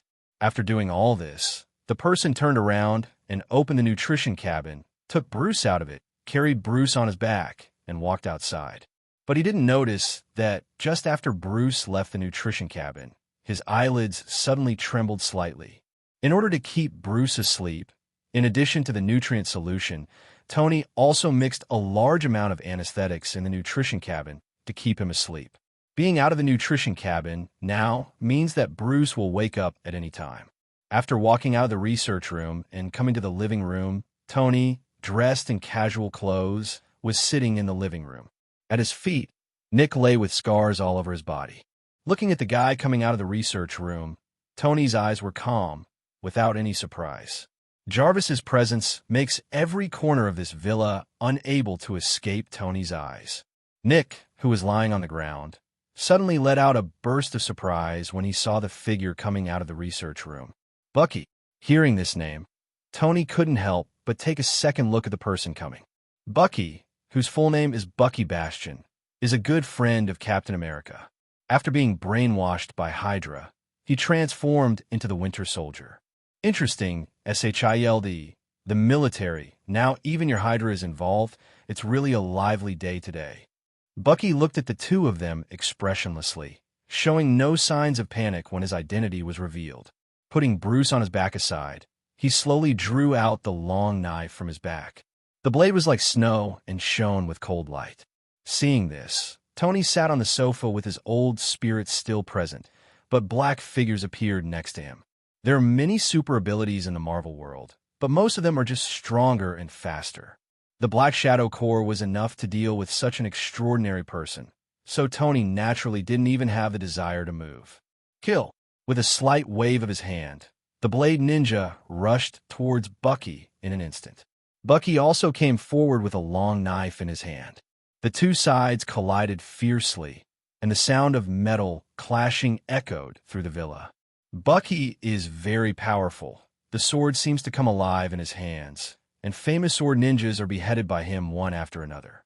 However, no matter how strong he is only one person. Unless he has absolutely overwhelming strength, he will be overwhelmed by the crowd of the Black Shadow Core sooner or later. Obviously, Bucky does not have absolutely overwhelming strength. Therefore, as time passed, Bucky was gradually overwhelmed by the Blade Ninja. Tony was sitting on the sofa, watching the battle between the two sides with great interest, but at this moment, a muffled sound sounded. On the battlefield, this voice was inaudible, but Tony's expression changed instantly. Now he looked behind Bucky. Bruce, who had just been left behind by Bucky, was sitting up from the ground, covering his head with a look of discomfort on his face. He was wearing only a pair of underpants, and there was a hint of confusion in his eyes. Looking around, looking at the messy scene around him, the confusion in his eyes became even worse. Soon, a headache suddenly hit me, and a series of memory fragments flashed through my mind. He mutated and wreaked havoc on the streets. He escaped from the encirclement and came to the alley. A man in black knocked him unconscious, and he was taken to a laboratory where his blood was drawn. Fragments of incomplete memories kept emerging. Although Bruce didn't know the specific process, through the remaining memory fragments, he knew that he seemed to have become an experimental subject and was put on a research platform for experiments. Suddenly, an anger rose in his heart. He had also conducted human experiments, but he was the operator, not the experimental subject. But now, he has become an experimental subject, which even a normal person can't bear, let alone him who has a problematic personality. Roar! A roar sounded. Everyone in the villa was attracted by him. Tony stood up from the sofa in an instant, and his face became unusually serious. Bang, bang, bang. While roaring, Bruce beat the ground crazily. His body shape changed at a speed visible to the naked eye, turning green and getting stronger. In a few breaths, the green fat man who wreaked havoc on Yo-Yu a few days ago returned to the eyes of the world again. After the transformation, Bruce completely lost control, and his anger dominated his body, causing him to start destroying everything in front of him. The first to be unlucky is Bucky, who is closest to the green fat man. A fist bigger than a sandbag was quickly thrown out, and Bucky had no time to react before he was knocked away by the punch. Blood spilled into the air, and Bucky was stunned by the punch. The angry green fat man still kept pace at this moment and rushed directly towards the Thorn Blade Legion. The terrifying power and absolute defense made the Blade Legion's human sea tactics a joke. I saw the green fat man running rampant among the people of the Thorny Blade Legion, just like the rampant Tyrannosaurus Rex in the Cretaceous period, extremely arrogant and arrogant. Nick, who was lying at Tony's feet, watched this scene. The corners of his eyes kept beating, and he swallowed subconsciously. He had seen many extraordinary beings, but he had never seen a guy as powerful as Green Fatty, especially his arrogance that made him tremble. Tony, who had been standing by and watching, finally couldn't sit still at this moment. If he continued to watch, his villa would be destroyed. He still likes the current style of the villa and doesn't want to rebuild it. Pum! A ball of flames instantly appeared in his hand. The flames burned out of thin air, and the surrounding space began to distort slightly under the burning flames. "Hey, fatty," Tony shouted, instantly attracting the green fat man's attention. Suddenly, the flame in his hand flew out and flew towards the green fat man. Boom! The flames that were originally only the size of a slap suddenly erupted, drowning the green fat man in an instant. His terrifying defense became as fragile as paper under the burning flames. It could be broken as soon as it burned. Roar! A roar full of pain sounded, and the fat green man who had shown his power just now rolled on the ground. From the Overlord to the Joker, there was only a flame between the two sides. Nick looked at this scene and immediately looked back at Tony, with an expression on his face as if he had seen a ghost, full of shock. Are you kidding me? A playboy who is famous for dating with girls has such terrifying strength. The fat green guy was instantly killed. God, are you kidding me? A series of questions popped up in his mind, and Nick was completely numb. Compared to Nick's optimism, Tony was not relaxed at all. What is the most terrifying thing about the green fat man? His unparalleled defense, or his terrifying power? Neither, but the unlimited growth. In the early stage, the green fat man had trouble fighting an army alone, but in the later stage, the green fat man could challenge the gods head-on. Apart from the green fat man, no other mutant could achieve such a terrifying improvement. So looking at the embarrassed green fat man, Tony didn't dare to be careless and was always on guard. Sure enough, although the flames continued to burn on the green fat man's body, except for the painful howl, the green fat man's voice was not weak at all. Even as time goes by, it becomes more and more energetic. Soon, the green fat man stood up with his body covered in flames, and his angry eyes fell on Tony. Boom! As soon as he stepped on it, the floor of the villa instantly shattered, and the fat green man with his body burning with flames instantly appeared in front of Tony. Huge amounts of fists blasted out, and there was a roar in the air. Seeing that Tony was about to be blown away by the green fat man, Tony still stood motionless. Boom! A trembling voice sounded, and a wall of fire appeared in front of Tony, blocking the green fat man's fist. The Dragon Talisman gave Tony not just flame burning, but a rule of flame. After integrating the Dragon Talisman, the flame is a plaything in Tony's hands, allowing him to control it. The green fat man may be very powerful, but he can't break the rules. Therefore, from Nick's perspective, the green guy was bombarding Tony crazily, but it was all blocked by the wall of fire in front of Tony. There was even a smile on Tony's lips, and he looked at the angry green fat man calmly. Finally, Tony had enough fun. Flames enveloped his right hand, and he watched the fat green man in front of him punch out. Boom! The green fat figure flew out directly and crashed out of the villa, leaving a big hole in the wall. After hitting the ground outside the villa, the green fat figure shrank at a speed visible to the naked eye, and the flames burning on his body were extinguished instantly. But Tony punched him back to his original shape. Footsteps sounded slowly, and Tony walked out of the cave, glanced at Bruce, who was already unconscious, and then looked at Happy, not far away. As if aware of his gaze, Happy looked back with an honest smile on his face.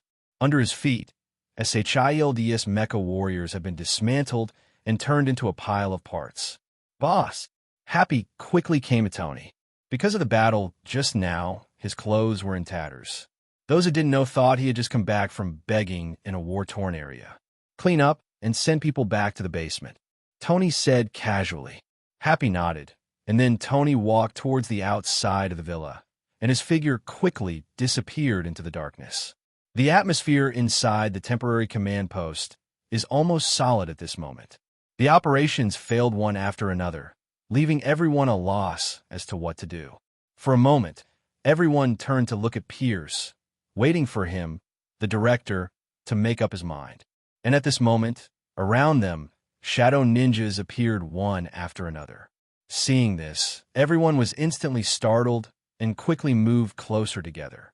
They have witnessed the terror of the Black Shadow Corps with their own eyes. How can they remain calm when facing this group of terrifying guys in person? Pierce was also shocked by the situation in front of him, but his psychological quality was obviously better. He immediately opened his mouth and said loudly, "Tony, what do you want to do? We are from S.H.I.E.L.D. We are affiliated with the U.S. government. Do you know that you are committing a crime by surrounding us now?" As he spoke, Pierce looked towards the door, waiting for Tony to appear. At this moment, the sound of footsteps came from outside, and Tony walked into the temporary command post with a leisurely expression. Tony's appearance made everyone present feel relieved. They were afraid that Tony would really ignore them and order them to be killed. Anyway, there was no evidence to prove that he did it. Therefore, Tony's appearance here means that what they are worried about will not happen.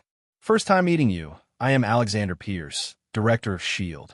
Pierce adjusted his clothes, took the initiative to step forward and identified himself, and looking at his outstretched hand, Tony's mouth curved and asked, "You ordered them to come to my house to arrest people?" Hearing this, Pierce's eyelids twitched. Naturally, it was impossible to admit this. He quickly said, "It's all a misunderstanding. We got the news that the Green Devil is hiding here, so we gathered people to encircle and suppress it. You also know that the appearance of the Green Devil a few days ago has made the citizens of Niue panic. We must explain to the outside world that we didn't know this was your residence." It has to be said that Pierce is worthy of being the director, and his lies on the spot are well-founded, making it impossible for anyone to find anything wrong with him. Unfortunately, Tony wasn't here to reason with him. Snap! A crisp slap echoed through the command post. Everyone was shocked by the scene before them. The dignified S.H.I.E.L.D. director was actually slapped in the face by Tony in public. Even Pierce looked confused, not expecting Tony's actions at all. A trace of anger flashed in his eyes, but it disappeared in an instant, and there was even a smile on his face. "Have you relieved yourself?" Seeing this, Tony took a deep look at Pierce. This guy has something. "No. How do you plan to calm me down?" Tony said slowly and moved the palm of his right hand, giving people the illusion that he might be slapped again at any time. Snap! The loud slap sounded again. Don't get me wrong, it was not Tony who slapped him, but Pierce himself. Such a scene not only stunned everyone, but also Tony. He realized that the guy in front of him was not simple, but he didn't expect that he could do such a thing. "Now, are you relieved?" Pierce asked with another smile. Tony did not answer the question, but looked at him with interest. "Interesting. But you know what? The more you act like this, the more I want to kill you. Although the barking dog is annoying, the venomous snake in the dark is even more frightening."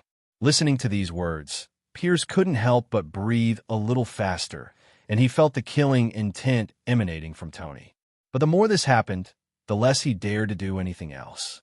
He could only continue to laugh and said, "Mr. Tony was joking. What happened today was our SHIELD's fault, and you were implicated. Don't worry, I will compensate you for all your losses. SHIELD will take care of all subsequent troubles and won't cause you any trouble. I also hope that you will be noble and let us people go." Pierce continued to give in, and the killing intent surging in Tony's heart calmed down. It was not that Tony planned to let this guy go, but his words moved Tony.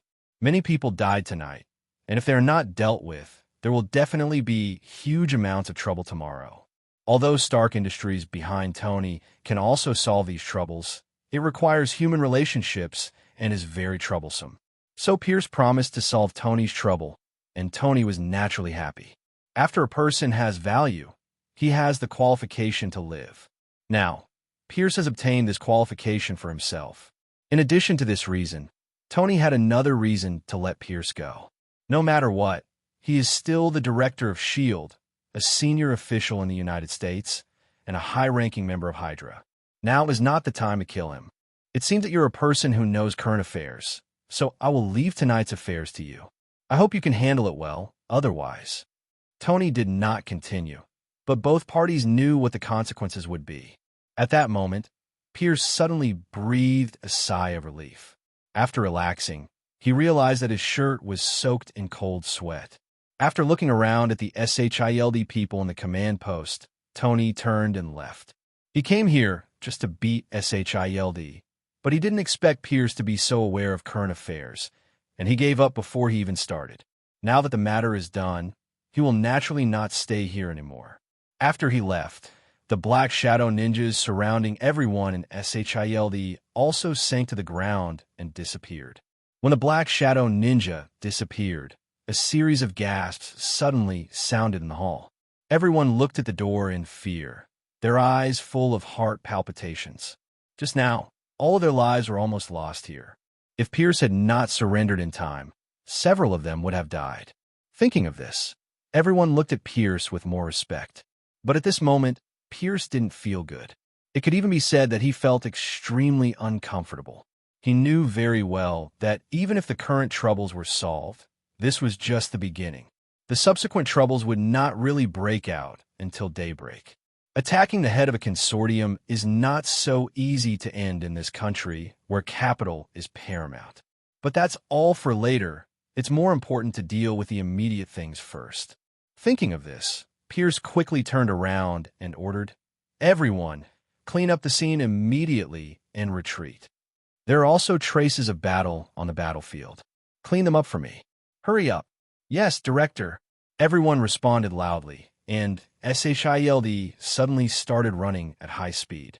The remains of the mecha warriors were towed away, the scenes bombarded by artillery fire were cleaned up, and the damaged lawns were paved with new ones. Even the big hole that appeared in Tony's villa was being repaired quickly. One night passed quickly, and when Tony walked out of the guest room the next day, everything in the villa returned to its original state. All traces of last night's battle have been cleared away, and the big holes in the wall have been restored to their original state. What's even more exaggerated is that even the destroyed furnishings in the room have been restored to their original state. If Tony hadn't clearly remembered the battle that took place in the villa last night, he would have thought that everything last night was just a dream. For this reason, Tony couldn't help but silently give SHIELD a thumbs up. Although its strength is a bit weak, its efficiency is still quite high. After going to the kitchen to make a glass of milk and making a sandwich, Tony sat on the sofa and enjoyed his breakfast. But at this moment, Jarvis's voice suddenly sounded. "Sir, I think you have forgotten something." "Forgot something?" Mr. Reed is still lying in the underground research room.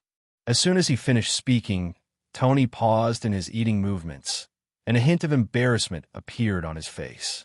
There were too many things going on last night, and Tony subconsciously forgot about Reed, who had been staying in the underground research room. Tony walked towards the research room with a sandwich in his mouth. Entering it, a messy scene appeared in front of Tony's eyes. This place was obviously not accessible to SHIELD people, so naturally no one cleaned it up. Taking a look at the messy research room, Tony didn't find Reed, but he saw Bruce, who continued to sleep in the nutrition cabin. "Jarvis, where is Reed?" "Under the experimental equipment near your left." Hearing this, Tony quickly turned his attention to the pile of overturned experimental equipment and pulled it with his hands and feet a few times. Reed's figure suddenly appeared in front of Tony. He was lying on the ground with a pale face, and his breathing was extremely weak. If Tony could not vaguely feel the beating of his heart, he almost thought that Reed had turned into a dead man. Withstanding Bucky's punch, Reed, an ordinary person, was almost punched through. Being able to sustain a serious injury for a whole night was considered to be in good physical condition. In this case, if you were sent to the hospital, the doctor would definitely issue a death notice directly. Fortunately, Tony had already drawn the horse charm. Otherwise, facing this situation, he would really be blind. A burst of white light appeared on his hand.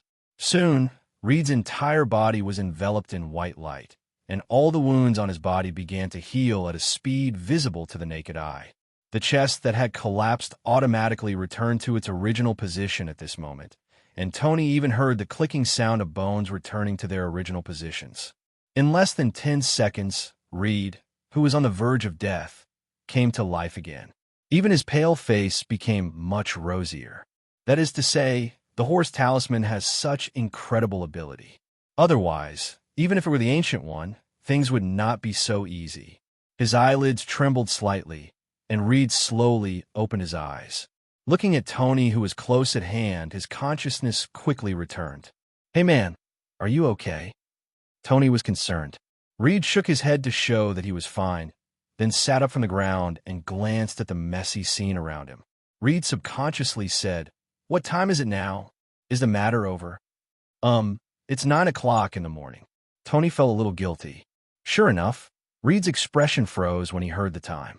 As a genius, his wisdom is not all in scientific research, but also in combination with his surrounding environment and the time Tony mentioned. He discovered that he was truly alive because of God's blessing. However, he did not delve into this matter. No matter what, he was still alive, even living well, so the rest was not important. Glancing at Bruce in the nutrition cabin, Reed suddenly turned to look at Tony and said, "Boss, can I use that enhancer?" Hearing this, Tony glanced at Reed and nodded with a smile. "Of course you can, but you'd better call me when you use it. I'll watch from the side, which is safer." "Okay, boss. Please wait for me for a moment." In response, Reed quickly got up and got busy, with no intention of resting at all.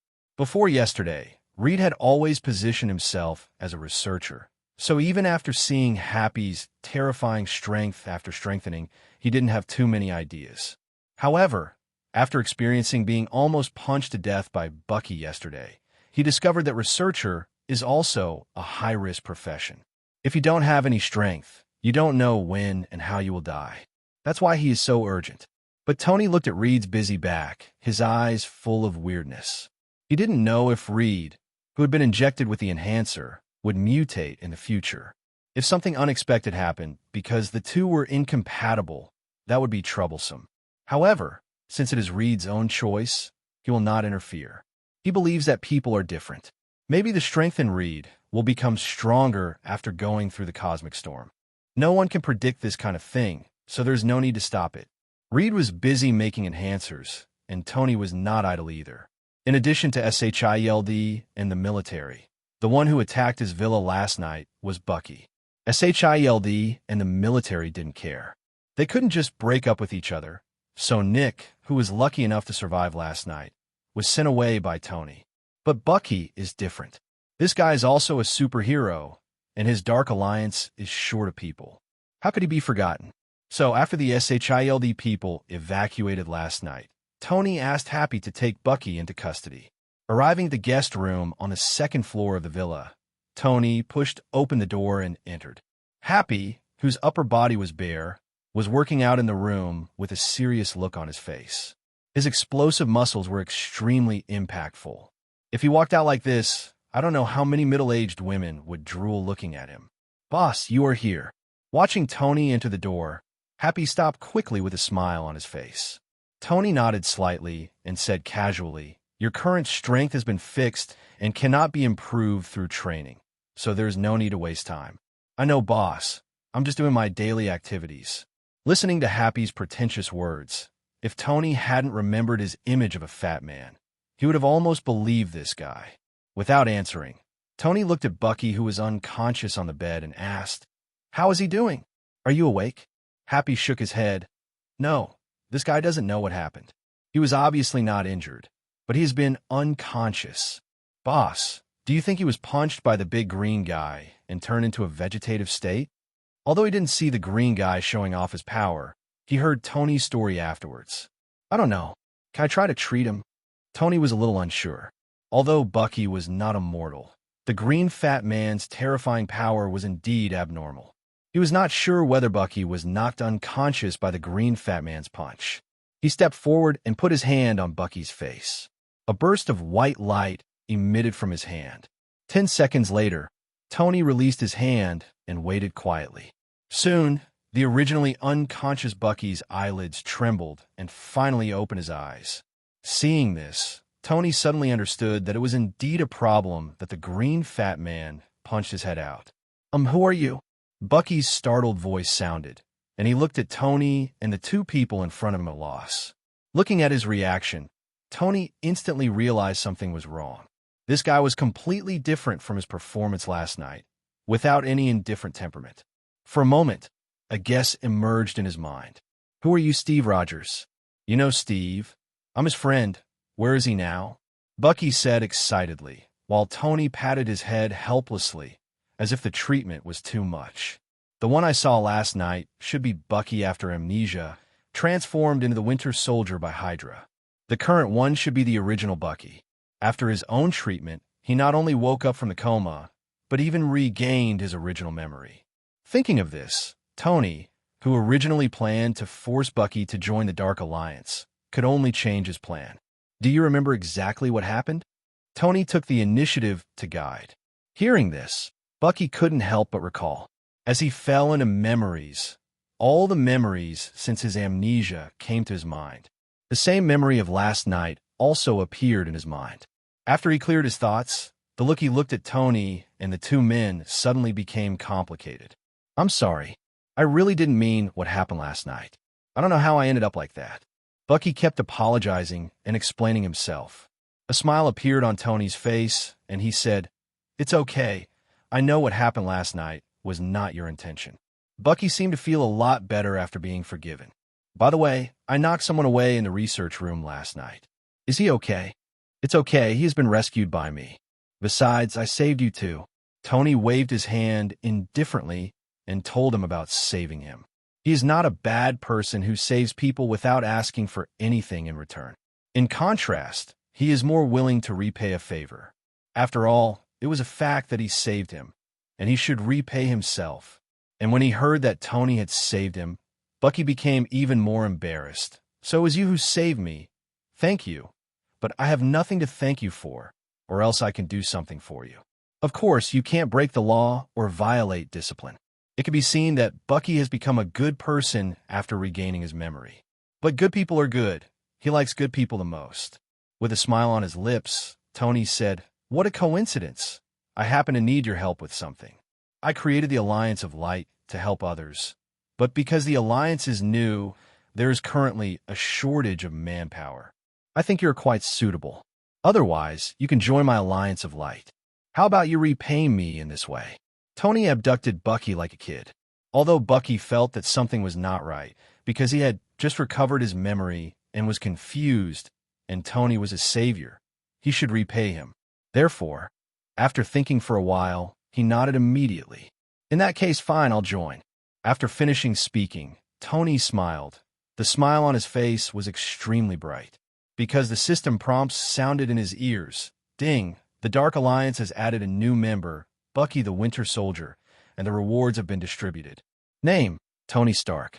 S*X male. Identity: heir to the Shadow Kingdom. Ability: Horse Talisman, Dragon Talisman, Black Shadow Ninja Control, Black Shadow Thorn Blade Control, Black Shadow Knight Back Control. Number of draws: 1. Dark Alliance members: Spider-Man, Winter Soldier. Seeing the newly added control authority of the Black Shadow Army and the extra number of draws, Tony looked at Bucky with a much more pleasing look. "Okay, you have good rest. If you need anything, just tell Happy. He will take care of you during this time." After saying that, Tony turned around and left, not paying any attention to the changes in Happy's expressions. He behaves like a scumbag. He just leaves after the prostitution. He only cares about his own pleasure and doesn't care about the feelings of others. Leaving the two grown men staring at each other, Tony returned to his room. The familiar lottery wheel appeared in front of him again. Tony rubbed his hands and said with excitement, "The heavens and the earth are beautiful. Tathagata, Sanching, God bless, let's go." With something in his mouth, Tony quickly turned the lottery wheel. Suddenly, the pointer on the turntable rotated rapidly. Tony looked at the turntable nervously. When he felt that it was almost done, he ordered, "Stop." As soon as he finished speaking, the pointer slowed down rapidly and finally stopped, and a sheep also appeared on the turntable, running towards Tony quickly and diving into his mind. Boom! There was a roar in his mind, and a warm force quickly merged into his mind. Tony felt his head clear, and his whole person was extremely awake. Not only that, he felt that his perspective became strange at this moment. Human eyes can generally only see a 124-degree angle of view in front of them. If you concentrate, you can see a 25-degree scene more clearly. But now, Tony felt as if he had opened his eyes. He could see things 360 degrees with incomparable clarity and detail.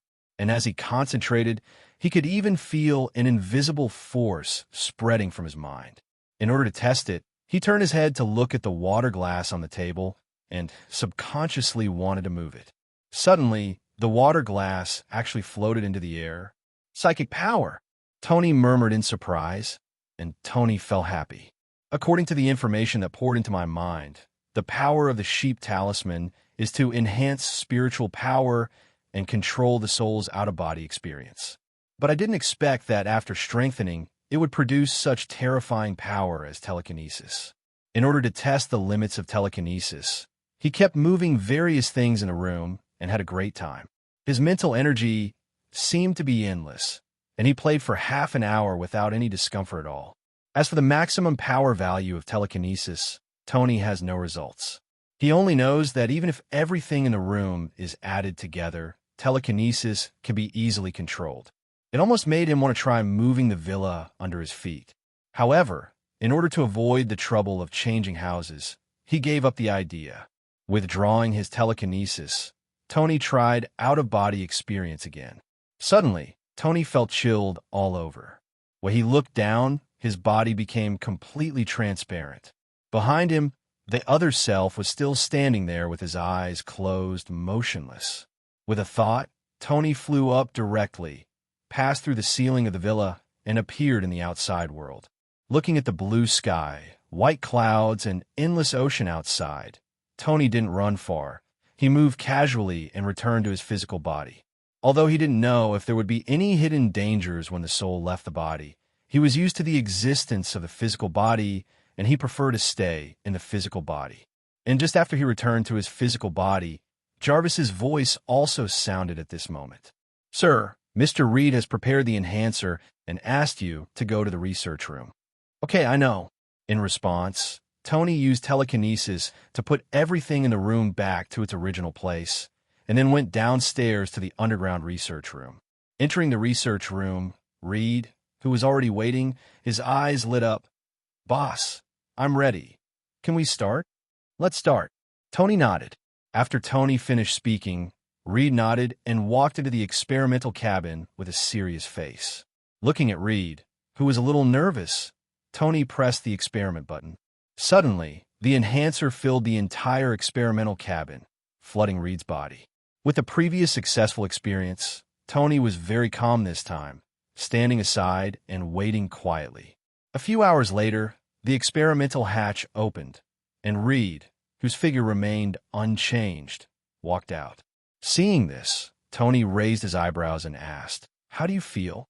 "Excellent," Reed said with a smile on his face, and he clenched his fist hard as he spoke, feeling the abundant power in his body, and his whole person seemed a little excited. The experiment went smoothly without any accidents. Tony nodded, and Reed said at this moment, "Boss, the enhancer has been successfully researched, and I want to continue my research project." To put it bluntly, the research on enhancers was only because of Tony's request, and his research was what he really cared about. To this, Tony had no objection and nodded directly. "Okay, I have prepared the money and will transfer it to your account later.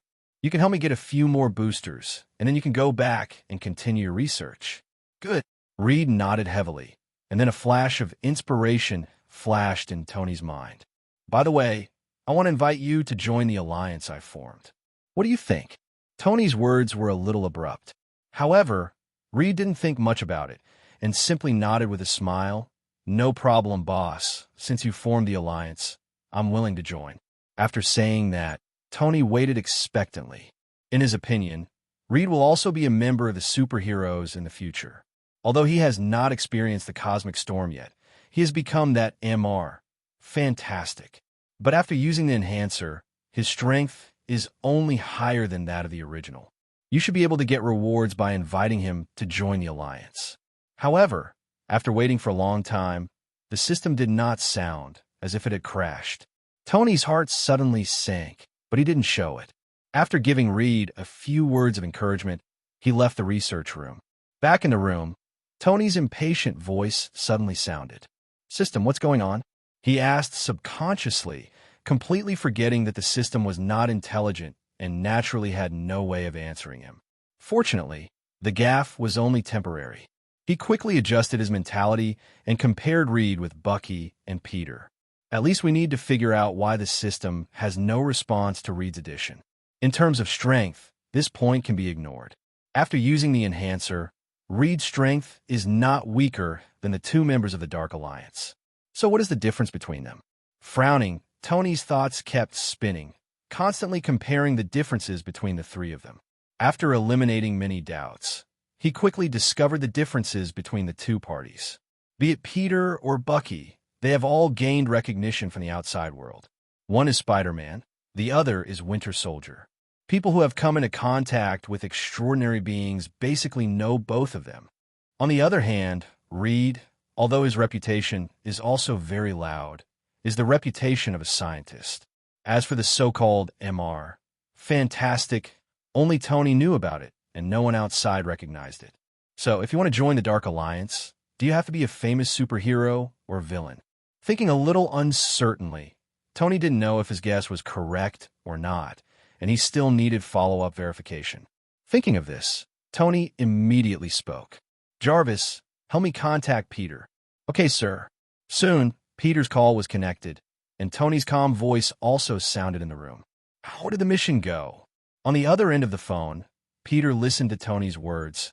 A trace of embarrassment flashed across his face. Still, it still needs some time. After receiving part of the command of the Black Shadow Corps, he got a little carried away and didn't have time to cause trouble for Norman. Now being questioned by Tony, I suddenly panicked. And listening to Peter's answer, a hint of speechlessness flashed across Tony's face. It's been a few days, but it hasn't been settled yet, so he didn't know what to say. At that moment, Tony's tone became stern and said, "Tonight, I want to see Norman. That's it." After saying that, Tony hung up the phone directly without giving Peter a chance to refuse. Slowly exhaling a breath of turbid air from his mouth, temporarily forgetting the matter, Tony changed his clothes and left the villa. Driving a sports car and speeding all the way, he soon arrived at the Stark Industrial Building. As he walked into the company, people kept greeting him along the way. In response, Tony nodded at him and walked past everyone with a calm expression. Taking the exclusive elevator to the office, Natasha Romanoff also walked in after receiving the news. "Mr. Tony, long time no see. Coffee or wine? Bring me a cup of tea," Tony said casually as he took off his suit jacket and threw it on the sofa. Natasha Romanoff was slightly stunned when she heard this, but quickly nodded. "Okay, sir." Soon, she returned to the office with a cup of green tea. Tony took a sip and said in a calm voice, "Call Potts over for me." "Okay, sir." Natasha Romanoff turned away again. Tony was not kept waiting for too long. Soon, Potts, dressed in professional attire, with black stockings on his legs and high heels, walked into the office.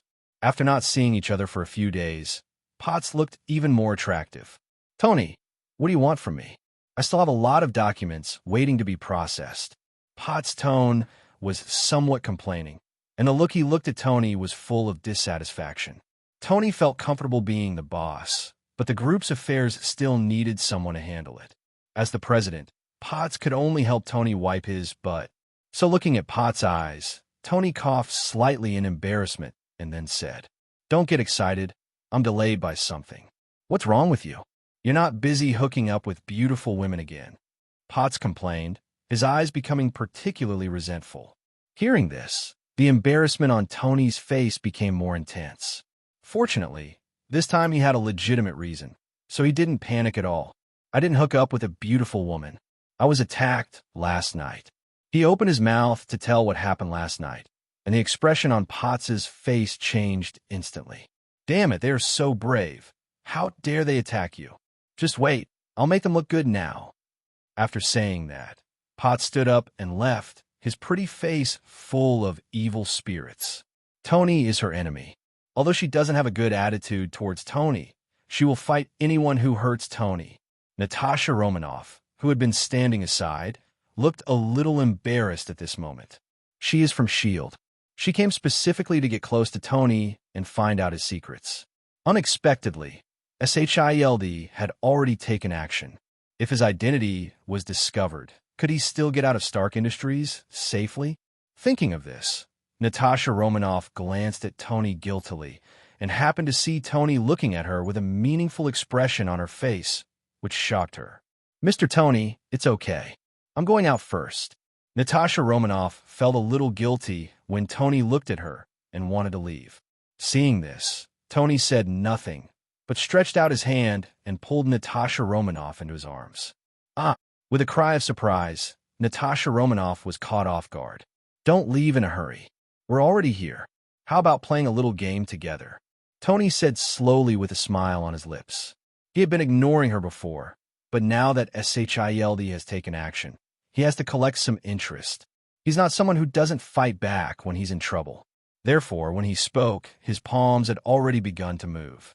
Feeling the changes on her body, Natasha Romanoff's expression changed, and her face quickly turned rosy. "Mr. Tony, don't do this."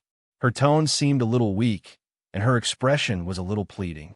As the top agent of SHIELD, she will naturally not be so weak, so the posture she is showing now is 30% true and 70% false, which perfectly fits the role she is playing now. Seeing Natasha Romanoff still acting with him, the expression on Tony's face gradually turned playful. He was already prepared for Natasha Romanoff to take the initiative to fall out, but he didn't expect that she didn't intend to reveal her identity. In this case, Tony was happy to take advantage of it. "What's wrong with me? I'm not talking about work with you now. Have you ever heard of a saying that as a boss's secretary, in addition to being beautiful, you must also be capable?" Tony added an accent to the last two words, which made people think wildly. Natasha Romanoff, who originally planned to act, was shocked when she heard this. This guy wouldn't want to do that kind of thing now. Thinking of this, she subconsciously wanted to get out of Tony's arms, but when she tried hard, a greater force came from Tony, suppressing her body so tightly that she couldn't resist at all. "Mr. Tony!" With an exclamation, Natasha Romanoff felt Tony's palms reaching into the jungle area and quickly covered the hem of her skirt with both hands. "Do not do that," Natasha Romanoff said with a look of shame and anger.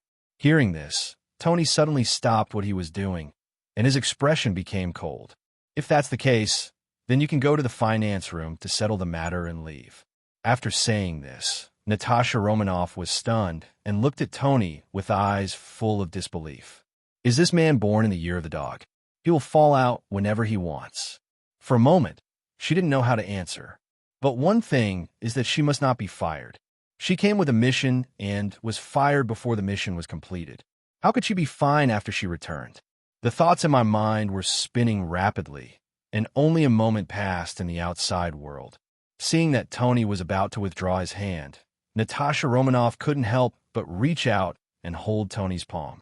"Mr. Tony, don't do this." It was still the same words, but this time the tone was completely different. Looking at Natasha Romanoff, who surrendered, Tony's lips curled up into a smile again.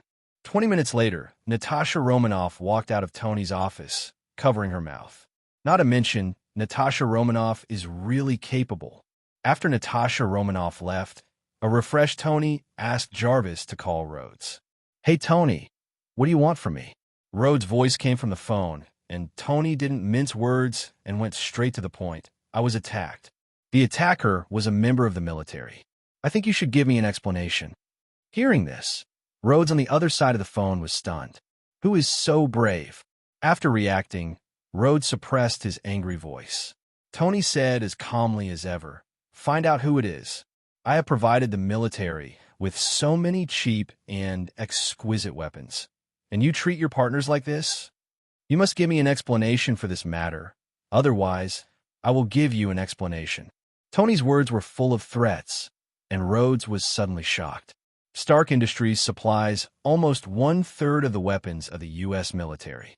Once Stark stops supplying, big trouble will definitely happen to the military. Thinking about the terrible consequences, Rhodes said quickly, "Don't be impulsive, Tony. We will definitely give you an explanation for this matter." "I hope so. Let me know if there's news." After saying that, Tony hung up the phone, and Colonel Ross on the other end of the phone immediately walked into his boss's office. While Tony was on the phone, Potts was not idle either, making phone calls one after another. Soon, a piece of news spread throughout the upper echelons of the United States. Tony, the head of Stark Industries, was actually attacked by American officials. Things suddenly escalated, and the originally peaceful upper echelons of the United States became turbulent, with phone calls being made directly to the White House. The power from the Chable began to show its ferocious fangs, and the U.S. government directly endured huge amounts of pressure. Such pressure isn't just coming from Stark Industries. They also come from major groups such as Pioneer Technology and Hammer Industries. Major groups usually fight each other to the death for their own interests, and Hammer Industries is the absolute mortal enemy of Stark Industries. The conflict between the two parties is almost irreconcilable. However, now, Hammer Industries is also on Tony's side and is putting pressure on the U.S. government because they broke the rules. This rule is not to protect one individual, but to protect all chaebol. They dare to attack Tony today. Who can guarantee whether they will attack them tomorrow? Therefore, this matter has nothing to do with right or wrong. All those who break the rules must die. In the military area, General Ross's office. Looking at the investigator standing in front of him, General Ross looked extremely ugly. He knew the terror of the chaebol, so when it came to targeting Tony, he just sent a small team. He was not involved at all. He didn't even sign the action order, but he didn't expect that he would still be implicated. General Ross, please hand over the work as soon as possible. After the investigator finished speaking, he saluted and turned to leave the office. General Ross sat slumped in his office chair, a little lost. After a high-level meeting of the military decided, he was transferred to serve as Minister of Foreign Affairs. In terms of authority, he even got promoted. But in terms of rights, he has almost lost most of them. A foreign minister or a powerful lieutenant general, all fools know which one is better. If possible, he would rather be demoted and stay in the military than serve as some bullshit foreign minister. But he couldn't help it at all. Being able to transfer to the Ministry of Foreign Affairs is already because the forces behind him are trying their best to protect him. If he hadn't been too deeply involved in this matter, I'm afraid he wouldn't even be the Minister of Foreign Affairs. Thinking of this, General Ross laughed at himself. Plutocrats, damn chaebols. Compared with the sad exit of General Ross, SHIELD, as the main culprit, is even more miserable. All S.H.I.E.L.D. executives who participated in the attack on Tony were either dismissed from their posts and investigated, or were arrested and imprisoned for professional crimes. Even SHIELD Director Alexander Pierce was dismissed from his position as SHIELD Director and ended his political life. Inside SHIELD, after the government personnel read out the order, they quickly took out another order. In order to ensure the continued operation of SHIELD, after upper-level research and decision, Nick Fury took over as the director of S.H.I.E.L.D. As soon as he finished speaking, everyone present turned to look at Nick, their eyes full of envy. In this incident, Nick was one of the few who managed to escape. Firstly, there was someone above him, and secondly, it was impossible for the government to put everyone in S.H.I.E.L.D. in jail. So after friendly negotiations, Nick escaped this purge, and even got a blessing in disguise, successfully assuming the post of director of S.H.I.E.L.D. Faced with the congratulations of many colleagues, Nick nodded in response. Pierce, who had just been dismissed, looked at this scene with a scary face. Snort! With a cold snort, Pierce turned around and left, returning to his office. Not long after he entered the office, Hit suddenly opened the door and walked in. Hit said hello. Pierce took a deep breath and suppressed the anger caused by his resignation. Hit, I can no longer stay in S.H.I.E.L.D.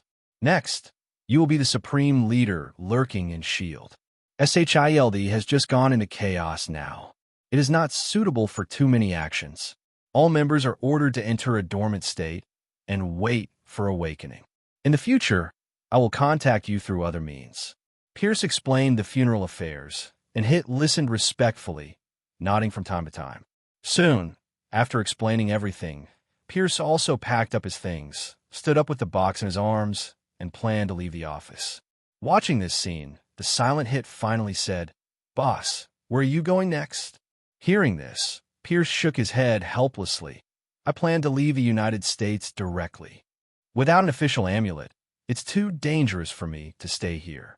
I've already booked my flight and will be leaving soon. Facing his confidants, Pierce had almost nothing to hide. At the same time, his words were also full of helplessness. His family knew his own affairs, and when he was the chief, he offended quite a few people. What's more, he also planned the attack on Tony. Based on his understanding of Tony, that guy is not a generous person, so it is best to leave New York directly, otherwise he is afraid that he will not be able to see the sun the next day. I'll give it to you, boss, Hit said. Hearing this, Pierce hesitated for a moment and finally nodded. That's fine. After saying that, the two left SHIELD one after another and drove to the airport. Along the way, Pierce closed his eyes and rested while Hit drove the vehicle to the airport. However, along the way, he would look through the rearview mirror at Pierce sitting in the back seat from time to time. As time passed, the two of them got closer and closer to the airport. Suddenly, there was a sound of cars outside the car window. Several black cars suddenly appeared, running side by side with Pierce's vehicle, and accelerated, blocking Pierce's path. Squeak! A sudden brake sounded, and the vehicle Pierce was riding in was forced to stop. Pierce's figure in the back seat swayed, and he opened his eyes instantly. Looking at the scene outside the car, Pierce's originally calm expression suddenly darkened. Soon, outside the car, Nick, who had just become the director of S.H.I.E.L.D., walked out of the car with a group of SHIELD members. Seeing this, Pierce's uneasy premonition became even stronger. At the same time, his eyes were also looking at Hit in the driver's seat. Apart from him, only Hit was told about his trip to the airport. For SHIELD to catch up so quickly, someone obviously leaked the information. What? Pierce said in a deep voice, with strong murderous intent in his tone. He never imagined that his confidant would betray him. Boss, I didn't have a choice before, but now I want to be a good person. Surrender, Hit said calmly. Pierce suddenly burst into anger and laughed. Surrender? I won't be willing to die unless you, the traitor, are eliminated. With an angry shout, Pierce reached into his arms and pulled out a gun. Hit was well prepared for this, quickly opened the door and rolled out of the vehicle. Having lost his target, Pierce did not hesitate and opened the door and got out of the car. Nick and others who had surrounded the car saw this and raised their guns one after another. Pierce, something happened to you. Now I'm arresting you for espionage. Put down your firearms immediately and stop meaningless resistance. Otherwise, I have the right to kill you on the spot. Nick warned loudly, and Hit took the opportunity to hide behind everyone in S.H.I.E.L.D. Looking at this scene, Pierce also knew that he was doomed, but surrender was absolutely impossible. Hail Hydra! After shouting a Hydra slogan, Pierce fired instantly, and the bullet immediately went towards Hit. As a betrayer, Hit was the guy Pierce hated the most, so he ignored others and pointed his gun directly at Hit. And just when Pierce fired, the SHIELD people who had already aimed at him also fired, and for a while, there was a loud sound of gunfire. 10 seconds later, the gunfire on the highway stopped. Pierce, the former SHIELD director, was eventually shot dead on the road by members of SHIELD. His body was filled with dense blood holes, making him look particularly hideous. Besides him, there was another decedent Hit. He was shot between the eyebrows by Pierce's bullet, and his eyes were filled with disbelief. As a spy trained by Hydra, Pierce is also an excellent agent with extremely outstanding marksmanship. With his single-minded killing, Hit could not escape death in the end. After killing Pierce, Nick and others put away their guns, and two SHIELD members quickly stepped forward to check on Pierce's condition. Report confirmed death. Well, I understand. Let's clean up the battlefield. After giving the instructions, Nick turned and returned to the car, while several SHIELD members quickly cleaned up the scene. Sitting in the car, Nick rubbed his brow tiredly. When he was still working under Pierce, he had already suspected Pierce's identity, but because Pierce was his immediate boss, he could only hold back. Even without Hit's betrayal, Pierce would not have left the United States today, so Hit's betrayal only confirmed his suspicions. Therefore, the deaths of the two people are not worth feeling sad about. The only regret is that they died too quickly and failed to dig out all the rats inside S.H.I.E.L.D. Fortunately, all the top leaders of Hydra have been eliminated, and the remaining small characters can no longer afford to make any trouble. The thoughts in his mind flowed slowly, and Nick quickly forgot about Pierce and Tony. This is also an unstable factor, and the power shown by Tony in particular gives him a headache. SHIELD's current strength is simply not enough to fight Tony. This is undoubtedly an uncomfortable thing for S.H.I.E.L.D.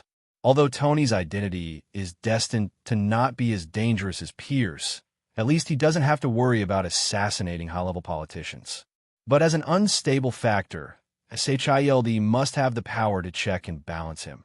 And it cannot be left alone. Thinking silently in his heart, Nick let out a breath of thick air with a headache. And just as he was thinking about Tony, on the other side, in Stark Industries, Tony was also listening to Happy's report. So Pierce is dead? Yes, boss. He was beaten to death by people from S.H.I.E.L.D. I saw it with my own eyes. Well, I understand. You go back first. Happy nodded, turned, and walked out of the office. Just as Pierce guessed, Tony has never been a generous person. Pierce planned the attack on himself. How could he let him leave alive? If he is still the director of SHIELD, Tony will have to worry about the reaction of the U.S. government. After all, the director of SHIELD is also a high-ranking official. However, after getting the news that he was dismissed, Tony immediately sent Happy to follow Pierce and find a suitable opportunity to kill him. But he didn't expect that before he could take action, SHIELD had already taken the initiative and killed him. This result is undoubtedly the best result for Tony. When the enemy is dead, you don't have to get your hands dirty. How nice it is. However, Nick actually came to the top, just like in the original work. This was something Tony didn't expect. He was still thinking that Nick might be taken down this time, too. Unexpectedly, this guy has something, not only escaped a disaster, but also got a promotion. I don't know if it's really an accident or the world's corrective nature. Thinking silently, Tony quickly put away his thoughts and stopped thinking about these messy things. What happened now has nothing to do with him. SHIELD and the military have paid the price, and he has to accept it as soon as it's done, and it's impossible to continue to target him. Otherwise, although the power of the Chable is strong, the U.S. government is not a free man. He sees this very clearly. At this time, the office door was pushed open, and Natasha Romanoff walked in with a cup of tea. Looking at him, Tony raised the corner of his mouth and stretched out his hand to wave. Seeing this, Natasha Romanoff's face turned red, but she still walked over. Soon, Tony, who was sitting in the office chair, showed a hint of relief on his face, while under the desk, Natasha Romanoff was secretly eating a banana. An hour later, Natasha Romanoff walked out of the office, and a relaxed Tony took the exclusive elevator and left Stark Industries. The affairs of Stark Industries are basically handled by Potts. He has nothing to do here, so naturally he doesn't want to stay here all the time. After spending a day wandering outside, it was not until night that Tony returned to the villa with two beauties and began the corrupt life of a rich man. As a worker, Peter had to put on work clothes and start working outside when his boss became corrupt. With his body floating between high-rise buildings, Peter arrived outside the villa area where Norman lived. The last attack failed. This time he must capture Norman. However, he was not as impulsive as last time. This time he had a younger brother, so there was no need for him to charge into battle himself. Mobilizing the inexplicable power in his body, black figures soon appeared around Peter. After a period of exploration, he had become familiar with the Black Shadow Corps and knew that they were a group of emotionless killing machines, so he did not waste any time and directly ordered, "Take down everyone in the villa. If anyone resists, kill them all." As soon as the words fell, everyone in the Black Shadow Corps rushed towards the villa. Their figures blended perfectly into the night and were difficult to detect. But inside the villa, it seemed very empty and quiet at the moment. Norman shook the red wine glass and looked at the scene outside the window. After the last attack, he had realized that he had been exposed, so he dismissed all the servants in the villa and arranged his son Harry to live in another place, leaving only himself here waiting for the enemy to come. He doesn't know Peter's true identity, but now that he has found him, he won't give up easily. In order to deal with Peter, he chose to use himself as bait, not even thinking about revenge against Tony. Soon, the figure of the Black Shadow Ninja appeared in the villa, surrounding Norman in the hall. Seeing this scene, Norman, who was originally calm, suddenly changed his expression. He knew the Shadow Ninjas. The last time he raided Tony's villa, they were repelled by these people. They actually showed up. The thing that attacked him was Tony's handiwork. Thoughts were swirling in his mind, and Norman figured everything out But at this time, the Black Shadow ninjas were already attacking. Looking at them, Norman snorted coldly and quickly put on the Green Goblin suit. He had been prepared for a long time and had all the equipment beside him, so the equipment was completed as soon as possible. The blade cut through the air and landed on the Green Goblin's suit. Gee! There were harsh sounds, and sparks flew from Norman's body. Ha ha ha! With a weird smile on his face, Norman relied on the defense of the Green Goblin's suit and rushed directly into the Shadow Ninjas. He burst out with powerful force with each punch and kicked, directly smashing many shadows. Ninja! But as the old saying goes, the advantage of Black Shadow Ninja has never been individual strength, but quantity. No matter how strong Norman is, unless he can suppress the Black Shadow Ninja with absolute strength, otherwise, he can only waste his energy in the continuous offensive of the Black Shadow Ninja. Soon, Norman also realized this, and the thermal imaging sensor was turned on directly, searching the surroundings. Since I can't completely defeat the Black Shadow Ninja, I'll capture the thief and the king, and first deal with the guy who controls the Black Shadow Ninja. Soon, Peter's thermal image appeared in Norman's perspective. Hey, found it! With a chuckle, a skateboard crashed through the wall of the villa and appeared in front of Norman. Norman jumped up and flew directly out of the villa and rushed towards Peter.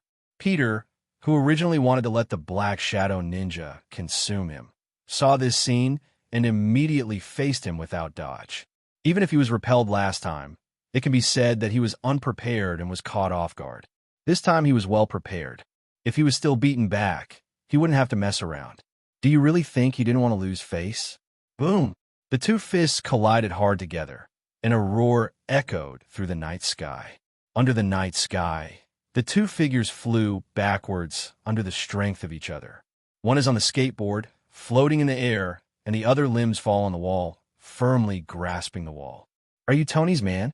Norman's voice sounded, with a hint of madness in his tone. Peter didn't answer. He used to like to chatter endlessly, but now he has no intention of talking nonsense in battle. He learned this from Tony. If you want to be ruthless, you can't talk too much. I saw the spider's silk on his wrist shooting out and quickly rushed towards Norman. Seeing this, a long alloy knife appeared in Norman's hand, which was extremely sharp. This is the new equipment he made for himself. Two sword lights flashed, and the spider silk fire by Peter was cut in half by him. At the same time, his figure quickly approached Peter, and the alloy soared directly toward the air, making a whistle. But just as he was approaching Peter, the figure of the dark ninja suddenly appeared and stood in front of him. Looking at this scene, Norman's expression suddenly changed under the mask, and he looked disgusted. He didn't expect Peter to be so shameless and use the Shadow Ninja as a human shield. It was really disgusting. The sword flashed past, and the Shadow Ninja in front of him was directly killed by his sword, and Peter also took the opportunity to punch out. Boom! A powerful and heavy punch hit Norman's chest hard, and Norman fell directly to the ground. Ahem!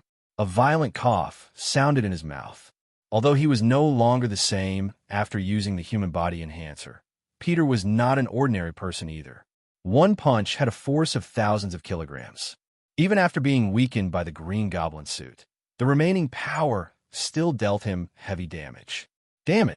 Norman cursed angrily, endured the pain, and rose into the sky again. Two pumpkin grenades were thrown directly and appeared next to Peter in an instant. Seeing this, Peter did not dodge and directly asked the Shadow Ninja to build a human wall around him. Boom! Huge amounts of explosions sounded, and the Shadow Ninjas on the periphery were directly vaporized.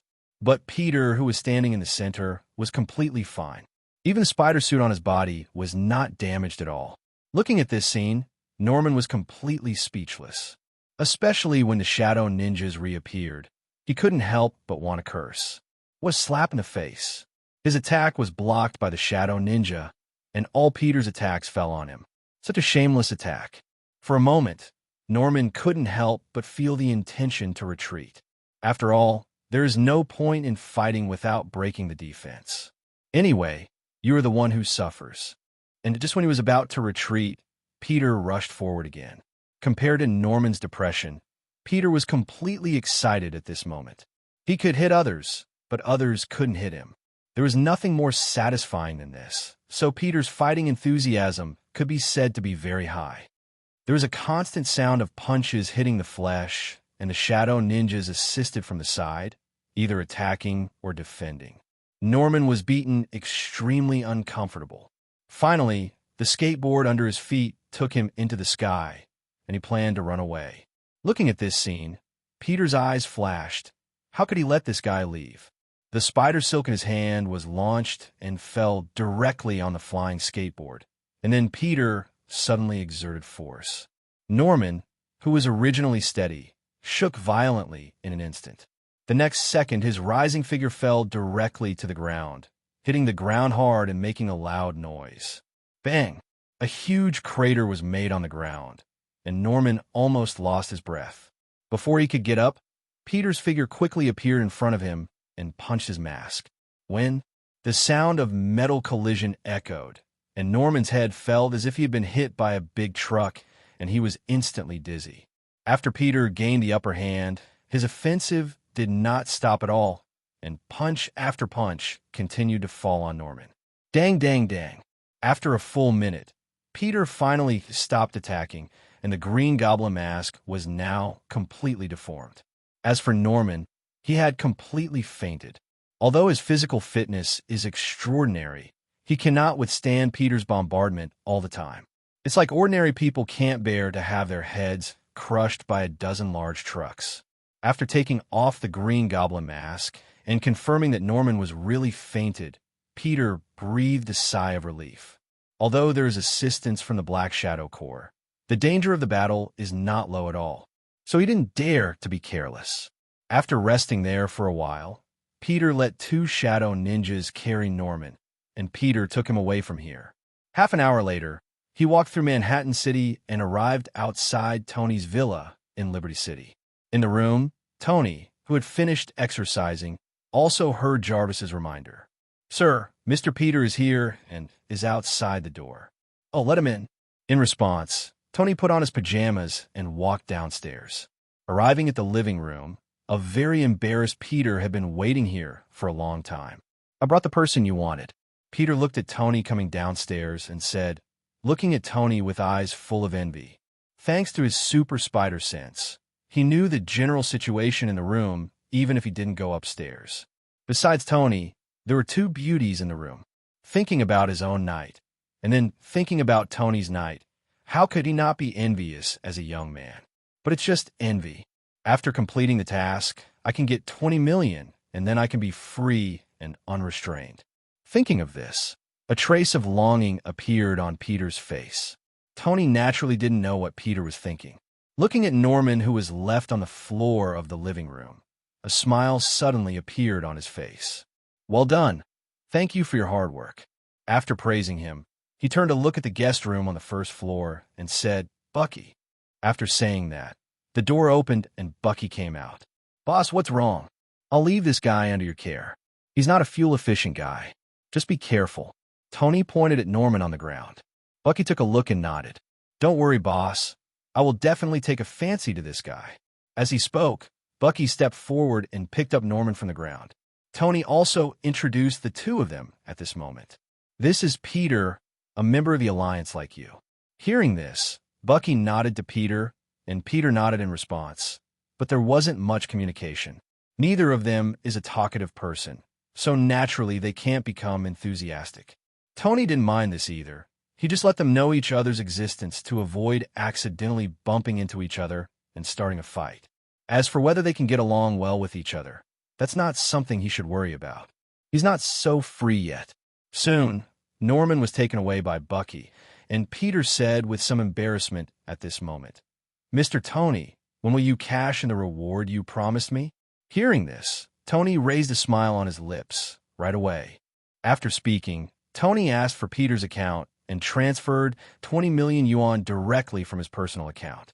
Soon, Peter received a text message from the bank, and his face suddenly flushed with excitement. After all, he is just a young man, although due to his mutation, he appears calmer than his peers. But when he suddenly gets a huge fortune, he will still be as excited as an ordinary person. Thank you, Mr. Tony. If nothing happens, I'll leave first. Peter thanked him and left the villa directly after obtaining Tony's permission. Looking at his appearance, Tony knew what he wanted to do without even thinking about it. Nothing more than squandering this wealth. Naturally, he didn't stop him and didn't bother to pay attention. Instead, he turned around and came to Bucky's room. Pushing the door open, Bucky immediately said hello. Boss. Nodding at him, Tony set his sights on Norman. Compared to other superheroes, Tony obviously invested more energy in Norman. Not because he was better or stronger, but because he had the Osmanthus Group behind him. Although the revenue of Aoshi Group has not been very good in recent years, as the saying goes, a skinny camel is bigger than a horse. As one of the top consortiums, the strength of Aoshi Group cannot be underestimated. Therefore, in addition to wanting to absorb Norman into the Dark Alliance, Tony also wanted to swallow up the Oscorp Group in one go. It is foreseeable that once the two major consortiums merge with Integrate, Stark Industries will become a behemoth. Unless Tony rebels, no official force will dare to embarrass him. An attack like the one before is even more unlikely to happen.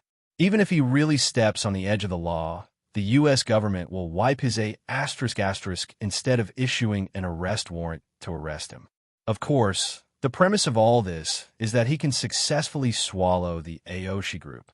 Otherwise, Stark Industries alone, although still one of the top chaebol in the United States, is still lagging behind. Find a way to wake him up. Tony ordered, and Bucky nodded immediately. Although he has recovered his memory, he has finally come out of Hydra. Don't be too familiar with the interrogation and criminal investigation. Taking a towel and a bottle of mineral water, Bucky put the towel on Norman's face. Bucky opened the mineral water bottle and let the mineral water flow down. Soon, Norman, who was originally unconscious, made some movement, and his body suddenly struggled violently.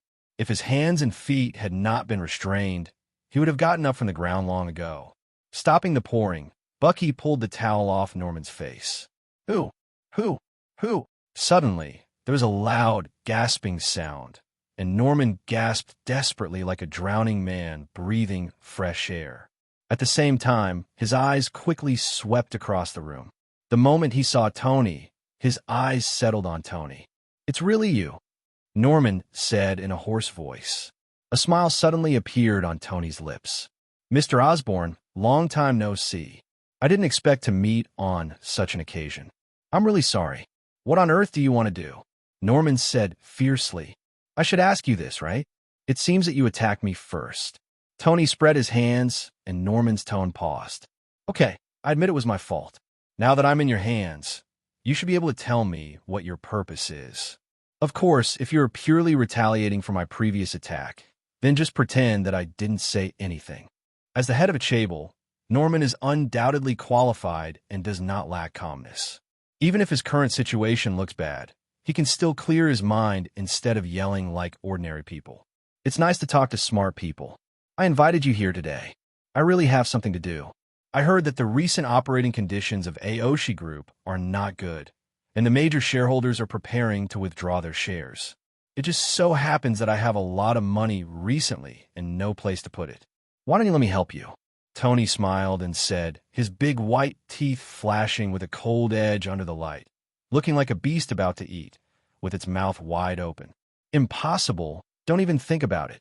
Norman became excited instantly, and his roar echoed throughout the room. He can accept shares from anyone, but he can't accept money from chaebols. As a member of the chaebol, he knows very well the nature of the chaebol, which is a wild beast that eats people without spitting out their bones. Once they are allowed to hold shares of Aoshi Group, there is a risk that Aoshi Group will be swallowed up at any time. What's more, there is still grudge between him and Tony. He has not forgotten that Tony had a strong push for the Aoshi Group to get to where it is today. Tony, who was rejected, was not annoyed at the moment. He still maintained a smile on his face and said slowly, Do you think you still have a choice now? I know you want to keep the Aoshi Group intact, but if you were gone, who do you think can support the Aoshi Group? What the hell do you think you know about your good-for-nothing son? or rely on those cold-blooded capital? The current Aoshi group has only one breath left. You are here, and you can still hold on and look for opportunities to extend your life. Once you die or disappear, the huge Aoshi group will fall apart in an instant. So, it's not a big deal for me to take a stake. I can even promise not to interfere in the specific affairs of the Aoshi group. You are still the head of the Aoshi group. How about it? Think about it. Tony's words were not sharp, but at this moment they were like a sharp blade, constantly piercing Norman's heart. At this moment, rationality and sensibility each occupied one side in his mind. Reason told him that Tony was right. If he accepted Stark's capital injection, Aoshi group would still have chance. Emotionally, he said, he is lying to you. The Chables are all demons who eat people without spitting out their bones. He must not be allowed to enter the market, otherwise the Aoshi group will definitely change hands. The two concepts were at odds in his mind, and his expression became uncertain. Seeing his appearance, Tony didn't stay in the room any longer. He knew that Norman wouldn't be able to make a decision for a while, so after asking Bucky to keep an eye on him, he turned around and left the room. After returning to his room and looking at the two sleeping beauties on the bed, Tony took off his pajamas and walked over. The night is still very long. How can we let down this great time? Soon, the room was full of spring and filled with the breath of spring again. Early the next morning, people threw away last night's garbage, and Tony sat in the living room and quietly enjoyed breakfast. At this moment, Bucky walked out of the room and came to the living room. "Boss, that guy wants to see you and wants to talk to you." In the room, Tony stepped in and saw Norman again. He seemed much calmer than last night. "How's it going? Have you thought about it clearly?" Tony asked with a smile. Hearing this, Norman looked up at him and said, "I promise to let you buy shares in Aoshi Group, but you also have to promise me one thing. I will exchange shares with you." This was the only way he came up with after thinking about it all night. If the Aoshi Group wants to survive, it must accept Tony's capital injection. In order to prevent Tony from turning around and swallowing up the Aoshi Group and kicking himself out after Tony settles in, he also needs a guarantee. And this guarantee is the shares of Stark Industries. Now all the shares of Stark Industries are in Tony's hands. Even if he also holds shares of Stark Industries, he cannot threaten Tony. On the contrary, Aoshi Group has many shareholders. Once Tony enters the market, he will be eligible to acquire shares, which is likely to cause Aoshi Group to change ownership. Therefore, exchanging shares, although it does not pose any threat to Tony, can prevent him from being kicked out and ending up with both his life and money. Tony raised his eyebrows slightly and flatly refused. "No, you don't have the capital to negotiate terms. You have only two options now. Either watch the Austrian group go bankrupt or accept my capital injection. Beyond that, you don't have any choice." Hearing this, Norman's seemingly stable mood suddenly became crazy. "Impossible. I know you just want to swallow my Austrian group in one go. I tell you, even if I die, I will never let you succeed." As he spoke, Norman struggled violently again.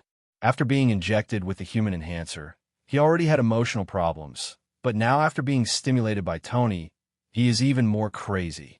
Tony watched this scene quietly, his face as calm as ever. After a long time, the out-of-control Norman calmed down again, and Tony, who had been silent, spoke again. "Have you thought about it clearly?"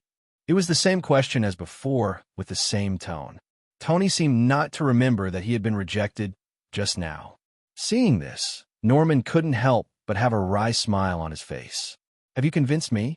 Aren't you afraid that I will really destroy the Austrian group, so you won't accept your proposal?"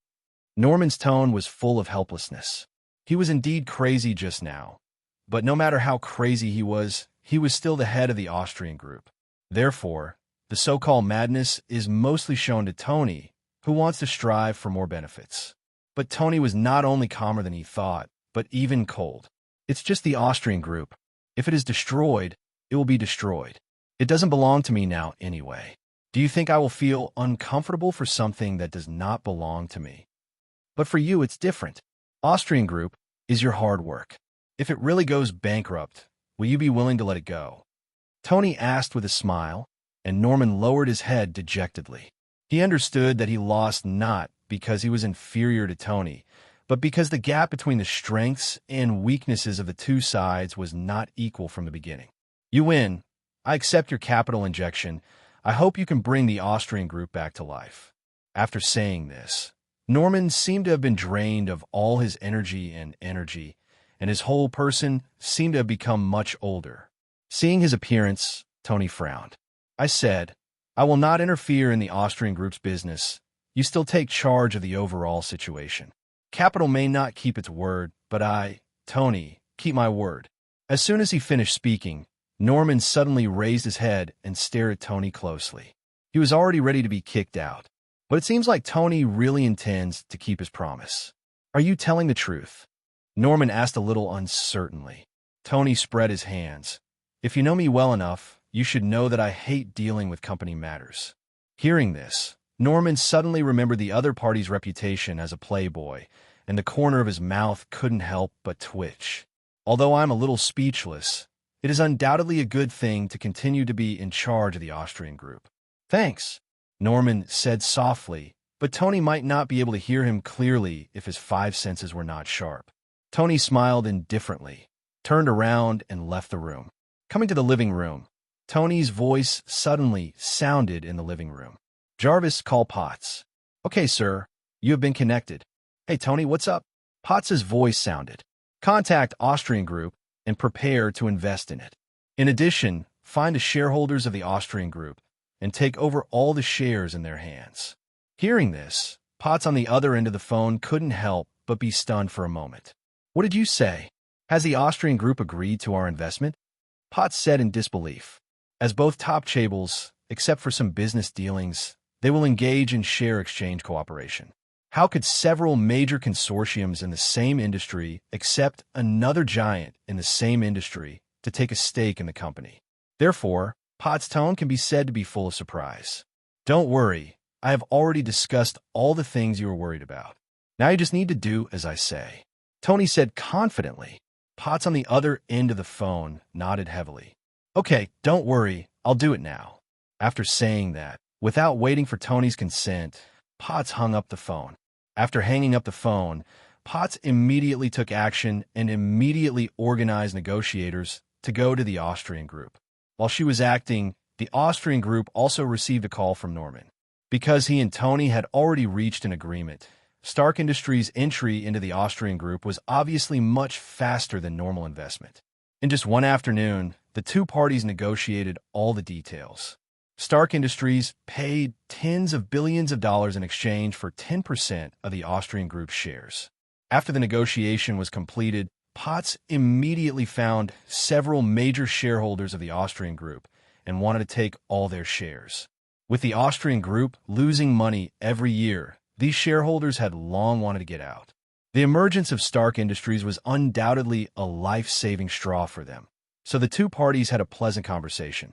After 3 days, Stark Industries acquired 55% of the Austrian group's shares in one fell swoop, becoming the largest shareholder of the Austrian group. As the leader, Norman only has 43% of the equity left at this moment, and the remaining 2 points are circulating on the stock market. It can be said that as long as Tony is willing, he can start the acquisition now, forcibly acquire the shares in Norman's hands, and swallow up the Austrian group in one go. But as he said, he is a playboy and doesn't like managing companies very much, and Potts' ability to manage a Stark industry is already the limit, so Tony has no idea of peeking at Norman's shares. In this way, a business change that shocked the entire upper class of the United States came to an end in just 3 days. Shield Nick listened to the report of his men with a blank expression on his face. No one could tell what he was thinking. With Pierce's lesson, although SHIELD dare not take action against Tony again, proper surveillance is still necessary. The original Stark Industries was already feared. Now, Stark Industries has invested in the Austrian group, becoming the largest shareholder and becoming more powerful. This is not good news for forces other than Stark Industries. After waving his hand to ask the reporter to leave, Nick stood up and walked to the window. Looking at the scene outside the window, his eyes were full of heaviness. The strength of Stark Industries is getting stronger and stronger, But the shield he controls not only does not become stronger, but also loses a large number of elite agents due to previous attacks. It is foreseeable that if this continues, shield will become increasingly weak. Whether it is to protect the security of the United States or to preserve the status of S.H.I.E.L.D., it is urgent to enhance the power of S.H.I.E.L.D., especially in terms of extraordinary combat power. It's ridiculous that the huge shield can't produce much extraordinary combat power. Therefore, the first thing Nick did after taking office was to join shield in order to find extraordinary combat power. After several days of exploration, shield finally has a suitable target: the former patron saint of the United States and the captain of the United States. That year, Captain America's plane crashed and he disappeared, but no one was sure whether he was dead or not. For this reason, Nick specially sent people to search for the location where the American captain disappeared, hoping to get some good news. Perhaps it was because his thoughts must have echoes.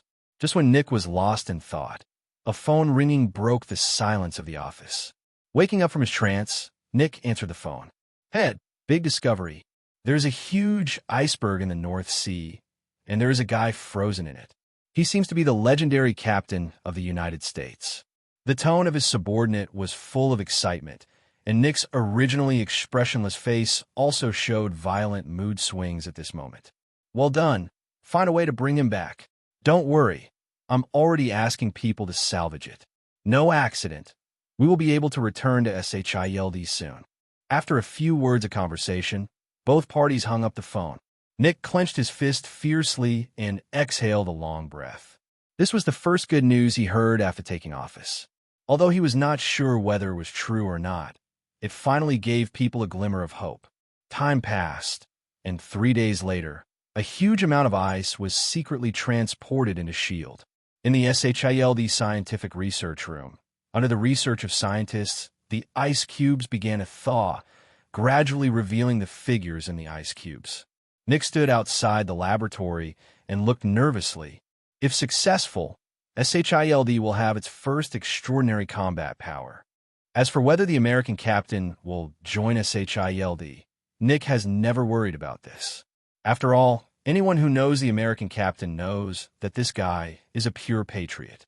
As an official organization, as long as the American captain opens an invitation, the American captain will definitely not refuse.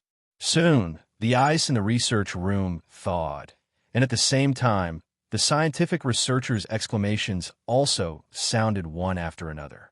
"Incredible! This guy's vital signs are recovering. Oh my God! Has he really been frozen for 70 years?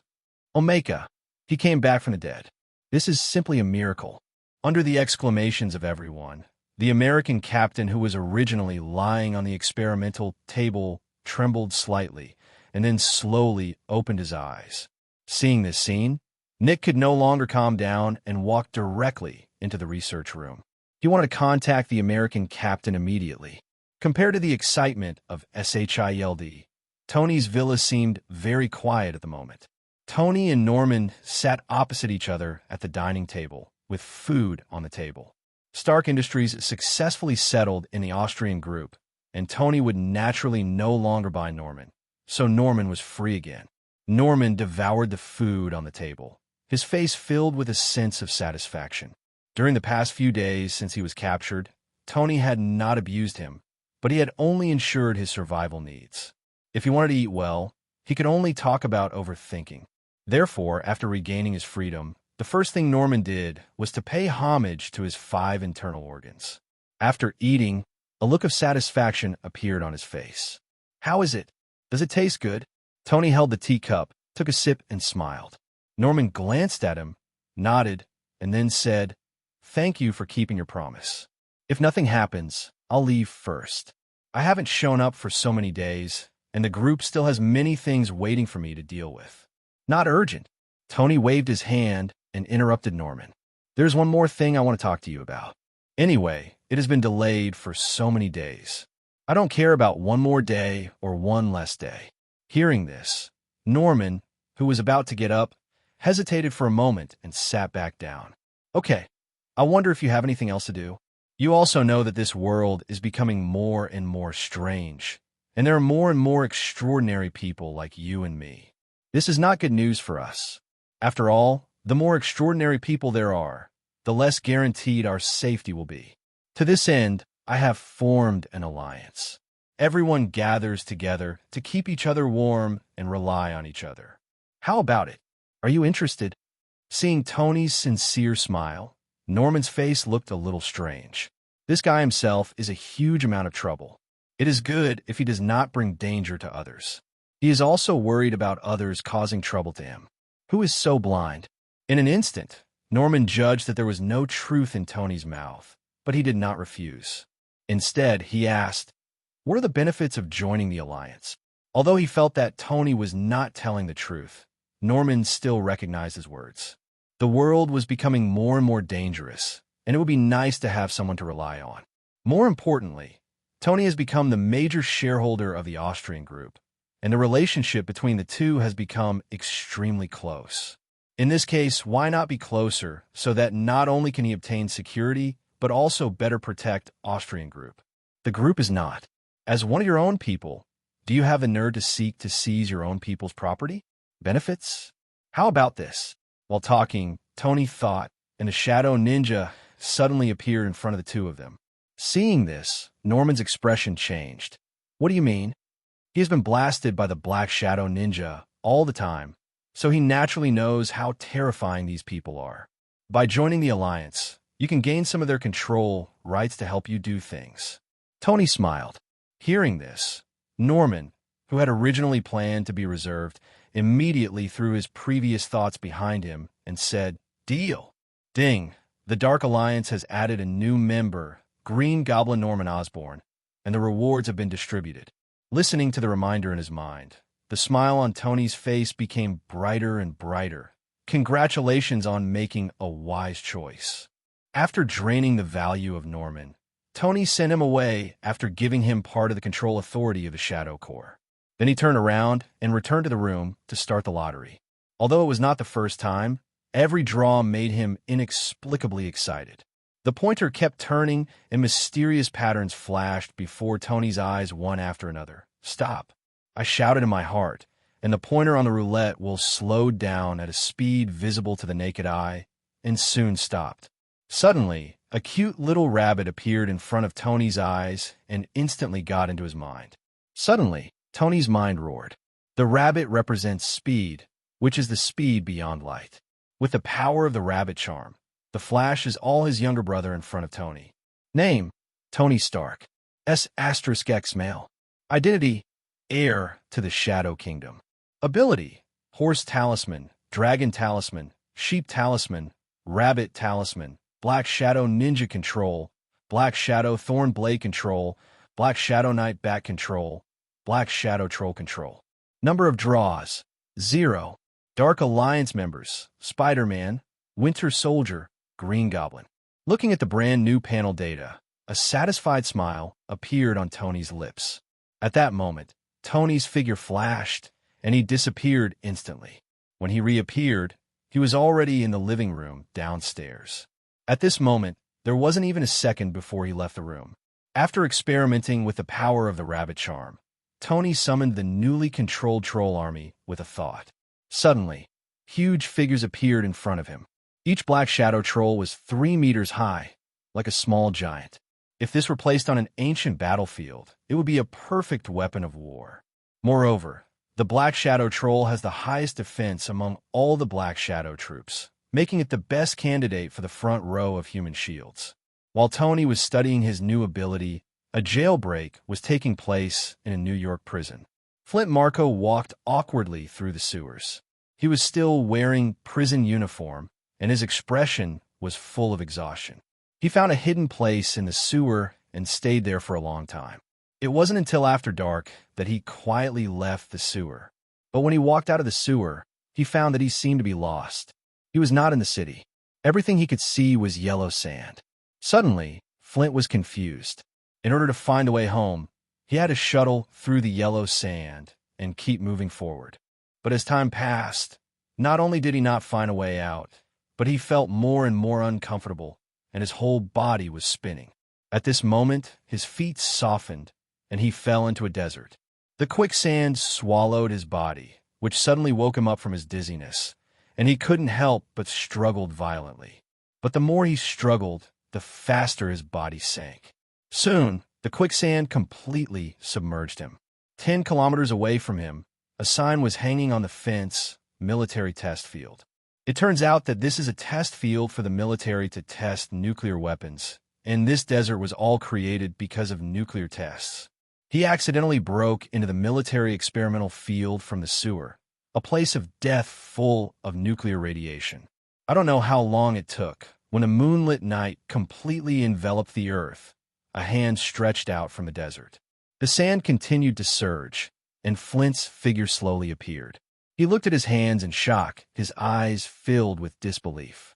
He thought he was dead, but he didn't expect that he came back to life and had the ability to control sand. A burst of joy for the rest of his life filled his heart, but he quickly calmed down. Glancing at the yellow sand around him, he no longer felt despair, because this was his home court. After spending a few hours, he left the military experimental field and returned to New York City.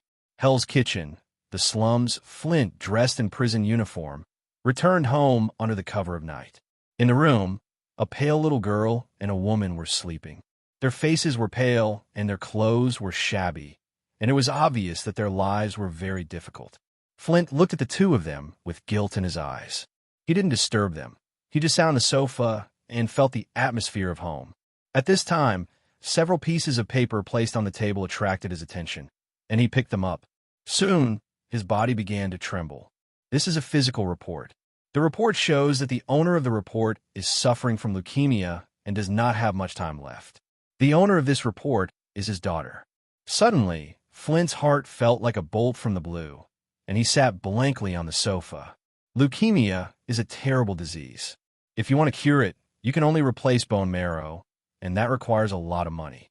But given the family situation, it was obviously impossible to come up with so much money, and he was still an escaped prisoner, so it was even less possible for him to come up with this money. Flint, who was already full of guilt for his daughter, now saw that his daughter was sick and he was helpless, and he suddenly felt intense pain in his heart. No, I must not let anything happen to Harley. Absolutely not. Flint murmured to himself with red eyes, glanced at the room again, stood up, and left the house. At 8 o'clock in the morning, several cash transport trucks parked at the gate of the Federal Reserve Bank of America. A large number of armed escorts were guarding both sides of the road, blocking out the rest of the crowd. 300 meters away from the gate of the Federal Reserve Bank of America, Flint, wearing a sweatshirt, stared at the cash transport truck. As a fugitive, it is impossible for him to make money through normal channels, and it is too late, so the fastest way to get money is to rob a bank. Before, he had the heart but not the courage, but after gaining the ability to control sand, he is no longer an ordinary person, and robbing banks is no longer a delusion. Seeing the door of the cash transport truck opening and the escort starting to carry boxes of banknotes into the bank, he could no longer sit still. Boom! A strong wind blew, and he instantly turned into a sand giant and ran straight to the bank door. Before the escorts could react, Flint controlled the sky and hit many escorts with sand. But he didn't kill anyone, he just knocked them unconscious. Then, all the money boxes were rolled up with sand and quickly disappeared in place. When everyone reacted, they could only see a giant 3 to 4 meters tall, made of sand wrapped in a money box, and disappeared at the end of the street. Woo! The alarm sounded and the whole bank was in chaos. On the same day, Nyoyua Morning News reported the bank robbery incident in detail, causing a sensation in Nyoyua. The U.S. Police Department suddenly came under huge amounts of pressure, especially since the U.S. Federal Reserve was backed by the government, which issued a direct order to solve the case and recover the lost money as soon as possible. Shield, Nick's office. A call came directly from the White House. Looking at the phone number, Nick's expression suddenly changed. He quickly answered the phone and said respectfully, "Sir, what are you calling me for? Did you see the news this morning? What do you SHIELD do for food? Give you 3 days to resolve this matter for me." After saying that, the call was hung up directly. Nick, who was scolded, looked stunned and had no idea what happened. Nick didn't stay stunned for too long. Nick immediately had a morning news newspaper delivered to him. As soon as he opened it, he saw the news that the Federal Reserve Bank of America had been robbed. After carefully browsing all the news content, an angry curse came from Nick's mouth. FAQ, these sons of B asterisk asterisk asterisk asterisk asterisk asterisk. The Fed's status is equivalent to dashias for major banks, controlling the economic lifeline of the entire country. Being robbed was a completely earth-shattering event, and all the pressure was concentrated on the U.S. Police Department. But the U.S. Police Department doesn't want to take this responsibility. So what should we do? It can only pass the buck. If it were a robbery by ordinary people, they would naturally not be able to take the blame, but this incident involved extraordinary beings.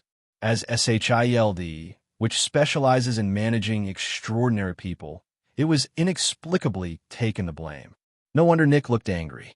After venting his anger, Nick quickly calmed down, although he was angry about the police department's blame-shifting behavior. However, a strange, extraordinary person has appeared in New York. This matter is worthy of attention. SHIELD has just been criticized not long ago. This matter must be dealt with as soon as possible, otherwise it will be labeled as incompetent, and God knows what kind of censure will happen. After clearing his mind, Nick quickly called the members of SHIELD into action. The first thing is to investigate the identity of the robber. Although Flint has turned into huge amounts of Sandman, he still has this basic appearance. Through federal big data comparison, Flint's identity information was quickly found.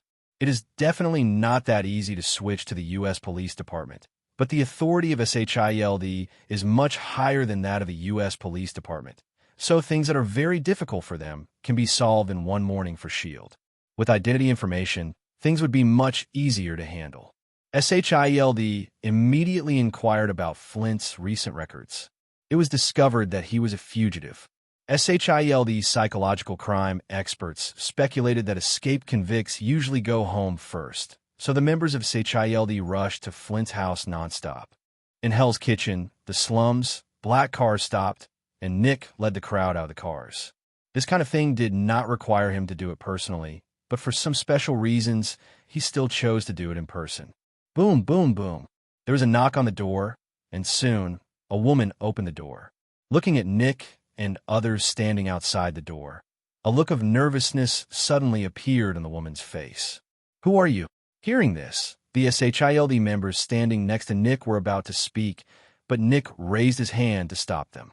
You guys wait for me outside the door. I can just go in by myself. Hello, ma'am. I am a friend of your husband, Flint. Is he at home?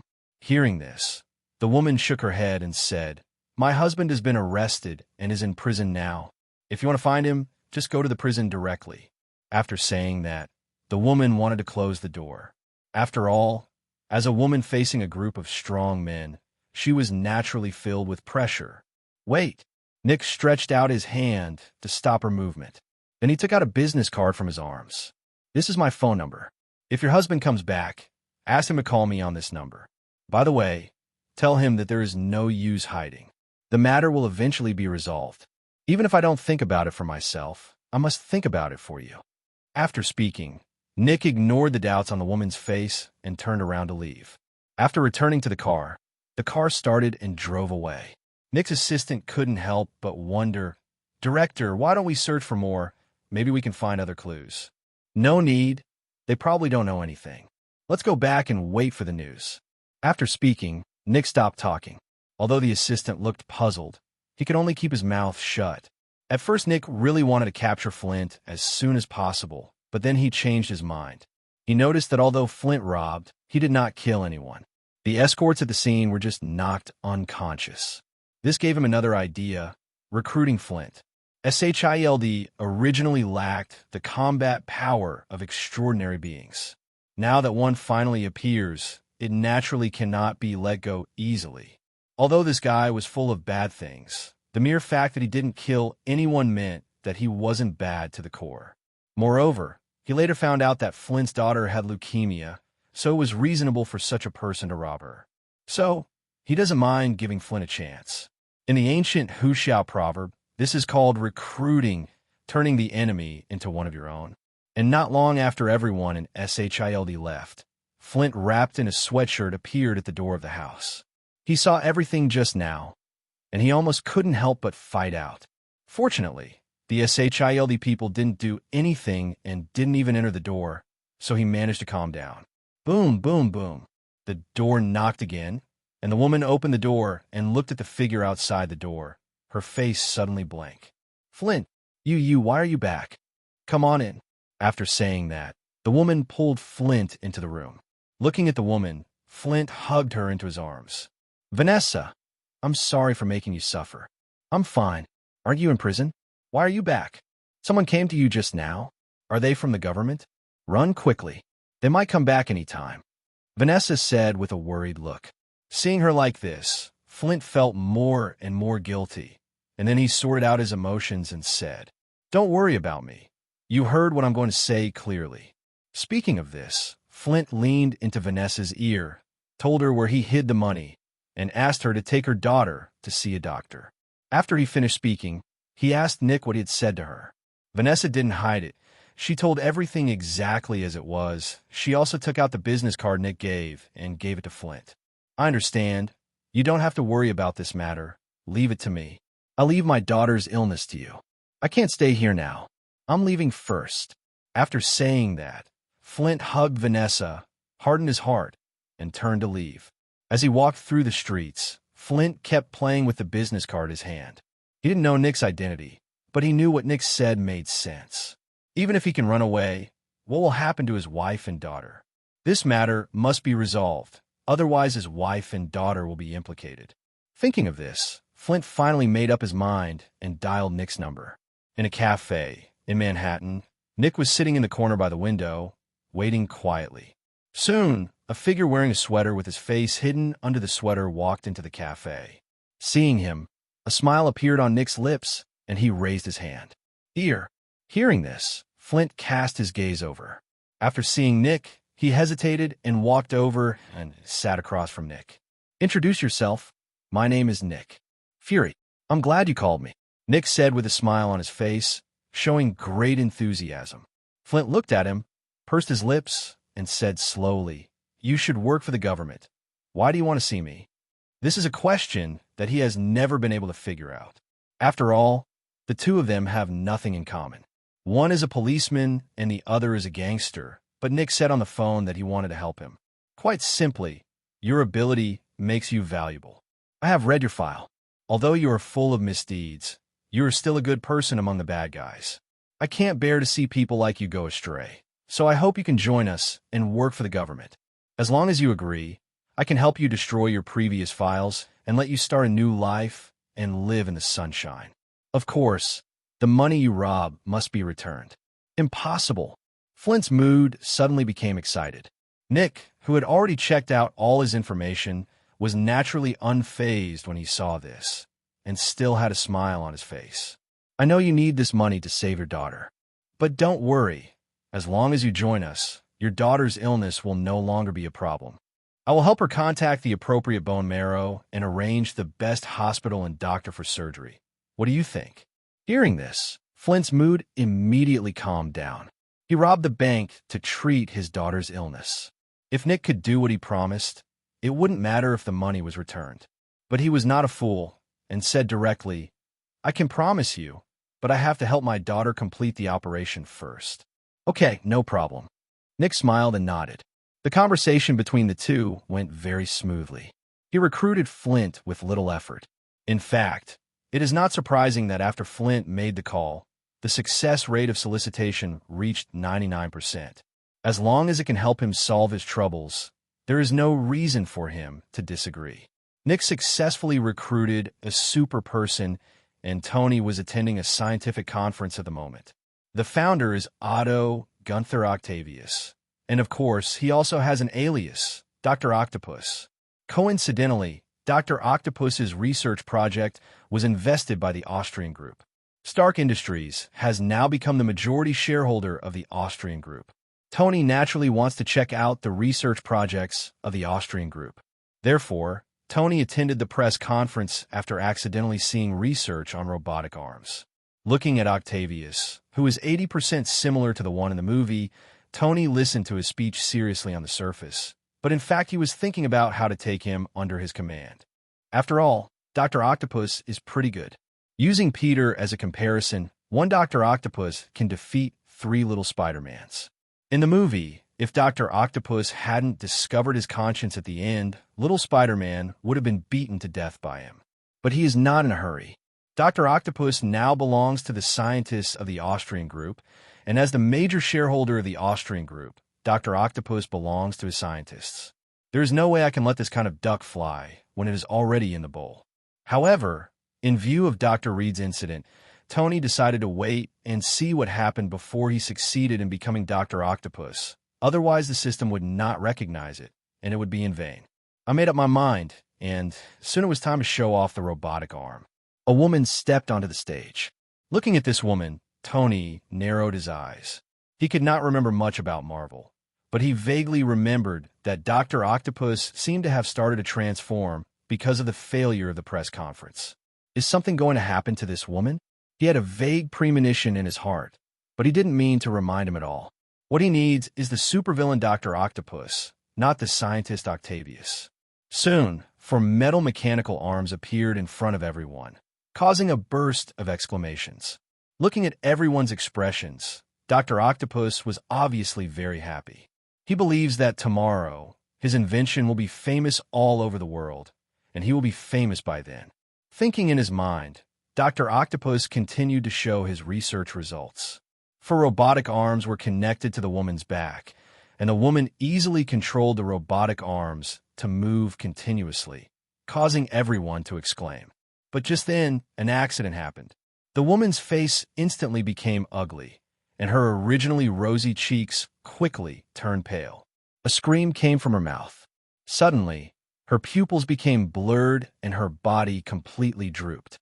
The sudden scene stunned everyone, and Dr. Octopus' expression changed instantly. "Sally, are you okay?" Dr. Octopus took off his mechanical arm, held Sally's body, and kept shaking it. Soon he had to accept the sad fact that she was dead.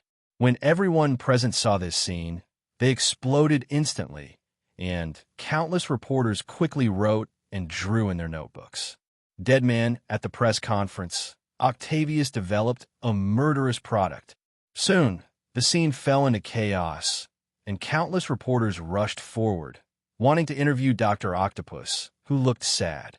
Tony, who was standing at the end of the crowd, looked at the chaos and shook his head speechlessly. It was indeed an age of entertainment to death, and no one even called the police after someone died. After silently calling the police, Tony left the chaotic press conference.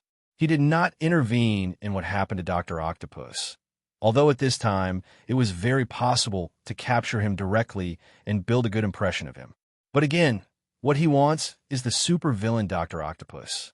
Now is obviously the beginning of his transformation, and Tony will naturally not interfere. Back in the car, Jarvis's voice suddenly sounded. "Sir, the person you asked me to check has been found." "Oh, where is it?" Tony was instantly interested. He was busy with Stark Industries during this time, but that didn't mean that he didn't care about what was happening in New York. He also saw the news about Flint and immediately asked Jarvis to start searching. But now, no one can compare with official organizations when it comes to finding people. No news from Jarvis until now.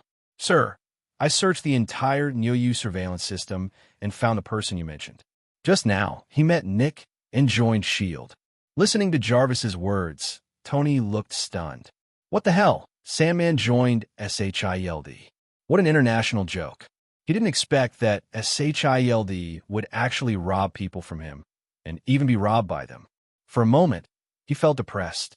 It seems that my appearance finally started to change the plot.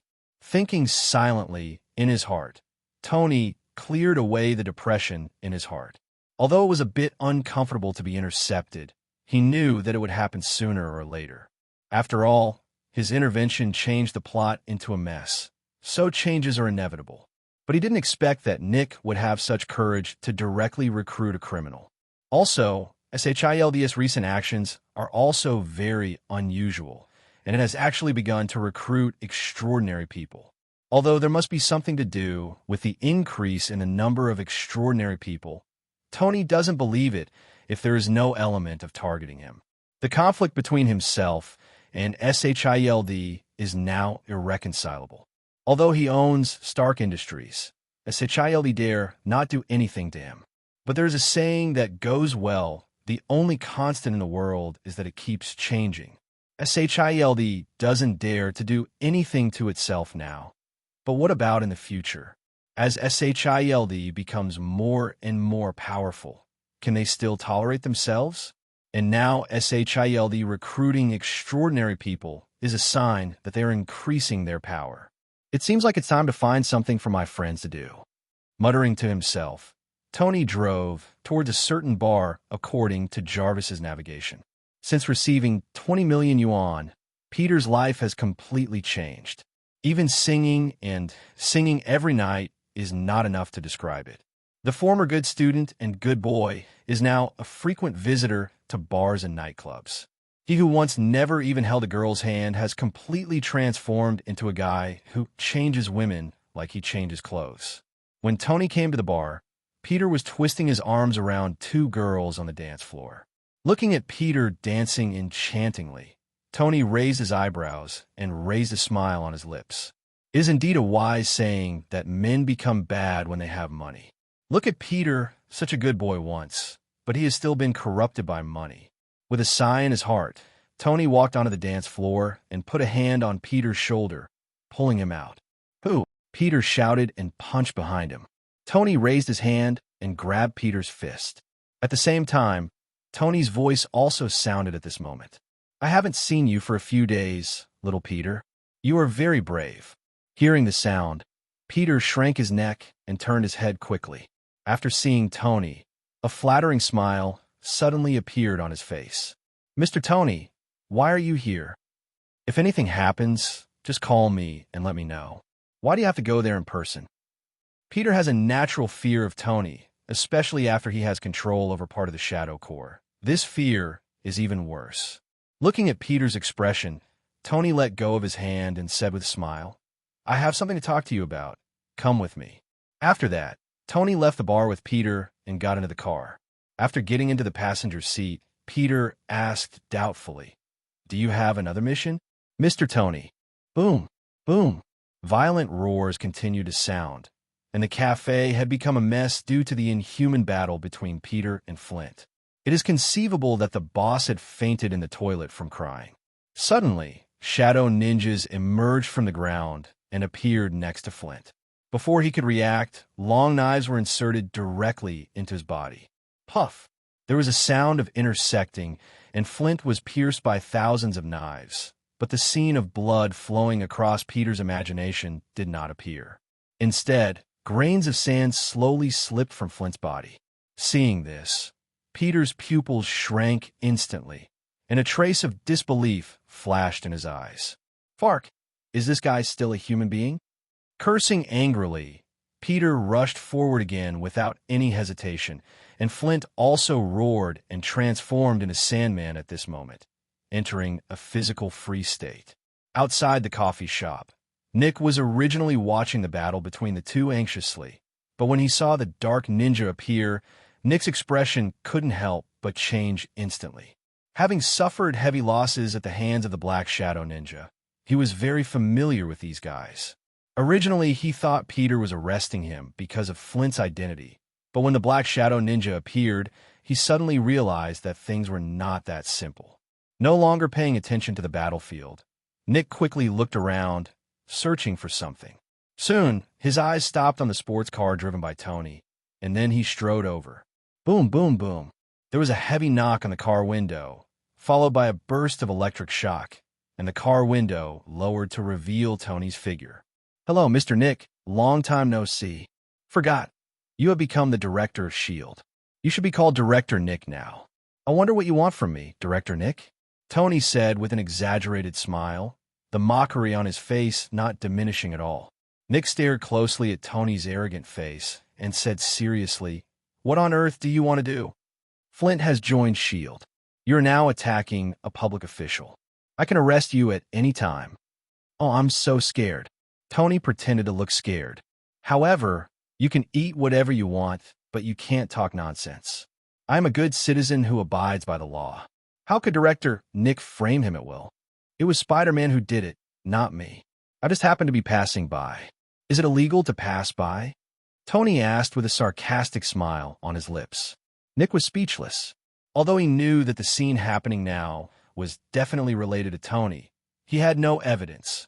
As long as Tony doesn't admit it, there's nothing he can do against Tony. Of course, it's possible to let Peter identify Tony, but would Peter do that? Just think about it, and you know it's impossible. Okay, you forced me to do this. Nick nodded heavily, took out his cell phone, and dialed SHIELD in front of Tony. Send someone to 3rd Avenue quickly. Catch the criminal, Spider-Man. As he spoke, Nick looked at Tony and deliberately branded Peter as a criminal in front of him. It seems to be saying, although I can't touch you, I can touch the people under you. Looking at this scene, Tony raised his eyebrows, then smiled but didn't say a word. Soon, many elite members of SHIELD arrived, and Nick directly ordered, aim at Spider-Man and shoot, no matter the death or injury. After receiving the order, everyone took action quickly. Suddenly, gunshots rang out, and countless bullets roared towards the coffee shop. In the cafe, the two men were fighting. Flint ignored the bullets. He had transformed into Sandman state and was completely immune to the threat of bullets. In contrast, Peter cannot do this. Although his strength is powerful, he is still within the scope of human beings, after all, and he will die if he is hit in a vital part. Therefore, facing countless bullets, he could only keep dodging. This dodge gave Flint a chance. Flint caught Peter's dodge and punched Peter hard. Suddenly, Peter's whole body was knocked out. The SHIELD people outside also immediately adjusted their guns, and countless bullets went straight towards Peter. If there is no accident, Peter will be penetrated by a large number of bullets in the next second. Even if his strength is far beyond that of ordinary people, he will still die. But at this critical moment, suddenly huge amounts of black figures appeared in front of Peter, directly forming a human wall to block all external attacks. The whizzing bullets shot into their bodies and got stuck directly in the muscles, unable to penetrate at all. Everyone in SHIELD also changed their expressions when they saw the black giant appearing in front of them. Oh my God, what kind of monster is that? Everyone kept exclaiming in surprise, and their eyes were full of shock. But none of this can change the appearance of the shadow trolls. Their numbers are increasing, except for some of them who are guarding Peter. The rest are marching towards the SHIELD group. Bang, bang, bang. A dull sound sounded, and the ground shook. The black shadow troll with unparalleled defense finally showed its ferocious fangs in front of the world. Firearms, the pinnacle killing weapons of human civilization, are like burning fire sticks in front of the shadow troll. Bullets cannot even penetrate the shadow troll's body. When the shadow troll rushed into the crowd, huge amounts of palms easily crushed an elite named SHIELD into a meat pie. Seeing such a terrifying scene made everyone tremble in their hearts, and Nick instantly turned back to look in the direction of Tony, his teeth clenching, and his face was filled with anger. Although he has never seen the shadow troll, he knows that all this is Tony's handiwork, but he is helpless. He knows that he knows, but he can't do anything about Tony. There are two choices before him now, or to retreat. Unless Tony wants to start a complete war with S.H.I.E.L.D., he will definitely stop. Either bite the bullet and find a way to deal with the shadow troll in front of you. It is definitely not possible to leave like this. Once we back down, SHIELD's reputation will be hit again, and it will also affect the evaluation of SHIELD by the top management in the United States. Secondly, after finally recruiting a transcendent, if we just give up, who will dare to join SHIELD in the future? Good guy. He was killed less than an hour after joining. The dignified SHIELD couldn't even protect its own members. SHIELD cannot afford to lose this person, and he, Nick, cannot afford to lose this person. Therefore, the so-called two roads were destined to be only one from the beginning.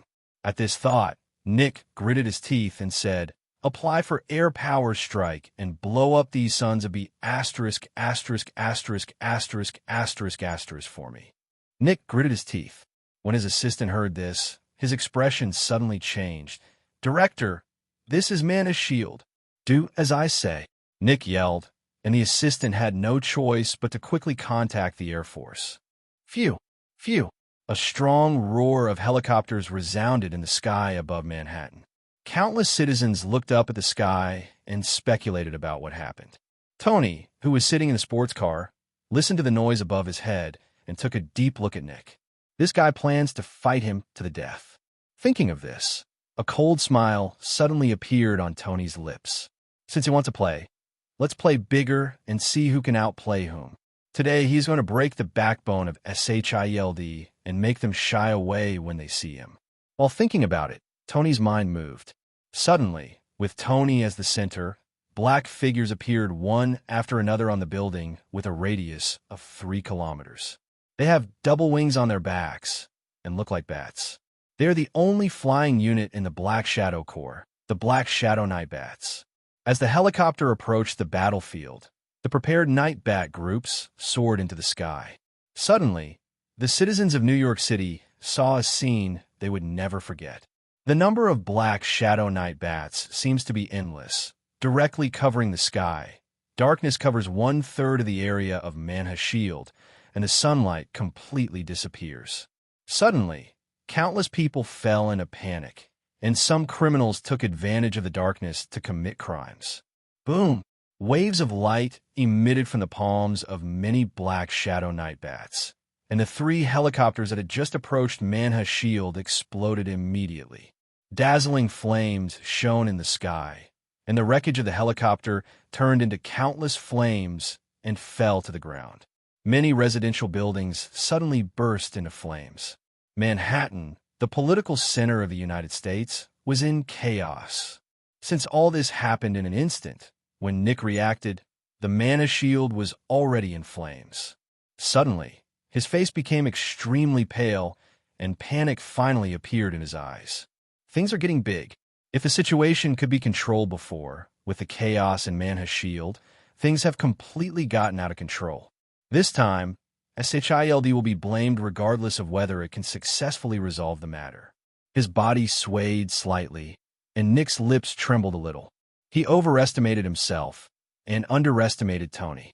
But when things got to this point, he had no room for retreat. He can't suffer such a big loss and still can't save his own people. Then he really just loses his wife and loses his troops. Inform the military and enter the city to kill the demons. Nick's voice exuded a chill. At this moment, his voice was like ice, which could freeze people. When the assistant who was following him heard this, his body trembled, and he nodded quickly, and quickly started to contact the military. And Nick was not idle either.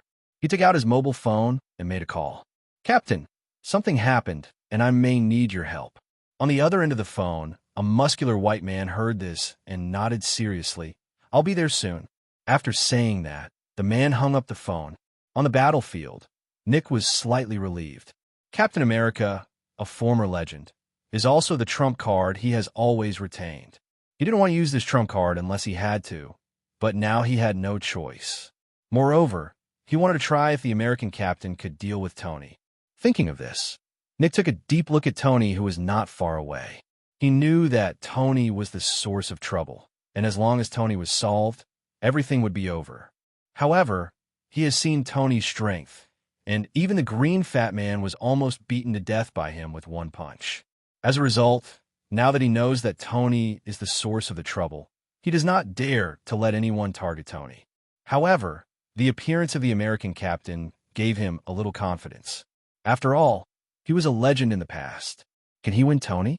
Nick doesn't know about this, but he's looking forward to it.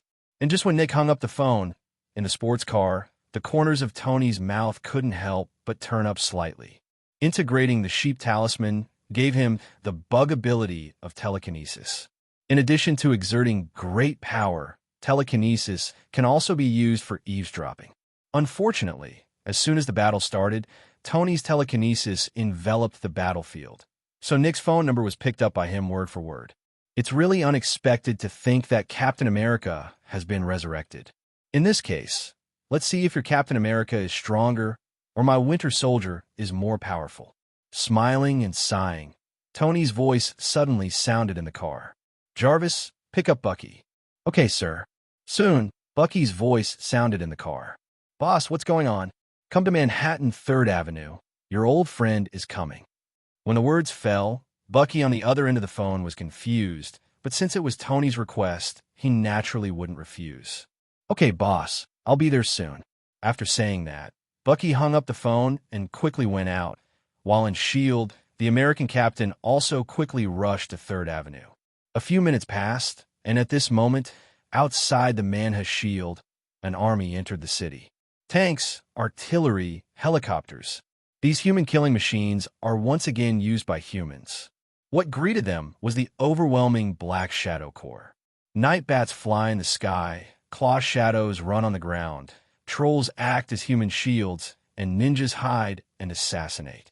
All 4 major corps are present, using Manha Shield as the battlefield, versus American soldiers.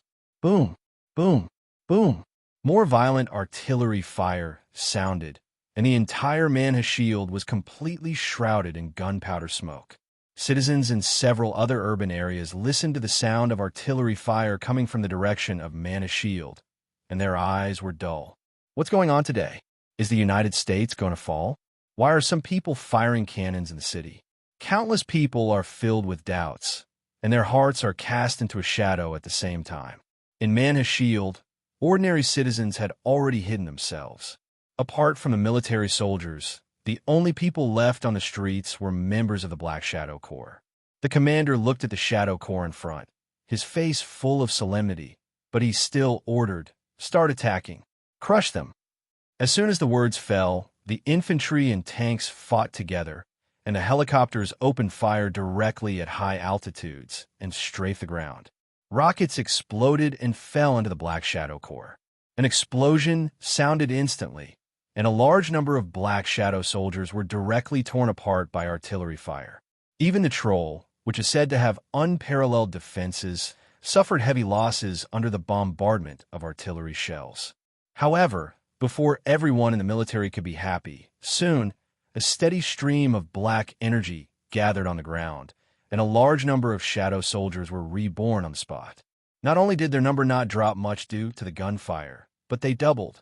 Such a scene instantly stunned the American soldiers on the opposite side.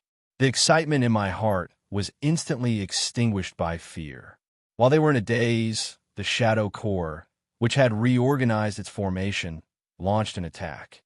Black shadows rushed into the crowd, just like wolves rushing into the flock of sheep, causing endless slaughter in the crowd. There were screams one after another, and the American soldiers who were approached suddenly became lambs to be slaughtered, unable to resist in the hands of the Black Shadow Corps. The Claw Shadows and Black Shadow Ninjas are responsible for dealing with the soldiers. The Trolls are responsible for single-handedly fighting tanks and armors, and the Night Bats are responsible for dealing with all high-altitude helicopters.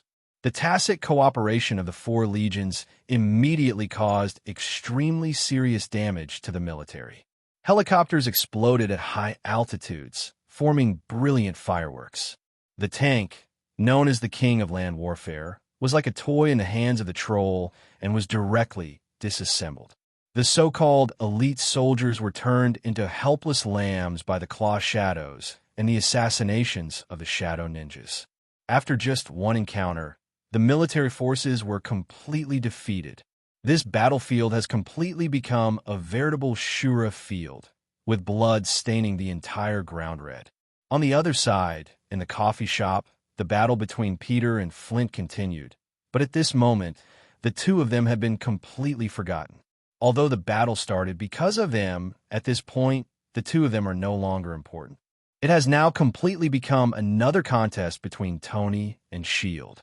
Nick wants Tony to know that S.H.I.E.L.D. is not made of clay, while Tony wants to completely break S.H.I.E.L.D.'s backbone. Soon, the sound of motorcycles came from the distance, and the American captain wearing an American uniform appeared on stage. He holds a vibranium shield in his hand, wears a mask on his face, and the bulging muscles all over his body prove his strength. Looking at the person coming, Nick, who had been tense all the time, felt relieved and immediately stepped forward and said, "Captain, you are finally here." Hearing this, the American captain nodded and said directly, "Where is the enemy?" Hearing this, Nick hesitated slightly and finally pointed at Tony. "He is the source of cholera this time. Kill him and the matter will be over." Hearing this, the American captain turned his eyes directly to Tony, his eyes suddenly filled with murderous intent. Then he bowed slightly and planned to attack. But at this time, Tony got out of the car, raised his chin slightly, and looked at the American captain and said, "What? You've been sleeping for 70 years, and are you going to take action against your benefactor's son as soon as you wake up?" As soon as these words came out, the American captain's movements were immediately interrupted, and Nick's expression changed instantly. Only then did he remember one thing.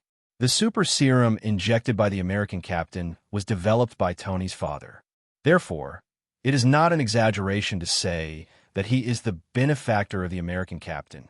So, would the American captain take action against Tony?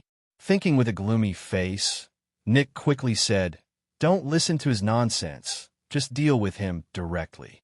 Nick urged, and laughter suddenly burst out from Tony's mouth. Why? Does the Captain of the United States, who prides himself on justice, also plan to repay kindness with hatred? As soon as he finished speaking, the American captain stopped moving completely. "Who are you?" "Howard Stark is my father." Tony did not give his name, but directly gave the name of his predecessor's father. Suddenly, the American captain's expression changed, and his brows suddenly frowned. Howard was his old friend. When he was weak, it was because of Howard's help that he had the opportunity to inject the super serum. Even the equipment he wore was built for him by Howard himself. He didn't expect that his first battle after waking up would be against his benefactor's son. For a moment, the American captain froze on the spot and did not move.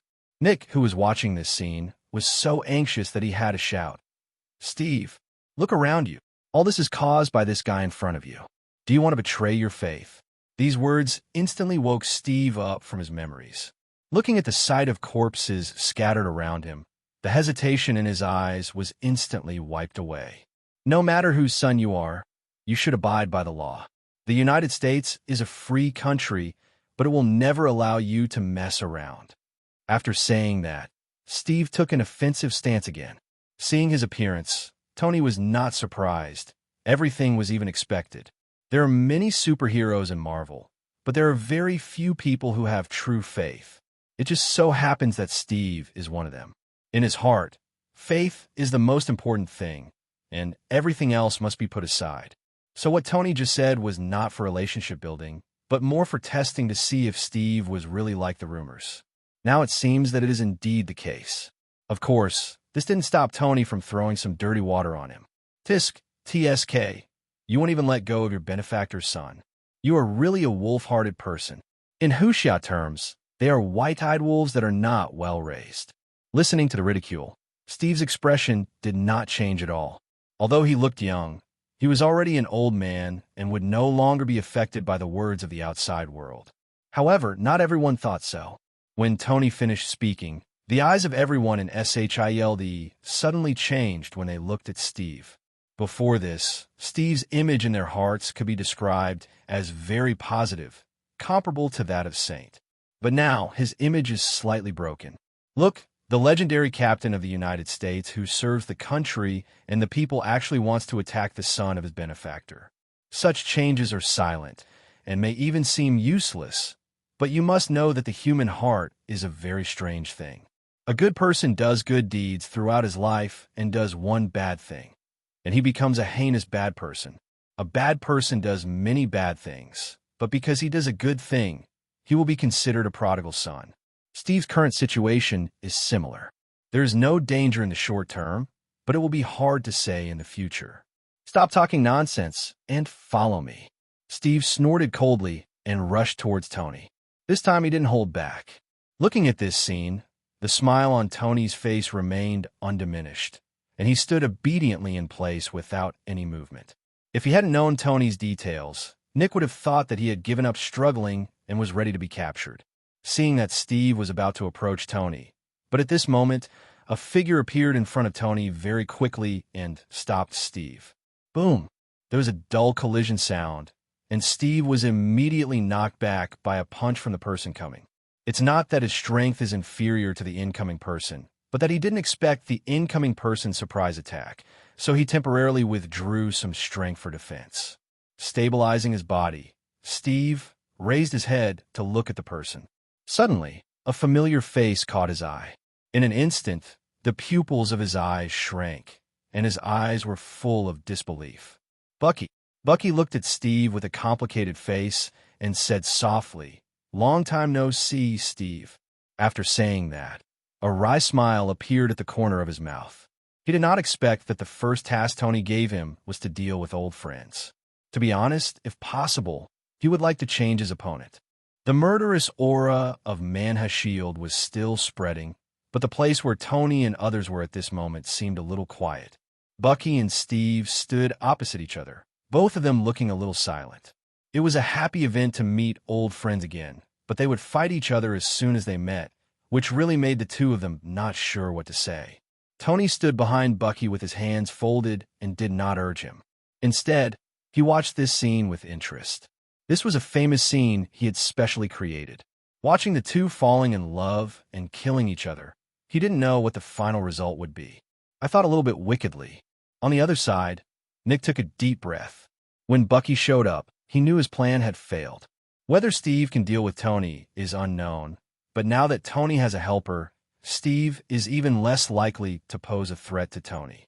At this point in the battle, it is almost meaningless to continue, and SHIELD's defeat is certain. Nick felt helpless about this. Therefore, when Bucky and Steve were confronting each other, Nick took the initiative to walk out of the crowd and walked up to Tony. Looking at Nick's actions, Tony raised his eyebrows and said with a smile, "Do you have any advice, Director Nick?" As he spoke, Tony stood motionless, not afraid of what Nick would do, and this confident attitude extinguished Nick's thoughts of resistance. He has always paid attention to Tony. He used to be just a playboy. Although he was a genius, he still didn't take him seriously. But I don't know when he started to become unfathomable. He always had a calm smile on his face. No matter what kind of trouble appeared in front of him, he would not frown at all, making it impossible to tell the depth. To be honest, Nick hated this feeling, and he hated Tony's confident attitude even more. But there is no way, if you are not as strong as others, you have to admit it. Therefore, after listening to Tony's words, Nick slowly exhaled and said, "Enough is enough, Tony. Today's incident has been big enough. It will not do you any good to continue. Is it possible that you really plan to destroy SHIELD and betray the United States?" Nick looked serious. Tony's lips curled up. If SHIELD is destroyed, it will be destroyed. What can we do?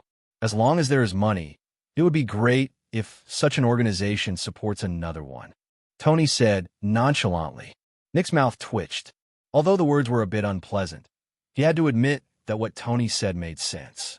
After all, this is a society of capital. With two conglomerates, Stark Industries and Austrian Group, Tony's social status in the United States has reached an extreme. To put it bluntly, even the head of state of the United States may not be able to take advantage in front of him. It's not that the status of the head of state of the United States is inferior to Tony. If we really want to be serious, the two can almost be equal. Therefore, Tony is qualified to say such things. I admit that you have this strength, but what good will it do to you? You've taken advantage of me enough today. Stop it. Nick continued to persuade, but Tony remained indifferent. The reason why he persists is not because he wants to get any benefits, or because he really intends to destroy S.H.I.E.L.D. Rather, he was testing Nick's cards. Although he didn't know much about Nick, he knew from his past life memories that this guy was just an old scumbag. No one would know what other cards he had hidden in his hand until he was in a desperate situation. At least Tony knew that he should have an ultimate trump card hidden in his hand, but Tony was not sure. So now he wanted to force Nick to reveal his trump card personally for final confirmation.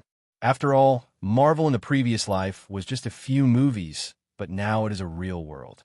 The information inside may be true or false. Now that I have the opportunity to make sure, why should I give up? Seeing Tony's determination to destroy S.H.I.E.L.D., Nick went crazy. He really couldn't figure out why Tony was so insistent. But there is no time to delay him now. Every second he delays, the more people will die. Call. With a heavy breath out of his mouth, Nick looked at Tony with a serious expression, as if he had made some kind of determination. Tony, I admit that you are strong, but S.H.I.E.L.D. is not a vegetarian. If you're still unwilling to stop, then don't blame me. As he spoke, he didn't know when an old-fashioned pager appeared in his hand, and his fingers had already landed on the dial button, and he might press it at any time. Tony, who had been observing his movements, saw this scene. His eyes narrowed slightly, and his heart beat faster. He does have his phone number. Hey, it seems we can't push S.H.I.E.L.D. too hard for the time being. Extraordinary people have existed since ancient times, but they were relatively rare in the past. But now there are more and more with the development of science. And when Nick was still a low-level agent, he met an extraordinary person, Captain Marvel. Tony was not sure whether it was true or false before, but now it seems that it should be true. That's one of the monsters that stands on the ceiling of Marvel's power. Tony thinks that although his current strength is good, he still cannot withstand such a monster. Suddenly, Tony, who had been extremely tough just now, said after achieving his goal, Director Nick is joking. I am just an ordinary citizen. I don't have the ability to destroy S.H.I.E.L.D. The excitement is almost over. I won't disturb you anymore. Let's go. After saying haha, Tony turned around and got into the car and left as the car started without any sloppiness. As he left the scene, Bucky, who was confronting Steve, also turned around and left, disappearing at the end of the street. Similarly, the Black Shadow Corps, which was fighting a bloody battle with the military, seemed to have received an order at this moment, sinking into the ground and disappearing one by one. It can be said that with Tony's departure, in a few breaths, the chaos in Manhattan has completely ended. Of course, little Spider-Man hasn't left yet, and the guy is still fighting with Flint, but he didn't keep Nick and others waiting for too long. Soon, little Spider-Man also walked out of the cafe and rose into the sky. Disappear. Because things ended so quickly, no one could react until now, and Nick even looked weird. How did he feel that Tony was just waiting for him to take out the phone? Does he know? Shouldn't it? Nick was puzzled, but before he could continue thinking, a series of troublesome things soon disrupted his thinking. Tony patted his butt and left, but the mess left behind still needed to be cleaned up. He obviously became the person who wiped the butt. Regarding this, he felt depressed again. Fortunately, no matter what, this riot is finally over. The riots in Manhattan ended, and half a month passed in the blink of an eye. Tony was in charge of 2 large plutocrats, so naturally nothing happened. Nick didn't even report him, because he knew it would be useless. However, in this case, Nick and S.H.I.E.L.D. are more unlucky. As the economic center of the United States, such a vicious incident has occurred in Manhattan. Naturally, someone needs to be held responsible. Although S.H.I.E.L.D. is very strong, due to 2 consecutive failures, they became the well-deserved blame-bearers and were punished. Even S.H.I.E.L.D. was injured because of this. Not to mention anything else, Nick almost vomited blood just because the funding was cut by 1/3. More importantly, due to a war, many people's property was damaged, and S.H.I.E.L.D., who took the blame, naturally had to bear these losses. As for asking the U.S. government to provide this money, don't even think about it. In the words of the U.S. head of state, whoever caused the trouble will be settled. Therefore, S.H.I.E.L.D. has to spend a sum of money to compensate citizens. But something embarrassing happened. S.H.I.E.L.D. ran out of money. As a behemoth, it is very ridiculous for S.H.I.E.L.D. to have no money. But that's the fact. As a global force, S.H.I.E.L.D.'s funding is already somewhat stretched, and it relies entirely on blood transfusions from the U.S. government. Now that 1/3 of its funding has been cut off at once, S.H.I.E.L.D. cannot even cover its own expenses, so how can it find the money to compensate the injured people?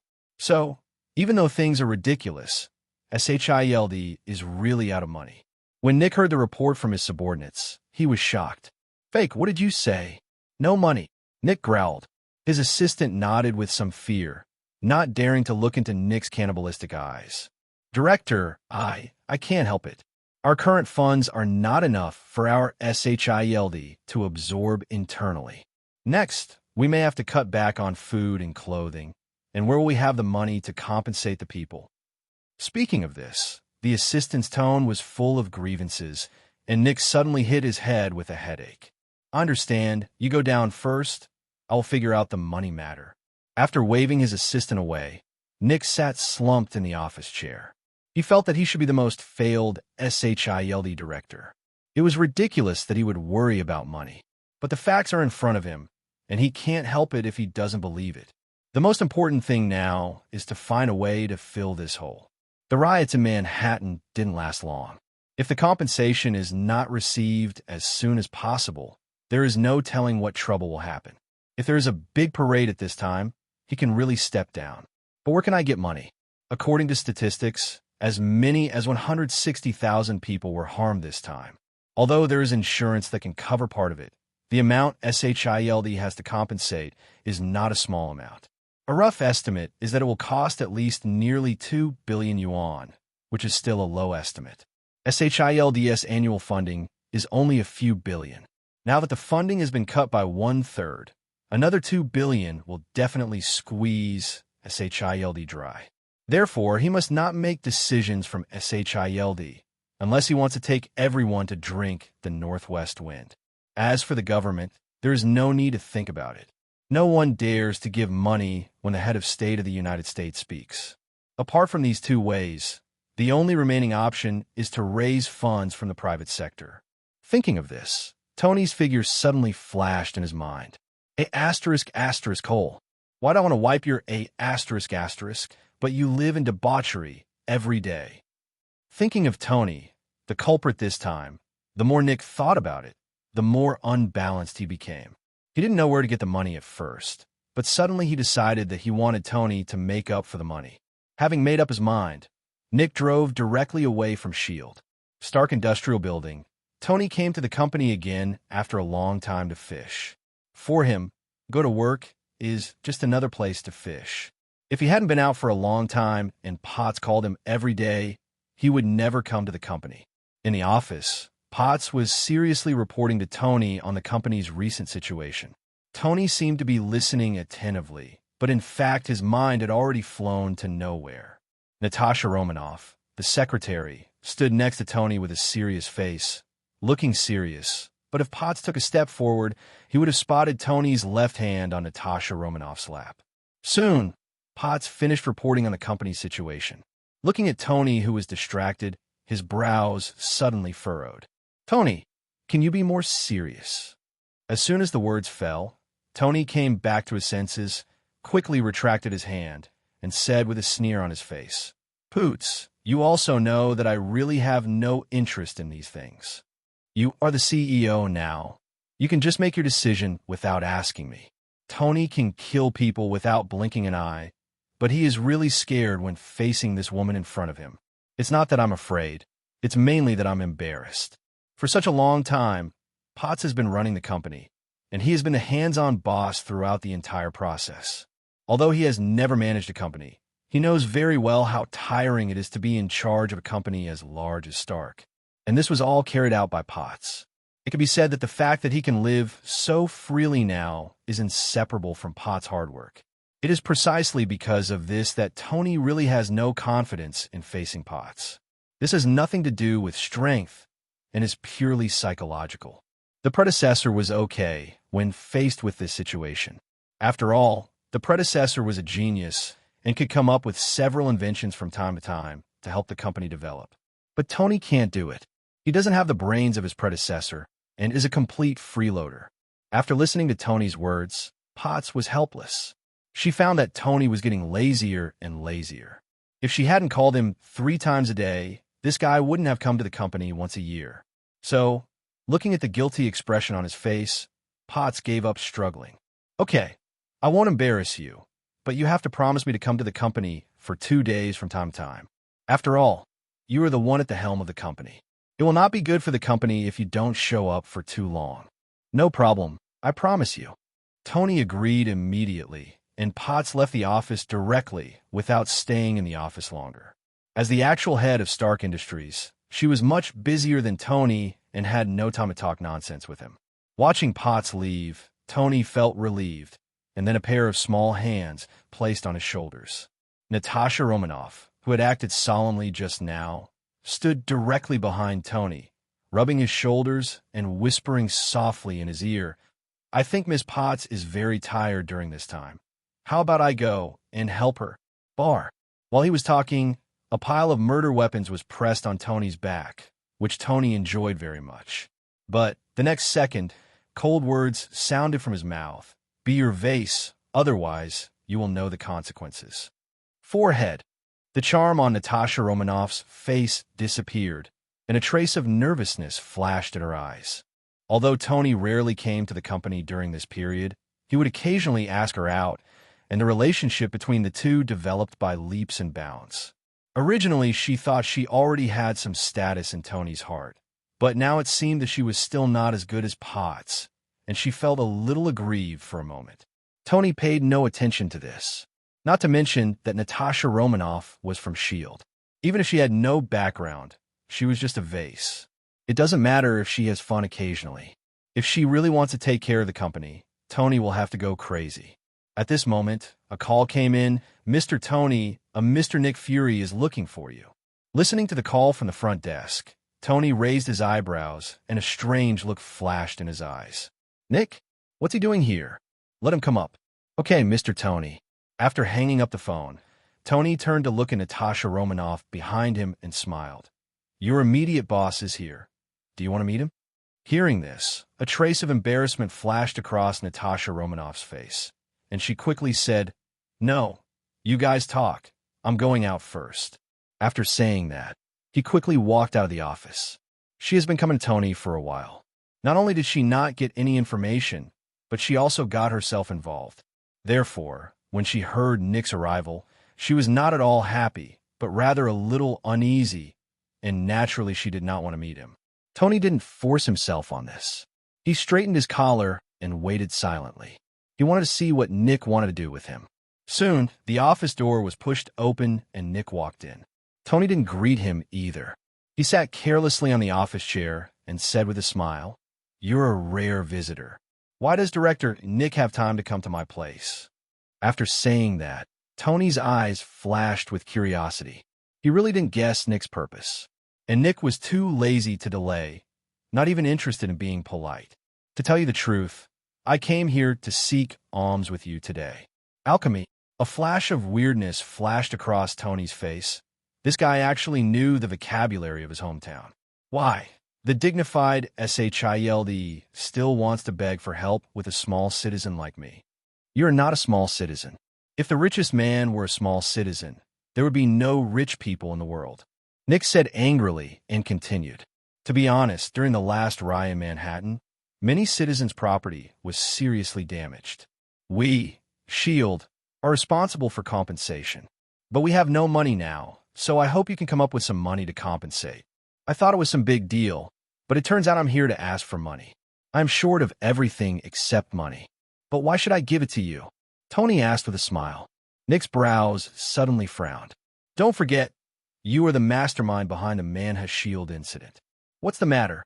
You go and sue me, Tony said confidently. Seeing this, Nick had a headache on his face. If he could help it, he really didn't want to deal with Tony. This guy was a complete jerk, and he couldn't get enough of it. But there is no way. Who makes him short of money? Stop talking nonsense. Just tell me how to pay.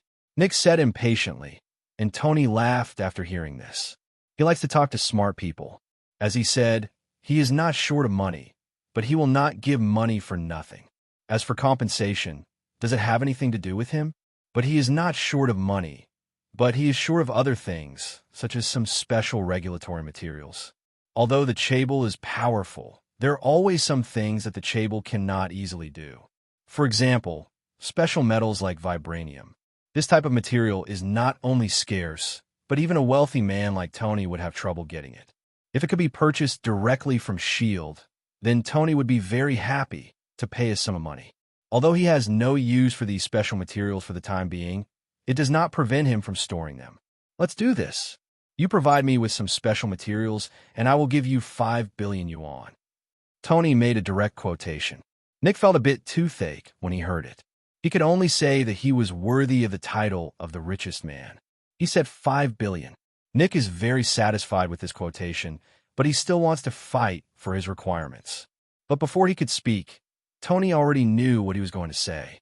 He didn't have time to bargain, so he said directly, "If you agree, just nod. If you don't agree, the door to the office is over there, so walk slowly without seeing me off." Seeing that Tony looked completely convinced of himself, Nick frowned, wanting to show off the toughness of the director of S.H.I.E.L.D.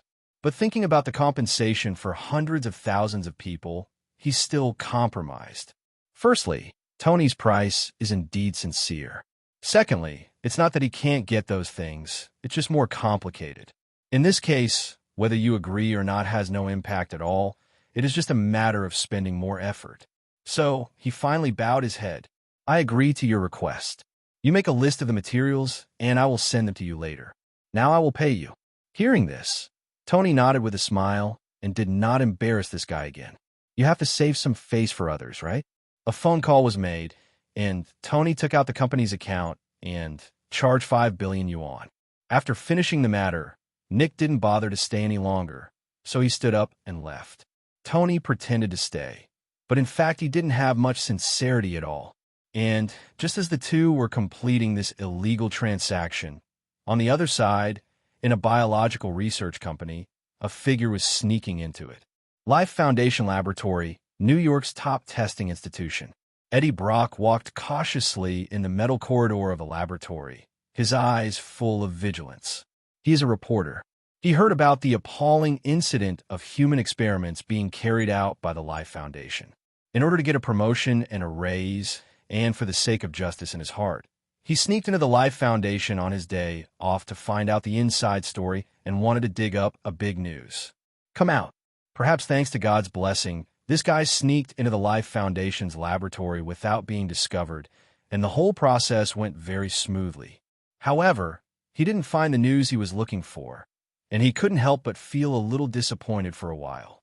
And when he was passing by a laboratory, he didn't notice that a group of black liquid was slowly dripping down from the top of the ventilation duct and resting on his shoulder.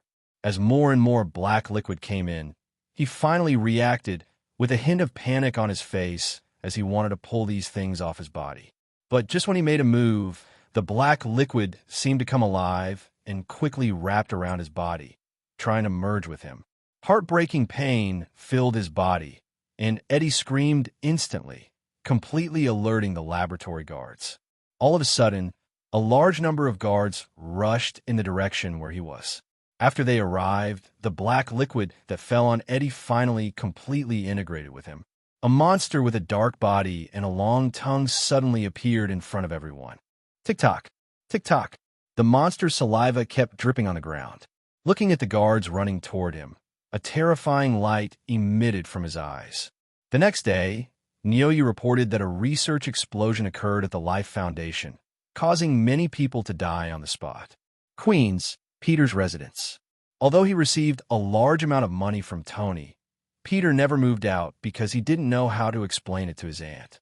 On the other hand, he had changed all the household items in his home, removing the brand names and making them look no different from other brands. After the battle in Manha's Shield, he regained his energy after having a wild life. The enemy is right in front of him, but he can't do anything about him. This makes him, who has always thought that he has good strength, finally start to face himself. He has been working hard these days. Although the effect is weak, it is better than doing nothing. Maybe it was fate, maybe it was coincidence, but when Peter was hiding in his room to exercise, he was in a house a few hundred meters away from him. Eddie was standing in front of the mirror with a look of fear on his face. After being possessed by the black liquid, although he could not control his body, his consciousness was still clear, so he knew very well that a monster now lived in his body. Moreover, this monster also has its own consciousness, which makes him even more frightened. "Get out of here!" Eddie yelled at himself in the mirror. Suddenly, a monster's face appeared on his chest, with saliva dripping from its long tongue and a strange voice. "Stop struggling. We are one now. I am you and you are me." "Fake, shut up. I'm not a monster." Eddie's mood was irritable and he lost control instantly. At that moment, his hands were heavily digging into the strange face on his chest, dragging him continuously, trying to pull him out of his body. But no matter how hard he exerted himself, the black liquid stuck to his body like a bone-eating insect, making it impossible to separate. But Eddie didn't give up.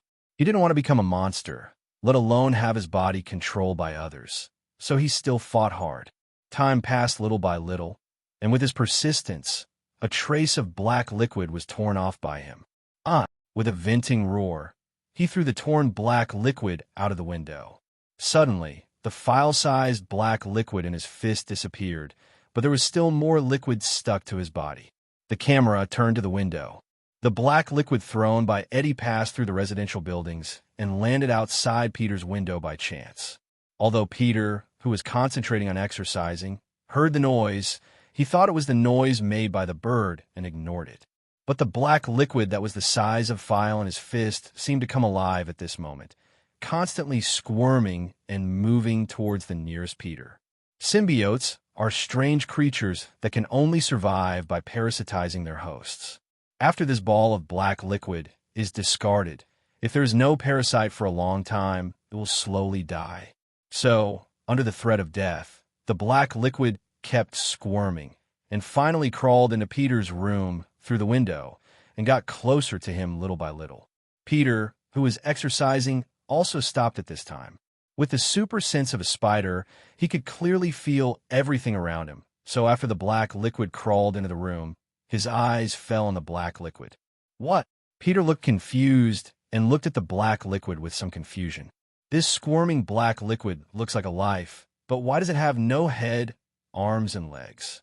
At this time, Peter still didn't notice anything was wrong. He thought it was some kind of life form that he didn't know ran into his room, and he watched it with interest for a while. Seeing the unknown life form constantly approaching him, out of curiosity, he took the initiative to extend his finger. Suddenly, Peter could clearly detect an excitement coming from the black liquid. Suddenly, the black liquid touched Peter and wrapped around his fingers bit by bit. If a normal person were here, he would probably scream and retreat at this moment. But Peter's self-control was not weak, and he had a death-seeking nature in his bones, so he watched this scene quietly without any intention of stopping it. In this way, the ignorant symbiont that was split off successfully completed its parasitism. In an instant, a large amount of black liquid quickly enveloped Peter, and Peter's expression changed instantly. At this moment, he finally realized that something was wrong, but it was too late. The symbiote penetrated his skin and quickly became one with him.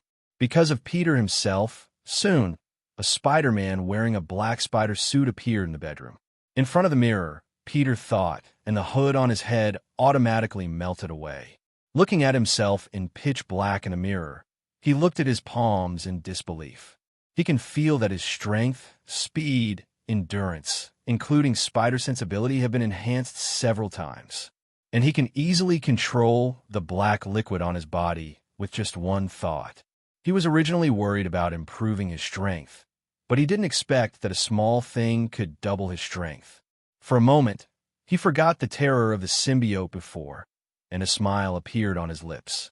Unlike Eddie's venom, the venom in him is already mature and therefore has self-awareness. But the venom in Peter's body is an ignorant symbiote that was split off and has no independent consciousness. If I had to describe it, it would be the relationship between babies and adults. The improvement in strength made Peter excited for a while, but he quickly calmed down. He wants revenge. Although his current strength can defeat Sandman, he cannot destroy him, so he needs help.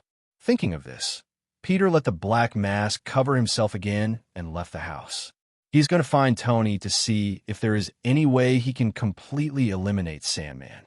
And just as he was going out, in the room a few hundred meters away, Venom, who was communicating with Eddie, suddenly turned his head and looked out the window. He felt the aura of his own race, as if a part of himself had just been separated from himself and became a new life. Suddenly, a roar came from Venom's mouth, and Eddie was startled. Before he could react to what happened, Venom took over his body again, jumped out of the window, and chased after him after the breath. He wanted to see what was going on. Without any intention of hiding himself, Venom directly exposed himself to the public. This immediately caused fear among the citizens on the street. There were screams of fear, and Peter, who had just gone out, couldn't help but look back when he heard the sound. Suddenly, he saw a terrifying monster chasing him on the ground. At the same time, he also felt the same aura from Venom as the unknown life form he had just come into contact with. Suddenly, Peter couldn't help but stop. Peter was not kept waiting for too long. Soon, Venom came and stood not far in front of him. The two sides looked at each other, and the atmosphere seemed a little quiet. After a long time, Venom slowly said, "Why don't you come out to meet the new symbiote?" After the words fell, no one answered, and the atmosphere couldn't help but become a little awkward. Although the symbiote in Peter was separated from him, after he integrated with Peter, it became a new life and had nothing to do with Venom. Coupled with the new student's ignorance, it immediately created such an embarrassing scene. Venom, who had not received a response, was also angry at this moment. In his opinion, the symbiote in Peter's body was separated from his own body, and he was born to listen to him, but now he ignored him, which was simply treasonous. Roar! A violent roar sounded. Venom took on an offensive stance. Seeing this scene, Peter, who was still confused at first, suddenly entered a fighting state. Originally, he wanted to explore what kind of creature this thing in front of him was, but now, seeing Venom's aggressive appearance, he suddenly changed his mind and took down this guy first, and then slowly studied it. Boom! There was a loud noise, and a large hole appeared on the ground. Peter's figure immediately disappeared and launched an attack on Venom. The fist appeared in front of Venom, and a strong gust of wind suddenly whipped up, hitting Venom on the face. Suddenly, the already angry Venom completely ignited the anger in his heart. In his opinion, the new symbiote has its own consciousness just like him. Now it not only ignores him, but even dares to attack actively. In human terms, it is the following crime. At that moment, Venom didn't dodge and roared out with a punch. Suddenly, the two fists collided in midair. Boom! There was a loud noise, and Venom's figure retreated continuously. With one blow, Venom was directly at a disadvantage. Seeing this scene, Venom was stunned. What's going on? A symbiote that just split from oneself is actually stronger than oneself. How is this possible? Venom was in a state of shock, with a look of disbelief on his face. As everyone knows, the person he is fighting now is not the new symbiote in his heart at all, but Peter. Unlike ordinary organisms, although symbionts are powerful, they must reside on a host if they want to exert their power. The host's strength also affects the symbiote's combat effectiveness. Just like this, although the Venom was originally powerful, the host was just an ordinary person and was not powerful enough. As a result, although he could exert his own strength, he could not further enhance it. On the other hand, although the newly born symbiont is weak, Peter himself is originally strong. When the two merge, a violent chemical reaction occurs, and the strength is greatly improved. Therefore, Venom was completely suppressed and was at a disadvantage. Bang! Bang! Bang! There were violent explosions, and the two men fought wantonly, like two humanoid nuclear bombs, turning the whole street into a mess. The citizens on the street had already left one after another at this moment, and even the residents in the houses gave up their residences and left the street. Soon, a large number of government personnel rushed to the scene and implemented a blockade. The media and TV stations also came to the front line to broadcast the battle live. Tony's villa. He was bathing in the sunshine on the balcony when he suddenly heard Jarvis's voice. "Sir, there's a piece of news that I think you may be interested in. It is about Mr. Peter." After finishing speaking, Tony opened his eyes. "Peter? What did this guy do again? Come in and let me take a look." "Okay, sir." After saying that, a virtual screen suddenly appeared in front of Tony's eyes. The battle between Venom and Peter is playing on it. Seeing the two people fighting like wild bears in the picture, Tony's brows suddenly raised, and an unpredictable smile appeared at the corner of his mouth. The world is becoming more and more interesting, and all kinds of monsters are appearing. Tony said with some sighs, staring at Venom closely. Although he had noticed that the timeline of this world was beginning to deviate, he did not expect it to deviate to such an extent. Dark Spider-Man, Hammer Venom. This kind of plot can happen, and what will happen next is really exciting. Thinking silently, Tony suddenly said, "Happy." As soon as the words fell, Happy's figure suddenly walked out of the room on the first floor of the villa. "What's the matter, boss? You go here and keep an eye on Peter, otherwise this kid will probably fall into trouble." With that said, Tony pointed at the virtual screen. Happy glanced at it, nodded, turned, and left the villa. He didn't even ask how Peter, who had the upper hand, could stumble. He only knew that this was Tony's order, and he just had to carry it out. Anyone else would definitely not be worried about Peter at this time. After all, Peter has been suppressing the venom and beating him violently. But Tony knows that there's a life fund behind Venom. It's not that the two are working together, but that they found out how could Venom not capture him after he escaped. As Peter, who has also integrated the symbiont, is undoubtedly a good research material, and the Life Foundation will not let it go as long as it finds it. Therefore, being able to beat the Venom now does not mean that there is no danger, because the danger does not come from the Venom. Tony's inference was correct. At this moment in the Life Foundation, Dr. Drake was also watching the news reports. He ignored the venom of the beating and kept watching Peter's performance. As Spider-Man, Peter was quite well known in Yoyue.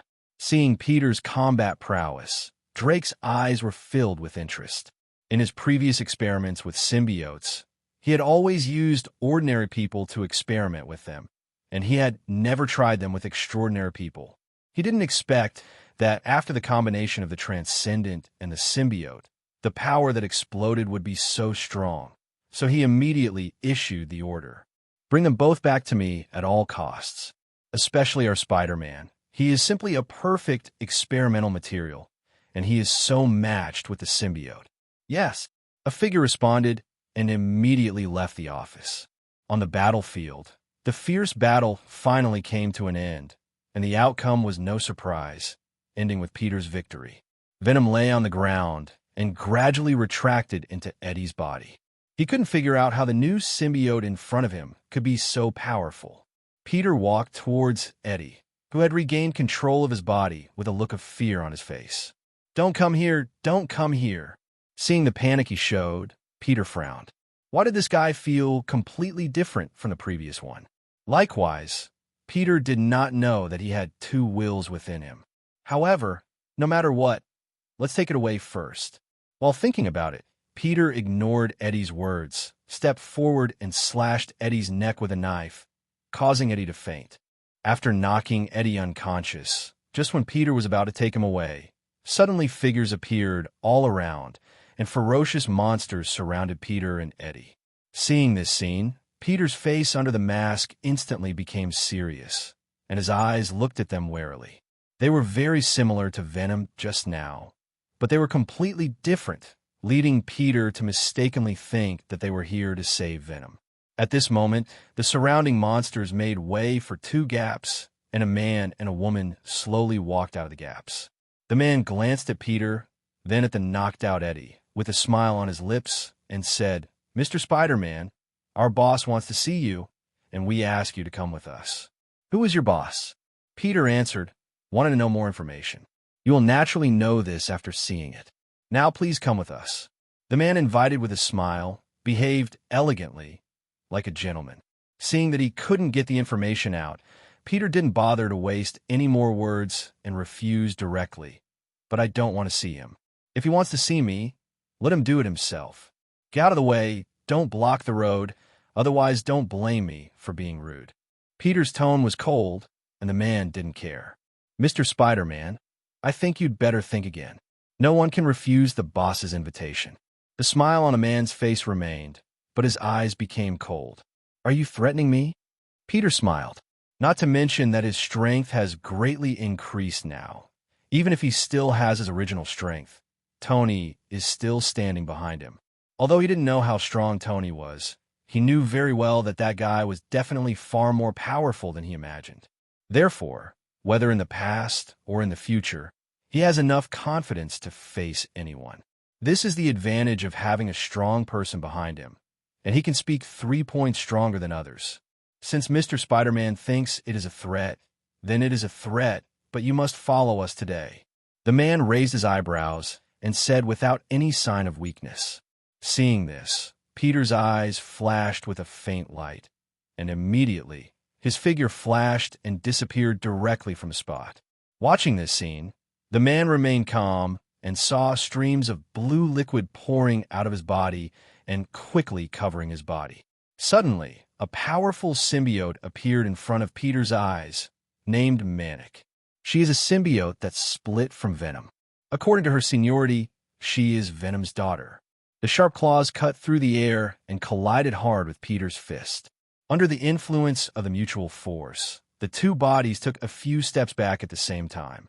At the same time, the woman who had been standing aside, without speaking, also changed at this moment. Yellow liquid gushes out from her body and wraps around her whole body, perfectly outlining her figure. Her long golden hair flutters in the wind. If you don't look at her face, she is definitely a beauty in the world. Her name is Scream, and she is a symbiote spawned from Venom by the Life Foundation. She is also extremely powerful. As she joined the battle, the originally evenly matched battle suddenly changed. Peter's strength was not weaker than either of the two, but when the two of them joined forces, they were beaten directly. After all, it's not that easy to have the upper hand when competing against two at the same level. The sound of dull collisions sounded in the distance, and the symbionts surrounding it all joined the battle under screaming and manic commands. These symbiotes were the product of failure, and were not as powerful as the two of them, but their addition was like the straw that broke the camel's back, making Peter completely lose the ability to fight back. Hey, little Spider-Man, it's not too late to surrender now, or you'll suffer a lot later. Mania looked at Peter, who was beaten to the ground, and said with a proud smile. Peter forced his body to get up from the ground. His eyes swept over the many symbiotes around him one by one, and then a cold word suddenly came out of his mouth. The majority bullies the minority? It seems that's all you have. However, I have never been afraid of comparing numbers of people. As soon as he finished speaking, black shadows gathered around Peter, and the next second, a large number of shadow soldiers suddenly appeared in all directions, flooding the entire battlefield. Originally, Peter was surrounded by many symbiotes, but now they're surrounded by the Black Shadow Corps.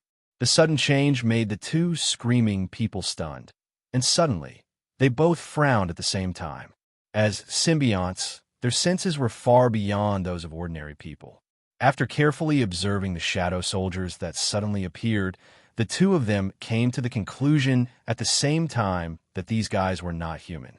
Suddenly, the two of them couldn't help but feel a little vigilant. Kill. Finish them off. Chilling words sounded in Peter's mouth, and his face looked extremely cold under the mask. These guys actually take advantage of the large number of people to bully the small people. Let's see who has more people today. Thinking silently, Peter felt confident. Apart from Tony, he is the person who has been in contact with the Shadow Corps for the longest time, so he knows the strength of the Shadow Corps better than anyone else. With tacit cooperation, terrifying will to kill, and the characteristics of immortality, the Black Shadow Corps is the death god walking in the world, mysterious and terrifying. Soon, the war broke out again. What was different from before was that many symbiotes were directly at a disadvantage under the siege of the Black Shadow Corps. Many symbiotes were killed on the spot by the Black Shadow Corps. When Scream and Mania noticed this situation, a panic suddenly rose in the hearts of the two people who were still calm at first. In addition to their excellent abilities, the most important thing about the power of symbionts is their terrifying vitality.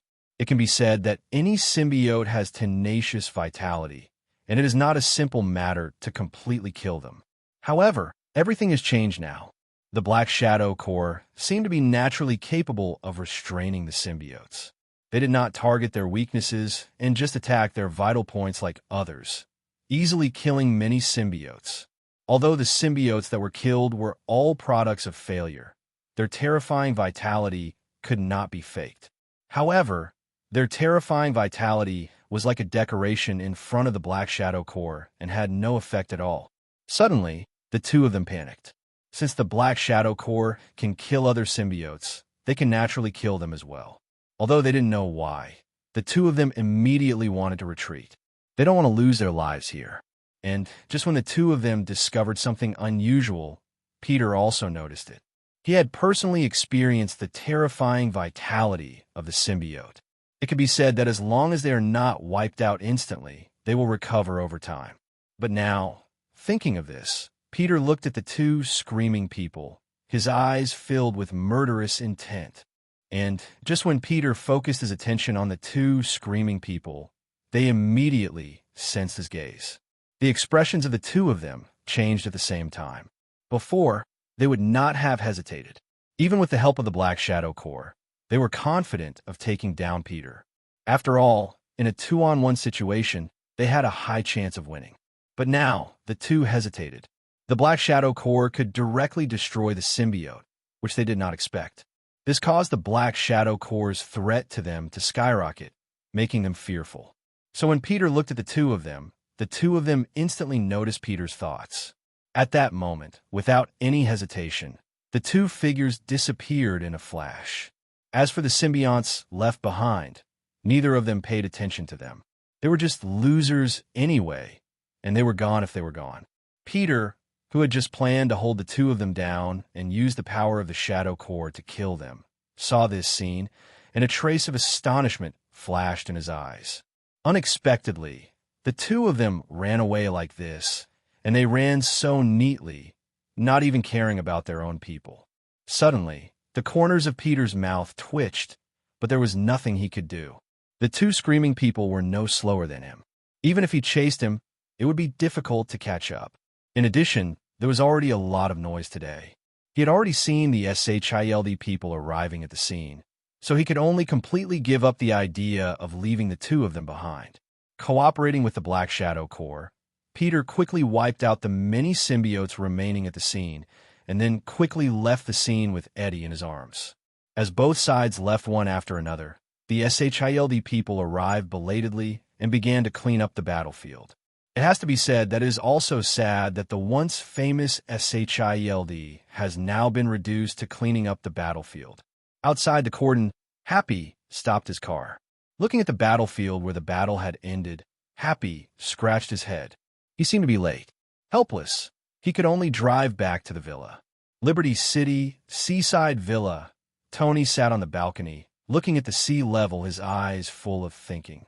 The live news video cut off shortly after playing, but Tony still watched the entire battle through Jarvis's control of the surrounding cameras. Therefore, Tony naturally noticed the specialness of the Shadow Corps. He also didn't expect that the Black Shadow Corps would have such a great restraint effect on the symbiote, which was really surprising. For this reason, he specially summoned a Shadow Ninja to study it carefully. However, after studying for a long time, he still couldn't find any principle, which made him laugh to himself. Sure enough, I have completely missed out on all my scientific research talents. After complaining, Tony didn't continue to struggle. Although he didn't know why the Black Shadow Corps restrained the symbiote, it would be fine as long as he knew that the Black Shadow Corps had this ability. In this way, the threat to him from the symbiote will not be that great. However, although the symbiote is not a big threat to him, it is equally powerful to others. Then can I also cultivate 2 symbionts for fun? Thinking silently in his heart, Tony felt that it was very feasible, and he suddenly had an idea in his mind. While Tony was paying attention to the symbiote, Nick was also thinking about how to use the symbiote for his own use in S.H.I.E.L.D. He had already watched the video of the fight between Peter and Scream. Although it was all captured by surveillance cameras, and the images were not very clear, it did not affect his ability to see the power of the symbiote. Ever since Tony was born, he has suffered from a phobia of lack of power. I can't wait to catch all the extraordinary people, which can be seen from Flint. In the past, Nick would never have chosen to recruit someone with a criminal record like Flint in a shield. But there is nothing we can do now. Two new extraordinary beings appear in Yo-Yu from time to time, but SHIELD does not have enough power to suppress them. Every time he was reduced to cleaning the battlefield. Plus, the threat of Tony is always hanging over Nick's head. Therefore, whenever he sees extraordinary people now, he wants to take them into his hands to increase his strength.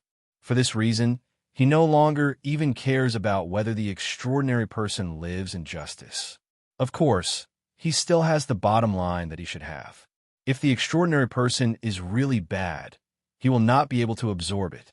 Although the symbiote looks a little scary, it can attach itself to people and is a good recruitment target. At this moment, his office door was pushed open and his assistant walked in directly. "Director, I have sorted out the information you asked for. Read it." Nick didn't even look back.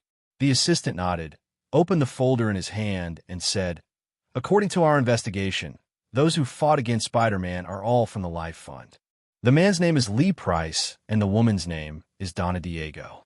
They were just ordinary people a few months ago and did not possess any extraordinary abilities. But a few months ago, a space meteorite fell, and the space meteorite was taken into custody by the Life Foundation. According to the news from our intelligence agents of the Life Foundation, the people from the Life Foundation found an alien creature on that meteorite called Venom, which is called a symbiote and can host humans, allowing them to humanity acquires great power. After research, people from the Life Foundation spawned or split a large number of symbionts from Venom. The two who fought Spider-Man, one was screaming and the other was manic. However, the original Venom escaped from the Life Foundation not long ago and possessed a reporter, the same guy who was taken away by Spider-Man. After saying that, the assistant closed the folder. Nick was silent for a while, nodded silently, and said, "I understand. You can go down first. This information is classified as top secret and sent to the archives." "Okay, Director," the assistant responded, then turned and walked out of the office. After he left, Nick turned around and sat back in the office chair, muttering to himself, "Looks like I'm going to have a good chat with Drake." As he spoke, he dialed Derek's phone number and asked to meet him. After identifying himself, Drake finally agreed to the meeting. At this moment, in Tony's villa, looking at Peter carrying Eddie into the villa, Tony also had a smile on his face. As the saying goes, when sleepiness comes, give a pillow. Just when I was planning to play with the two-person symbiote, Peter brought Eddie over. As the source of the symbiote, with the existence of Venom, I don't have to go out to get the symbiote in a big way. "Good job. Send it to the basement." He patted Peter on the shoulder and praised him, which immediately made Peter feel flattered, and he quickly responded, "Okay, Mr. Tony." After sending Eddie to the Underground Research Institute, Peter returned to the living room. Tony, who was sitting on the sofa, looked at him and said with a smile, "I have merit, reward, and punishment.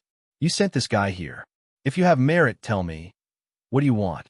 Hearing this, Peter's heart skipped a beat, and the thoughts in his mind began to spin rapidly. The money in his hand has not been spent yet, and he does not need it for the time being. In terms of strength, after integrating the symbiote, his strength has improved a lot. Other things, thinking of this, Peter suddenly remembered the performance of the Black Shadow Corps. Then he smiled shyly and said, "Can I control another part of the Shadow Corps?" Peter said, a little embarrassed. Although he has some authority to summon the Shadow Corps, it is only the Shadow Ninja. He knew that Tony had other regiments. Having seen the power of the Black Shadow Ninja, he was also very keen on the other Black Shadow Corps, especially the performance of the Black Shadow Corps today was amazing. So he made this request. Hearing this, Tony glanced at Peter with a half-smile.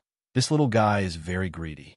But it doesn't matter, he can take back the authority of the Black Shadow Corps at any time, all at his own whim. So by giving Peter some more authority, Tony will not lose anything. He nodded and said, "No problem, then I will give you control over Claw Shadow again." After saying that, Tony stood up and patted Peter on the shoulder. Suddenly, Peter felt a familiar force integrating into his body, and his eyes suddenly filled with joy. Without hesitation, he directly summoned a claw shadow on the spot. Seeing his lethal look, Peter's face was full of excitement. With claw shadow, he believed that if they encountered a siege like today again, none of those people would be able to escape.